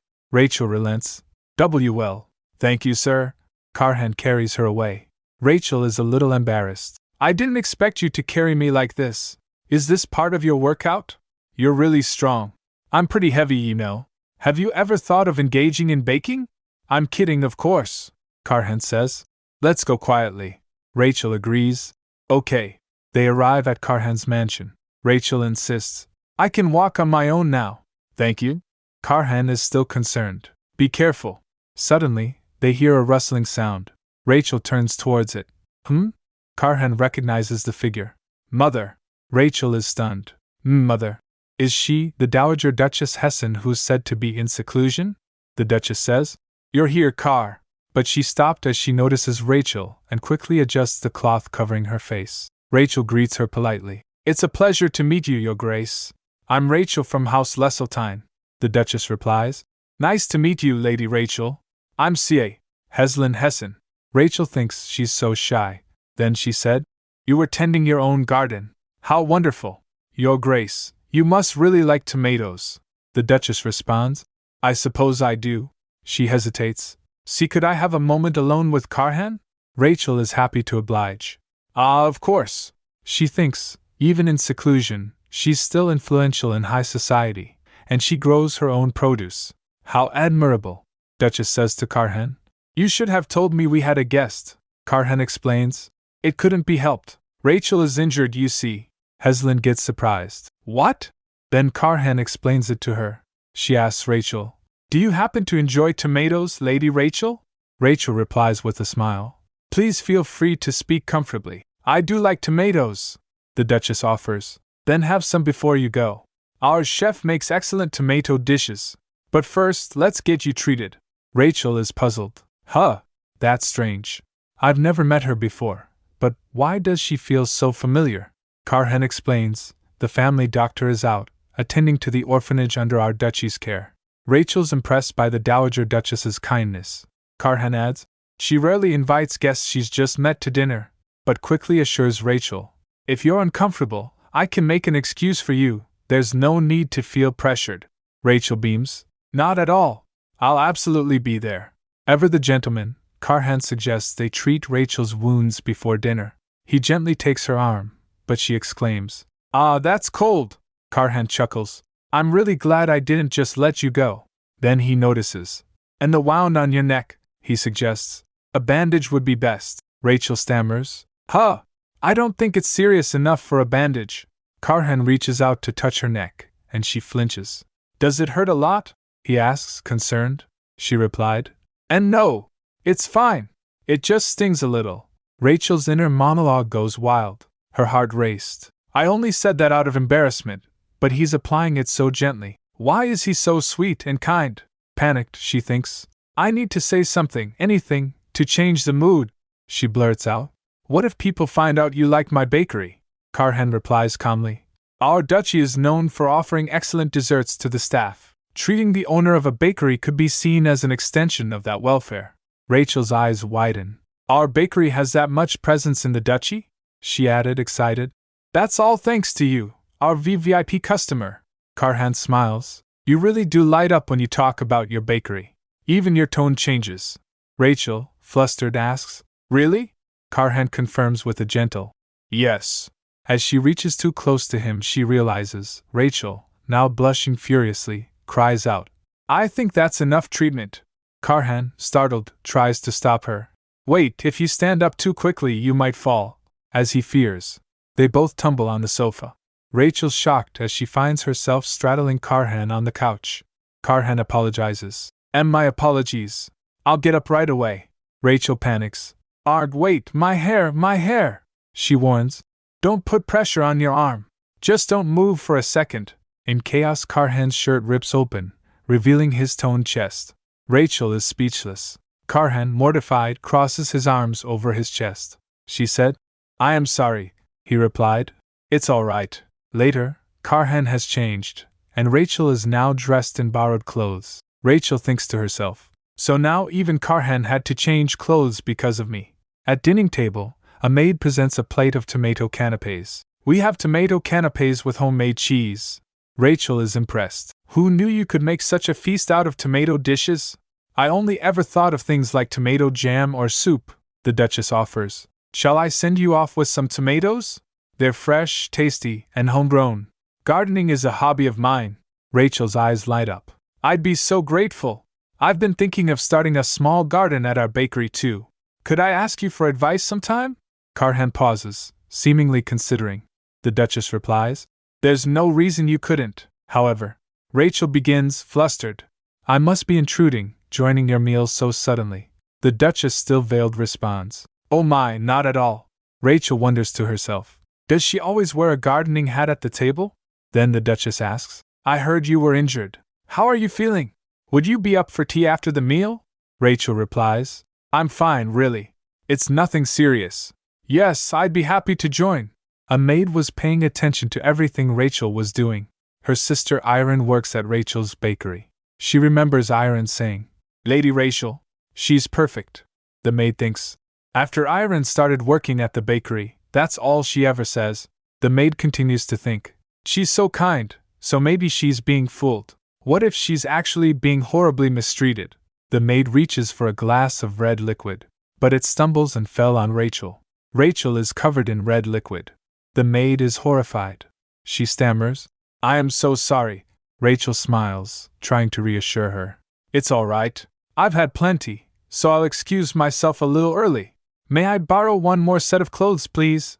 The Duchess responds, "Oh dear. I'm so sorry. You're welcome to use anything you need." Rachel replies, "Thank you." Then, the maid presents a new dress to Rachel. "It's done, my lady." Rachel smiles. "Thank you for the help." The maid stammers, "And my lady." Rachel turns to her. The maid apologizes again. "I truly apologize. I'd like to say sorry again." The maid thinks, "What if she turns out to be really scary? She's going to scold me so badly." Rachel smiles gently and said, "Mistakes happen when you're busy. It's just part of the job. Actually, one of my staff once dropped an entire tray of eggs." The maid is shocked. "What? That's terrible." Rachel reassures her. "It happens. What matters is we cleaned it up and moved on, right? So really, it's okay." The maids are touched by Iron's kindness. The maid with pink hair says, "Actually, my sister works at your bakery." Rachel gets surprised. "They're Iron's sisters?" One of them said, "When she said you were perfect, I didn't quite get what she meant, but now I do." The other apologizes. "I'm so sorry for misunderstanding you." Rachel smiles. "I didn't expect you to apologize for that as well." "Thank you." The felt relieved and says, "My lady." Rachel laughs and thinks, "Why is everyone treating me like I'm so amazing? I literally just tore Karhan's shirt like 5 minutes ago, guys." Karhan's mother sighs with relief. "I can finally breathe a little." He notices her strange behavior. "Why the sudden change, mother? You've been speaking in an unnaturally low voice." She brushes it off with a smile. "There's no particular reason. I just felt like doing so," she suggests. "Shall we start wrapping up the meal? I think today's tea time would be best enjoyed in the greenhouse." Then, she adds, "I'd like to freshen up a bit, so go ahead and wait for me there." Karhan simply replies, "Understood, mother." As she walks away, Karhan's mother thinks to herself, "I was wondering why he made such a show of buying those desserts he used to sneak in. I just thought it would help Rachel's business anyway, but my son clearly has feelings for Rachel." She muses, "They say meddling in young love isn't wise, but a little nudge shouldn't hurt, right?" Karhan and Rachel are already at the table in the greenhouse, which is overflowing with delicious pastries. A maid informed them, "Her ladyship says she'll need a bit more time to get ready, and asks that you enjoy the refreshments first." Rachel then turns to Karhan and said, "Now is the time, customer. Hurry and have these desserts. I can pretend I ate them." Karhan, a little taken aback, responds, "I'm fine. Isn't this a good chance for you to try another pâtissier's pastries?" Rachel, surprised by his consideration, exclaims, "How considerate of you!" before adding, "Then how about this one? I already know how it tastes." Karhan relents, "Well, then I'll accept it gratefully." As they begin to enjoy the treats, a maid approaches them again. "A telegram has arrived, my lord." Karhan tells her, "Leave it here. I'll check it soon." He and Rachel are both sneaking bites of the treats. He catches her in the act. "Why are you sneaking bites too?" Rachel giggles. "I got carried away by the mood." Then she turns serious. "Shall we finish our talk before her ladyship returns?" Karhan replied, "Yes, let's. This telegram is about Count Duchan's sentence." He places the telegram on the table. Rachel said, "Oh, please check it." Karhan flips it open. After reading it, he frowns. She realizes, I guess it's not good news." Karhan replied, "The imperial family still seems reluctant to let him go. They must think the empire would suffer too much of a loss. They say Count Duchan is incredibly skilled, after all. No one's been able to replicate his method of forging mana-infused swords, right?" She replied, "Not yet. Though I still don't think that justifies ignoring his illegal gambling. What if he's involved with illegal substances too?" Karhan said, "Then the imperial family wouldn't be able to go easy on him." Rachel looks worried. "In that case, I have a favor to ask. Please keep protesting and pushing back so the verdict isn't finalized," she added. "I'll try to gather more evidence somehow." Karhan felt touched for a moment, then asks, "I will, but why are you going this far to help me?" She stammers, Because I need your wealth to make a living for myself." Rachel asks, "By the way, when will her ladyship arrive? You should finish eating before she gets here." Meanwhile, Karhan's mother is scheming. It's good for the young ones to have time alone. I hope Rachel becomes my daughter-in-law. At night, Rachel went to an intel organization. There she reads a document. She exclaims, "This is," and then she gags. "Bleh," the intel provider says. "Ah, come on. I just replaced that carpet." Rachel apologizes. Sorry. The content was just too disgusting." The other person replies, "Well, fair enough." She reads and realized. Illegal drug distribution, an endless web of affairs funded by that money, and a whole mess of crimes to cover it all up. But the most shocking truth is, the gemstone work wasn't even done by the Count himself. It was his son's craftsmanship all along. When the wife tried to protect their son from being exploited, the Count locked them both away in separate places. Rachel is horrified. The original story didn't get into details, but now that I've gathered them, it's horrifying. I need to tell Karhan right now. The intel collected through the informant was delivered to the Imperial Knights through Karhan, so Count Duchin could no longer escape heavy punishment. He barely avoided the death penalty by surrendering all his amassed wealth to the Empire. Newspapers are printed. Headlines read, "The two faces of Count Duchin, who really crafted your jewels?" and "Duchin endangered the Empire." One article has a picture of Rachel, the bakery owner behind the Duchin case. Rachel Leseltein. Who is she? Rachel reads the article. "This isn't how I meant the interview to show on the papers. Kind of embarrassing." She then receives a letter. The letter reads, "Dear Lady Rachel Leseltein, thanks to you, I was able to see my mother again, and I didn't lose all the chances left in my life. The pain I've endured so far won't disappear all at once, but I'll try to cover it with better things going forward. From now on, any request from Duke Hessen or Lady Rachel will be my top priority. This is the best I can do, though it hardly repays your kindness." Rachel thinks to herself, "And just like that, I've got the Empire's best jeweler on my side." Samuel brings Rachel the letter, so she said, "Thanks for bringing me the letter, Samuel." Samuel replies, "Of course." Then he adds, "I was so shocked when Duke Hessen carried you in himself. Because of that you have been on semi-forced rest for days. Honestly, you needed it." Rachel says, "Well, thanks to that, everything's ready now." He is confused. "Ready? For what?" She smiles. "I guess I can at least tell you this, Samuel. Soon, Dawn will be shown to the world again." Later at the Imperial-affiliated Clary auction house, the auctioneer called out, "Now for the next item. It's what you've all been waiting for. Dawn!" The painting is revealed, bathed in light. "Starting bid is 84 million. People in the crowd thinks, "That's the painting the Crown Prince still hasn't given up on. This might be the perfect chance to build some connections." Before we begin, an important note, the auctioneer announces. "As you all know, this is a work by the late master André Trois. The seller deeply admired him, and has requested a special condition for the auction, a quiz prepared by the seller. After the final bid is confirmed, the first person to answer correctly will be awarded the painting." Murmurs ripple through the audience. What kind of condition is that? What if I raise the price but can't answer? What if this whole thing is rigged? The crowd wonders. But the auctioneer explains, "There's no bid limit under this condition. Moreover, no prior collusion is possible here. Please remember, this house operates under the Crown Prince's patronage." He's got a point. "Now let's begin," he says, ready to start the bidding. Number 4, 92 million Croesus. Number 7, 93.3 million. Number 32. The Crown Prince offers 500 million. Silence falls over the room. The auctioneer looks out at the crowd. "Anyone else?"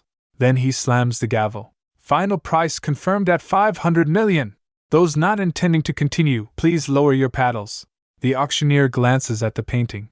"And now, the question for the remaining 4. A portrait of André Trois in his younger days appears. At the tavern where André Trois had his 8th drink at the age of 20, among its 7 tables, how many people were seated at his? The crowd is baffled. What kind of question is that? Who could possibly know? One bidder guesses. "And maybe 5? Another shouts. "Drinking's more fun with a crowd." "I say 20. Crown Prince smirks and said, "I'll go with 2. He thinks in his mind. There was someone he was especially close to. It was.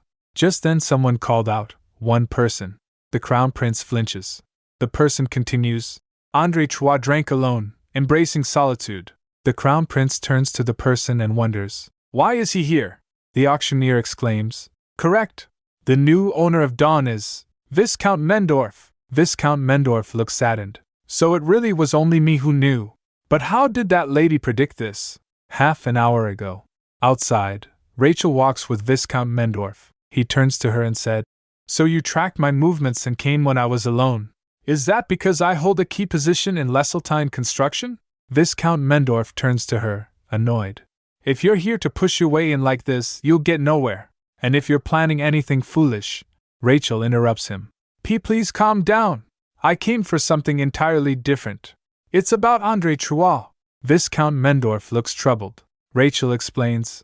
The late master left a will asking for all his paintings to be burned. And just as he wished, you've been collecting and burning them, haven't you? The Viscount said. Only a handful of people know about that will. Rachel smiles. I heard it from Andreas. He's a huge fan of André Trois.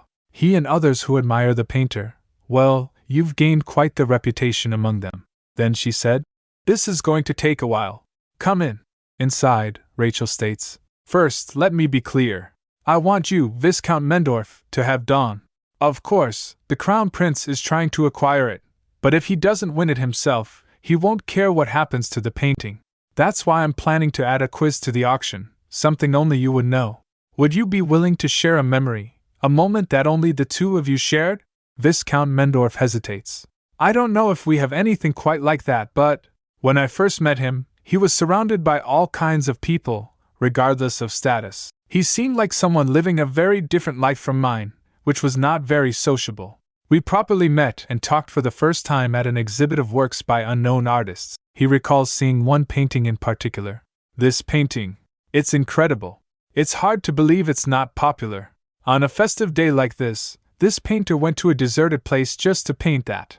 Still, it doesn't feel lonely.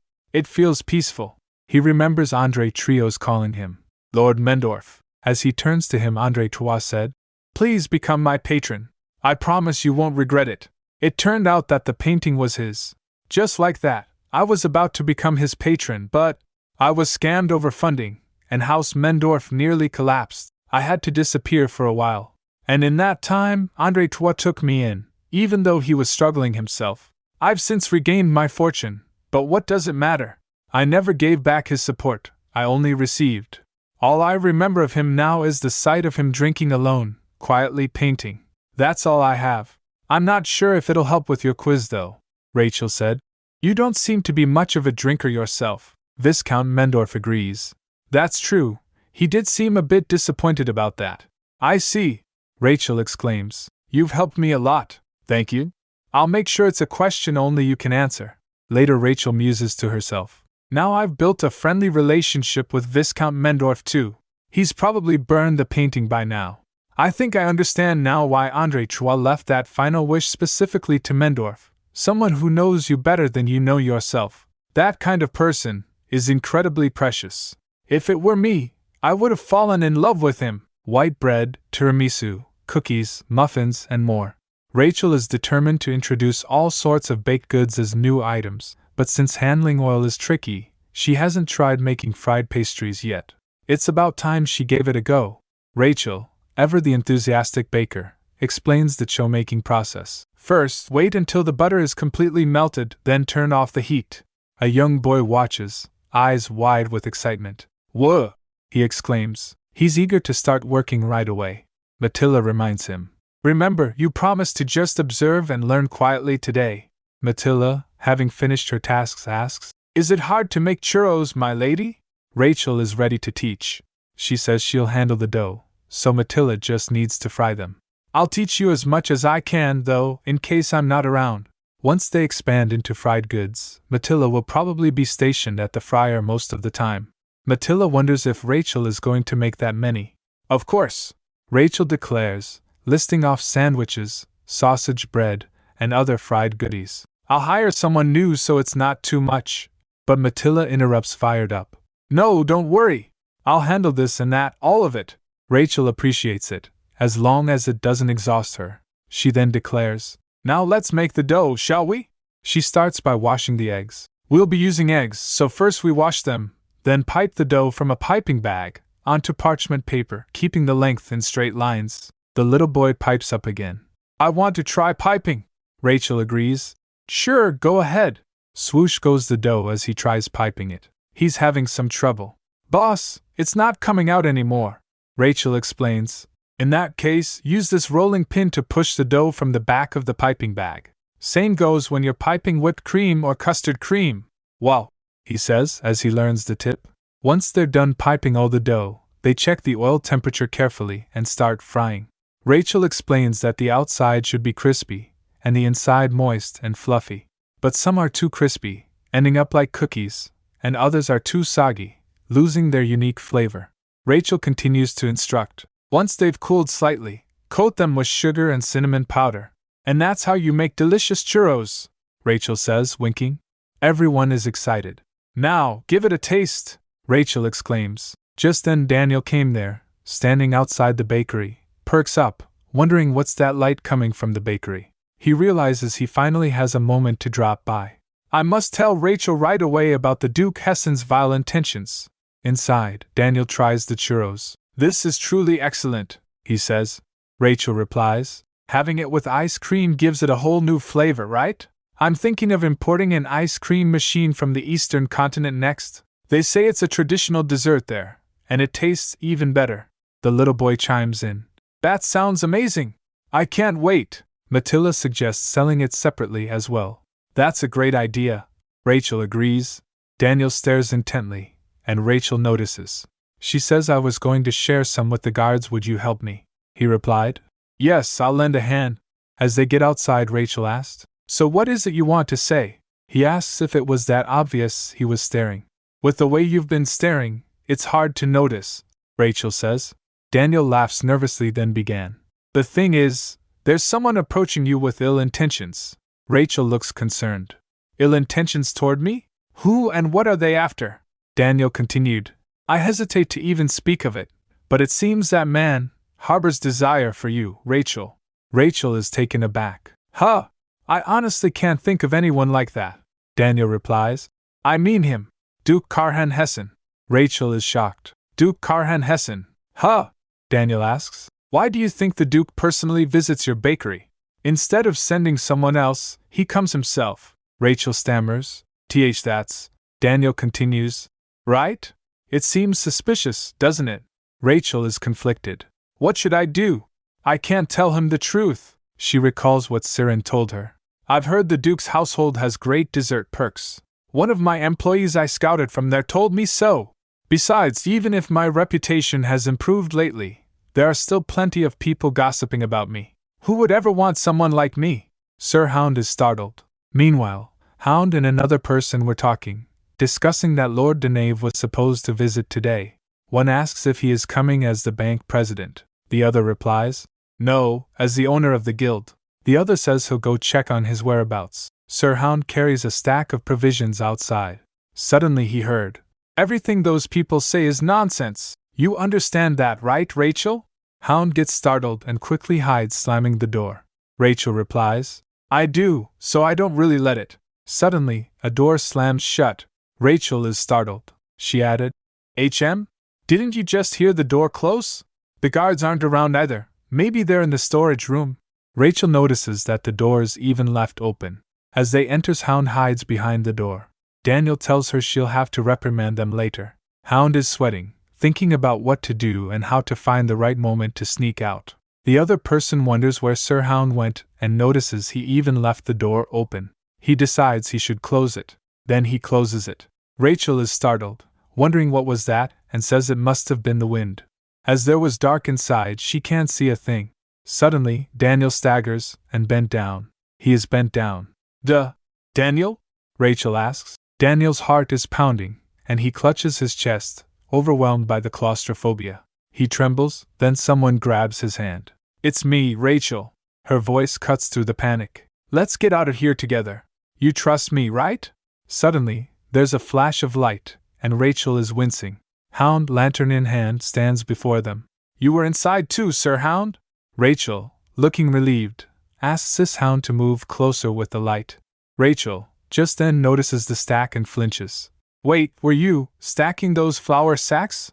Weren't we supposed to use up the flour quickly? Sir Hound stammers. Well, yes, but it's complicated. Daniel interrupts. I will explain everything. If you could wait just a moment, Rachel replied. Okay. First, you should calm down. Let's get out of here quickly. Later inside her bakery, the little boy Matilda and the guard are wondering why they were asked to leave. Matilda figures it's because the three of them have something important to discuss. Rachel, Daniel, and Sir Hound sits in kitchen to discuss. Daniel sits, looking forlorn. Daniel began. The truth is, Rachel interrupts. Are you feeling better now? Daniel replies. Yes?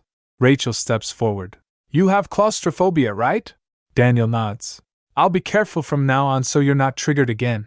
Daniel says, I think this happened because of my own actions. Sir Hound interjects. No, it was my fault for restocking the flour today of all days. Rachel sighs. I didn't know Hound could talk that timidly. She turns serious. Honestly, it was impossible to hide from the start. Do you know how suspicious the ledger looked? Daniel asks. So you already noticed? I'm sorry, what a huge breach of trust. She softens her tone. But you didn't gain anything from hoarding the flour, did you? Why did you do it? Daniel looks away, confessing. Well, I'm not even sure myself. It's just that the bread you gave me was always warm, and your considerate gestures always touched me. I enjoyed the time I spent at the bakery. I was afraid that once the flour ran out, this connection would end. Rachel, a bit surprised, thinks to herself, I was just doing my job as a bakery owner. Could it be the influence of Daniel's childhood?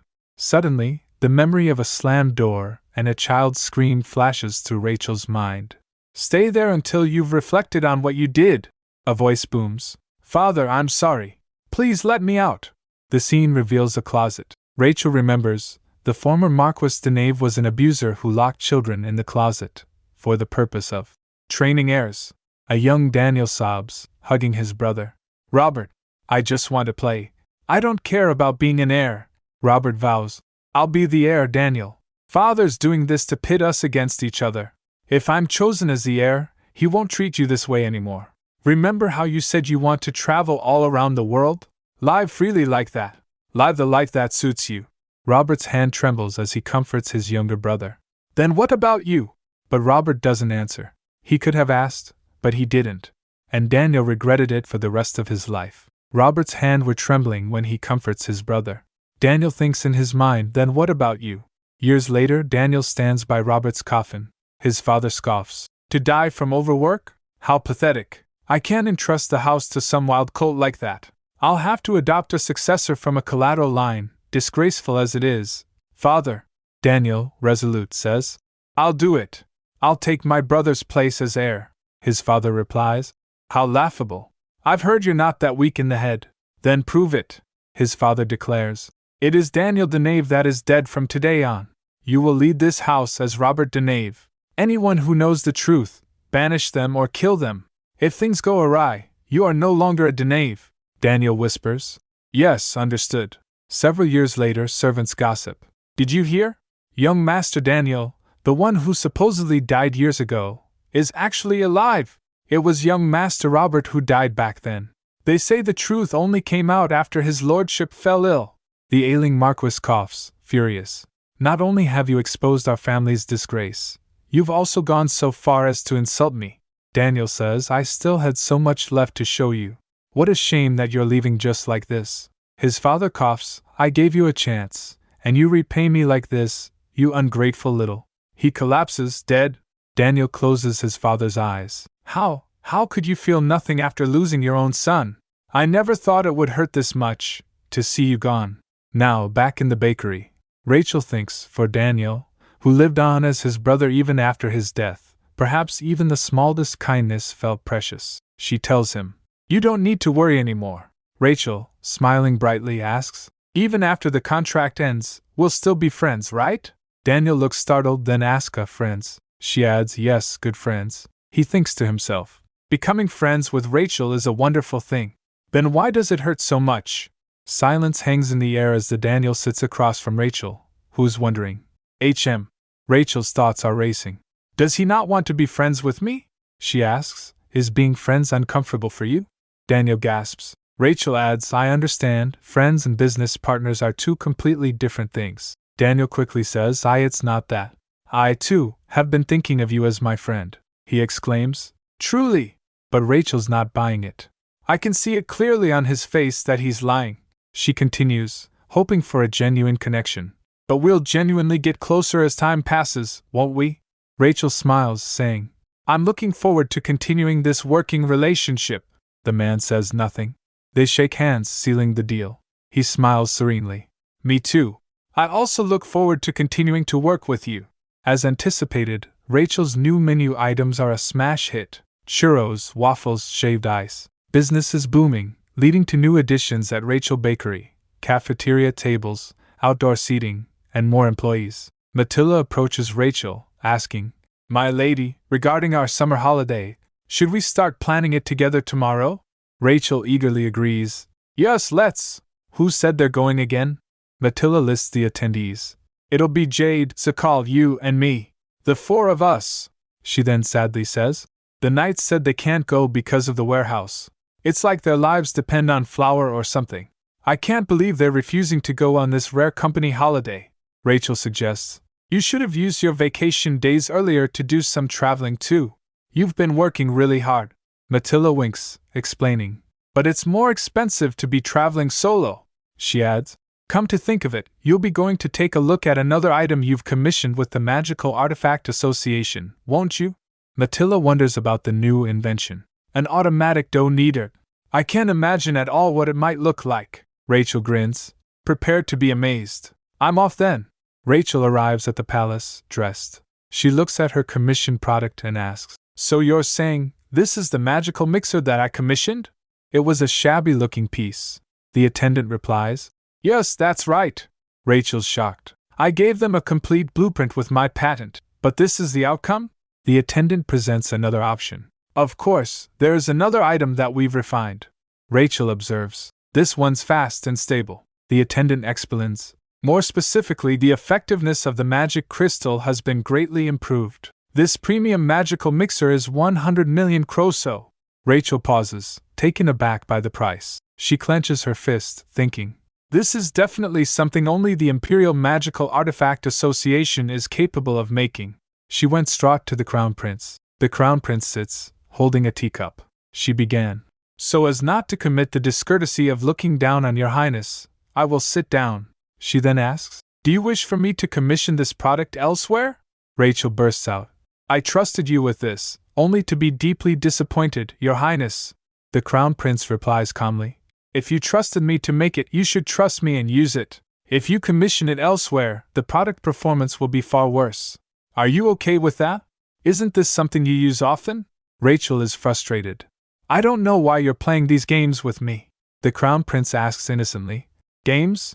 Why would I waste my time with such?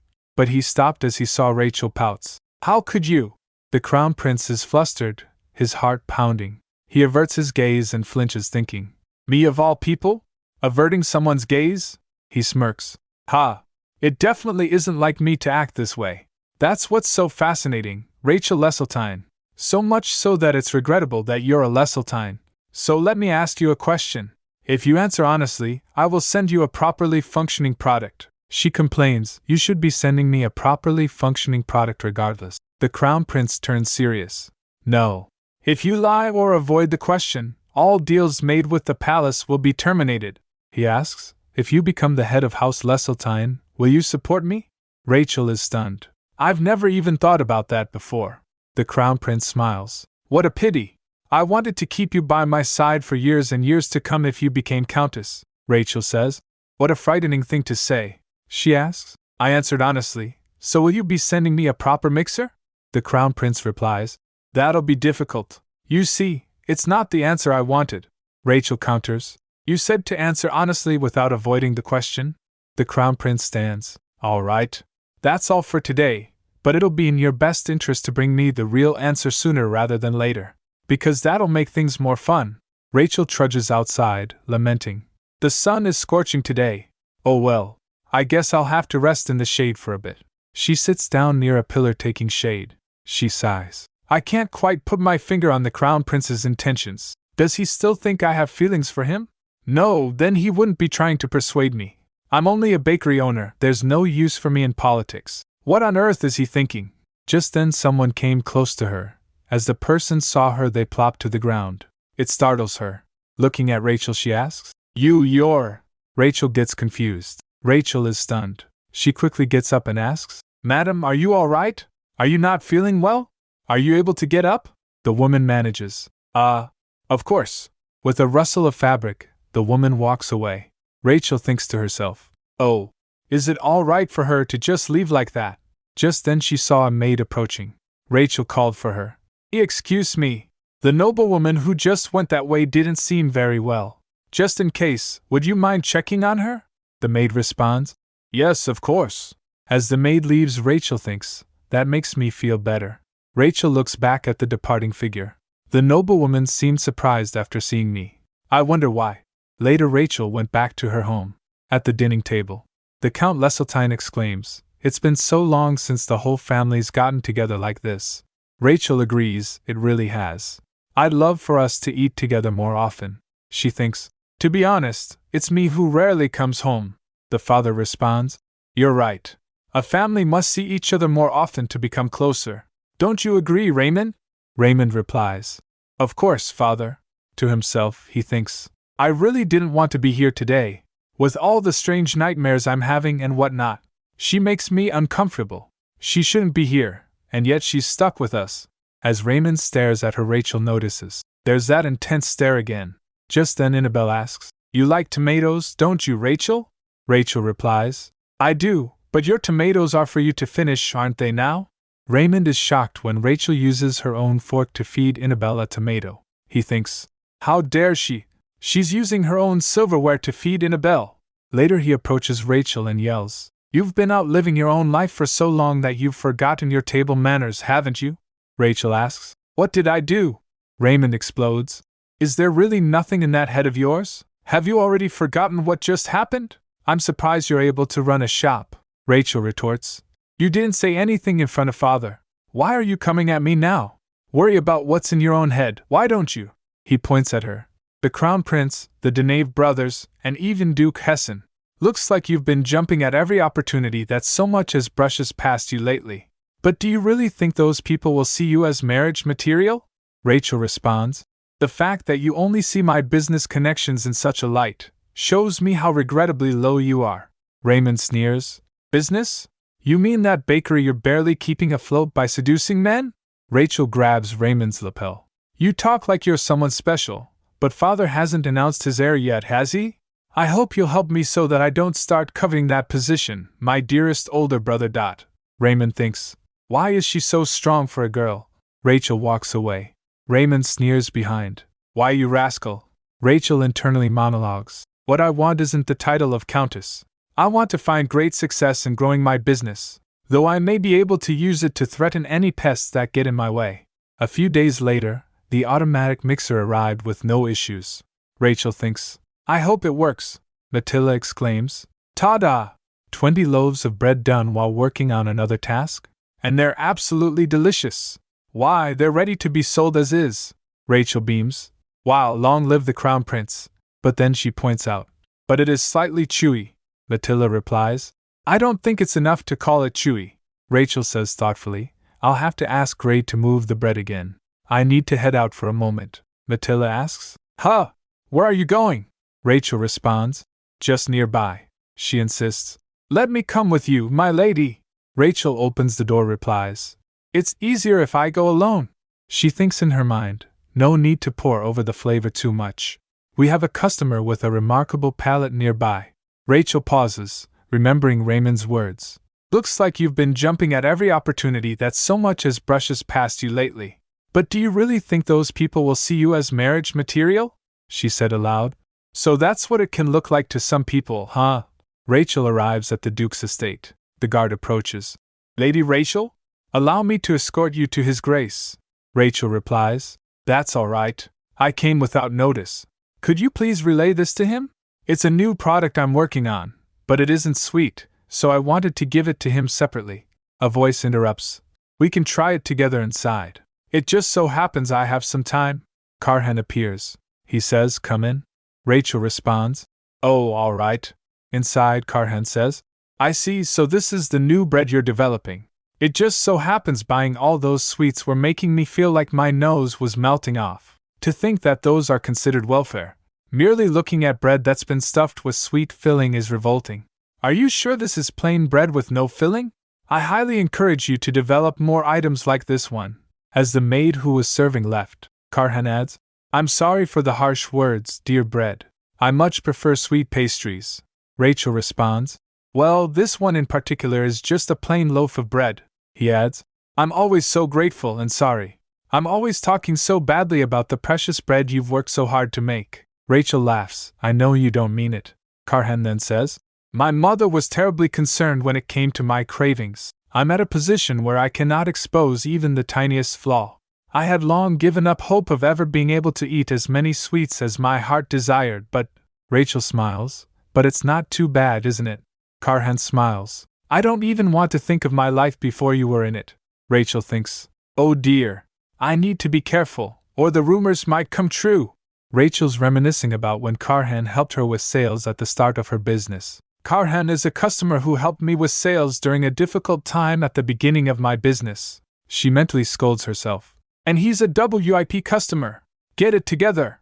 She's a blushing mess. She says, neither can I. I mean, to have met a customer like you is the greatest fortune of my life. At the table, Rachel asks Karhan to taste the bread. But more importantly, please taste the bread for me. One was made using the mixer, and the other was kneaded by hand. After taking a bite, Karhan says, there's no big difference, but if I had to choose, this one is softer. Rachel is thrilled. Isn't it? You can taste it, right? Even if it's a tiny difference, I guess I'll have to use the mixer. Karhan asks, so you're going to use the mixer from now on? Rachel replies, not for everything. Just for more basic breads like this loaf. The Duchess overhears the conversation outside the room. She thinks, thanks to my prying, I was able to come on time. She's determined to help get Rachel and Karhan together. But if I insert myself too much, it might actually backfire, she observes. They seem to be doing pretty well when they're together. I'll have to find them another chance to be alone. Later, Rachel is having a tense conversation with the Crown Prince. The Crown Prince said, I thought you wanted to place extra orders, and yet you made me wait forever. She retorts, I said I was on vacation at the time. I wrote to you 6 times while on vacation to reschedule. You didn't reply once. Dylan coolly states, judging by the sender's address, it looked like you were in Waringsford. Rachel is unfazed. Yes, it was lovely. The ocean was beautiful, and I was able to try many different kinds of bread. The prince notes to himself, well, it's one of the 3 great trade ports in all of the empire after all. It's also where the Leseltein transport ships dock. Looks like she's starting dipping her toes into the family business as well. He finally says, I can meet the timeline you requested, but on one condition. She replies, if it's about the private pâtissier, I will politely refuse once again. The prince smirks. No. Make a bread that is solely for me, Rachel Leseltein. She's shocked by the request. Dylan smirks. I like bread more than you think. I opened a bakery, remember? This must be an item exclusively for me. Rachel reluctantly agrees. All right. She thinks, what a load of crap. Sure, you like bread. Back in the kitchen, Rachel was busy making an exclusive bread for the prince. Rachel asks Matilda, when did you get here, Matilda? Great timing. Taste this for me, will you? Matilda nervously replies, sorry? I mean, you know all your creations are delicious to my palate, my lady. Rachel deadpans, I know. That's exactly why I need you. You know exactly when it tastes bad. Matilda takes a bite, exclaiming, bleh! How could I tell you that it's hard as a rock and that it tastes absolutely vile? How do you expect me to tell you that it tastes like burnt trash? Rachel says, I think you've already said it twice. Here, try some of this sauce too. Matilda gets suspicious. Why is the color like that? Is it edible for humans? Rachel replies, I put some food coloring, but I just thought of something even better. I'm going to add some black tea, lemon zest, and cabbage juice. Now that's stinky. It's finally done, Rachel declares. Matilda is horrified. Rachel said inwardly, this is the Crown Prince's punishment. Later, Dylan is eating the colorful bread. Nom nom. Rachel is astonished. He exclaims, incredible. The color, the scent, the taste. All of it. The sauce's flavor in particular is quite impressive. What's it called? Rachel, flustered, replies. The newcomer's ping-pong sauce, Your Highness, Dylan asks. And what's in it? Rachel says. That, it's a secret recipe. The prince continues. I see, the court will be hosting a hunting tournament very soon. The snack supply is going to be decided on a competition basis. What do you think about submitting this? Rachel is aghast. There's no way this will work, she thinks. Is he deliberately trying to ruin me? The prince says. Well, I guess it would be wrong to let others taste this bread that's been made specially for me. Is he being serious? Rachel thinks. What happened to his palate? Dylan thinks. I can see why Mother and Reuben have both given such high praise to Rachel's baking. I guess it's my turn to acquire the taste of her baking. Later in his office, the Crown Prince thinks while eating the bread, it seems Rachel is dipping her fingers into the family business, whether she's aware of it or not. But my private pâtissier is where she should really be. He looks at a notice about the hunting tournament. He crumples the paper in anger, then storms out of the room. Dylan confronts his mother in the garden. Mother, why is the hunting tournament application being advertised in my name? I told you before that I won't be taking part in anything without prior consent. His mother replies. This is all for your own good. She cuts a rose with a pair of golden scissors. His Majesty has ordered a background investigation on you. It seems he's begun to doubt your usefulness. You should be able to keep Duke Hessen in check at the very least, right, Dylan? As always, we'll have the giant lasso bears weakened beforehand, so just pretend you caught them all on your own. It's something you must do on behalf of the court's reputation. But more importantly, it's been so long since you've come to see your mother. How does a little tea party sound? It just so happens a dessert that I very much love has arrived. Later, while having tea, Dylan thinks. Rachel Leseltein. Baking is not the only thing she's good at. She's building the power of her house while maintaining a neutral stance, and using her own business savvy. She is imperative in building my own independent faction. Even if it requires eliminating everything that stands in my way, I must keep her by my side.